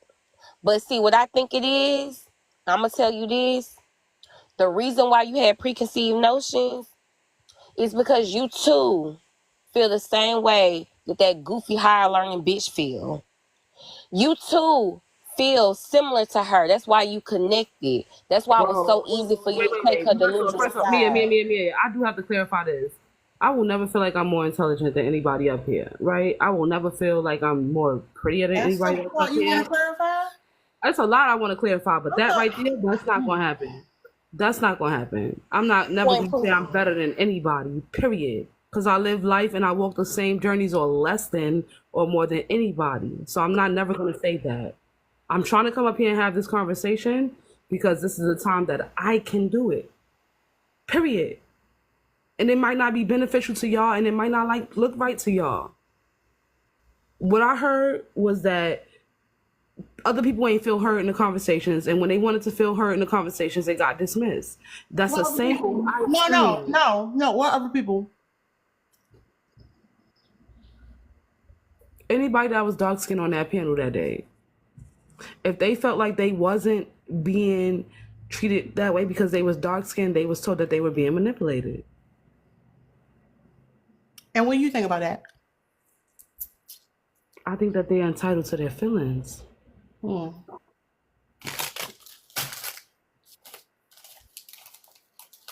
you still think I'm in the wrong, right? I don't think you're in the wrong, especially when it comes to yellow. I never got. But you said they was told they was being manipulated. Do you feel that they was being manipulated?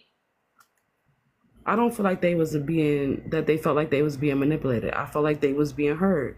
And what validates that for me is the same thing when I'm telling you, Lynn, when you say I feel like I'm not a part of the group, and when Tara says I feel like I'm not a part of the group, and that's why I had that conversation, and I say that's why I had that phone call, and I say that's not why I had the phone call. I specifically had that phone call because I watched what happened with y'all in other groups.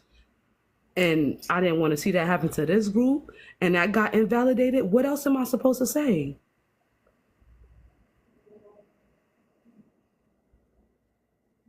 If y'all telling me that me simply saying, I don't want to see that happen to us. Like, I value this group so much. I've learned so much in this group. Like, I've never been my best self until I was in this group. And I tell y'all, simply, I don't want it to happen to this group. And y'all tell me, oh, it's because I don't feel like I'm... What am I supposed to say to y'all? If y'all telling me, oh, I'm wrong for what I'm feeling, or that's not what I'm feeling. Tara was treated fucked up that day. I never got it. I cannot express this enough. When I say shit on top of shit, I'm not trying to make no excuses, but I never got a chance to think about that shit.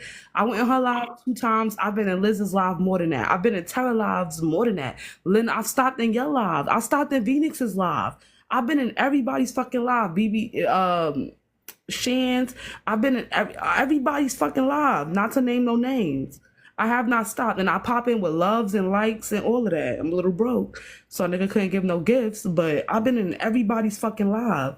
But nobody inbox. Hold on, but I've been in Yellow's live too. But nobody inbox. I deleted it. Nobody inbox. And I'm wrong. I should have messaged you.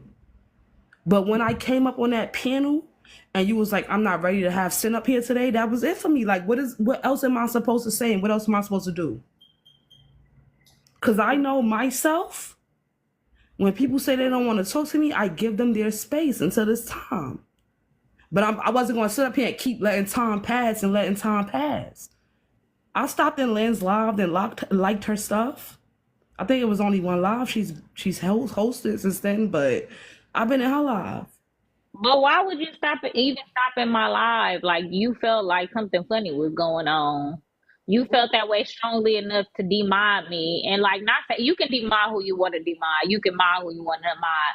But I knew that there was something that had to be there with it, and you admitted. You said because you felt something funny was going on. So like, which one is it? It was something funny going on, or were you like, I'm confused, and I think you would be confused I went in that too. Discord that day, and the time of day is 12:03, and it was my birthday, and I asked my mom, and she was like, and that shit happened. I was like, okay, it is what it is.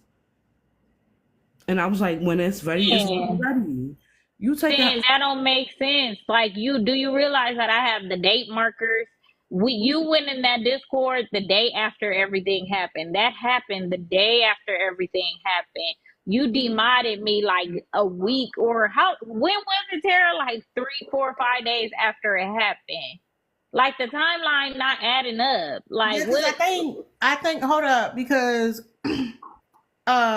originally we was unfriended by that weird ass bitch, and then we got blocked, and then that was the same time that you got unmodded, which we was like, what the fuck is going on? You would think that would be a conversation. You think that would be something you would reach out to somebody about, but I guess not. Just host alive, like, is giving what? Like, you acting like we ain't talked before about, even like, just hit somebody up. Now all of a sudden it's like, oh, I can't be reached. I can't contact nobody. Oh, I wasn't in the Discord. Even TikTok got inboxes. Like, you ain't saying shit. I wasn't in a place to say anything. I was not. What? I'm all right. All right. I'm joining the comments because this is crazy.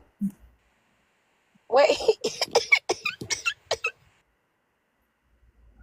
My lives had nothing to do with anything. They was random ass shit. Like food insecurity. Regular ass lives. I was not ready to contact anybody. Okay, so then what made you what about the conversation? I'm ready today. Like, that's it, that's but all. I'm saying, what about the conversation we was having made you be like, oh, this is a perfect opportunity? Like, what was it about that conversation that we was having prior to you? It was not about the conversation. That we was having prior to you. It was not about the conversation. Because I was ready to come up. And that's what I'm saying. When I say, like, if I say, like, yo, I'm ready to come up, and you assigning it to something else, it makes me not want to have the conversation. So, I'm sitting here trying to have the wait a conversation. minute.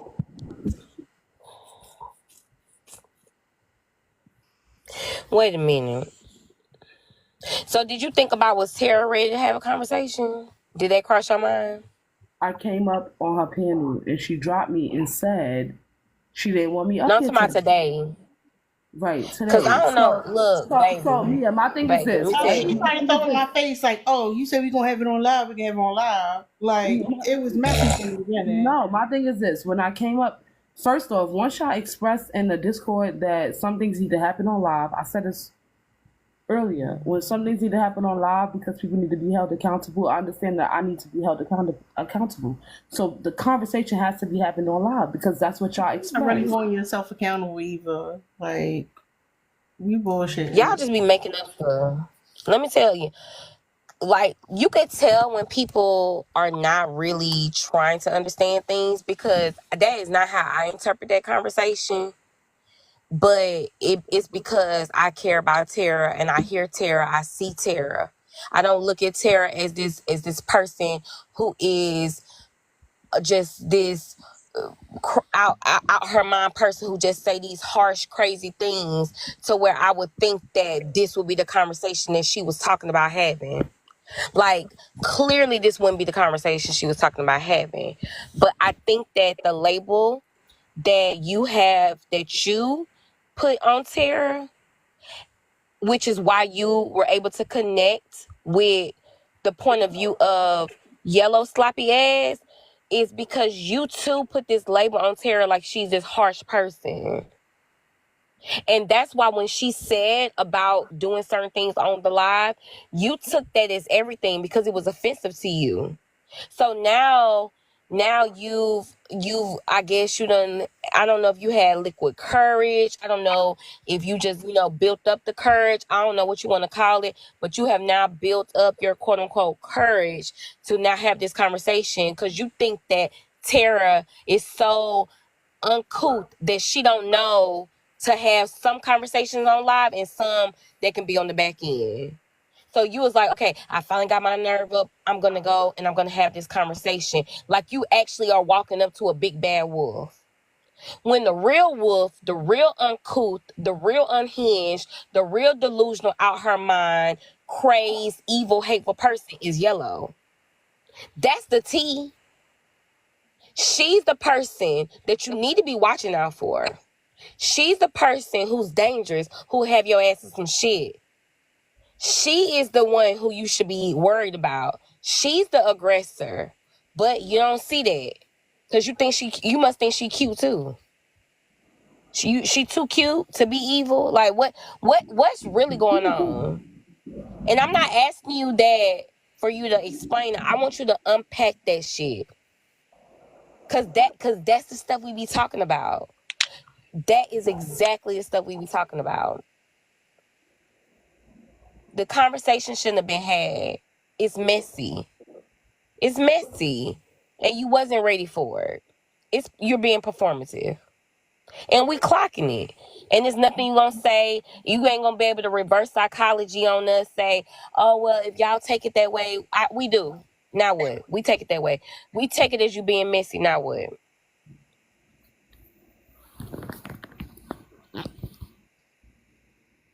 I understand 100%.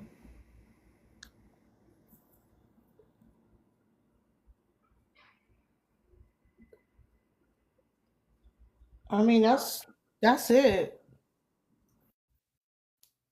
Yeah, and the funny thing is, we haven't even had no conversation about this on live. We haven't even aired this out on live. Like people on live, a lot of people are barely figuring out what is happening. Like a lot of people did not know what was going on. So the funny thing is, you the one who bought all the drama to live. But I mean, hey, I feel better about it because I feel like it needed to be aired out. So. I mean, yeah, Yellow did some backstabbing fake ass shit to Tara. It's been said. Thanks for getting us out the closet, Sam. I feel like the conversation needed to be had, so y'all have a good night.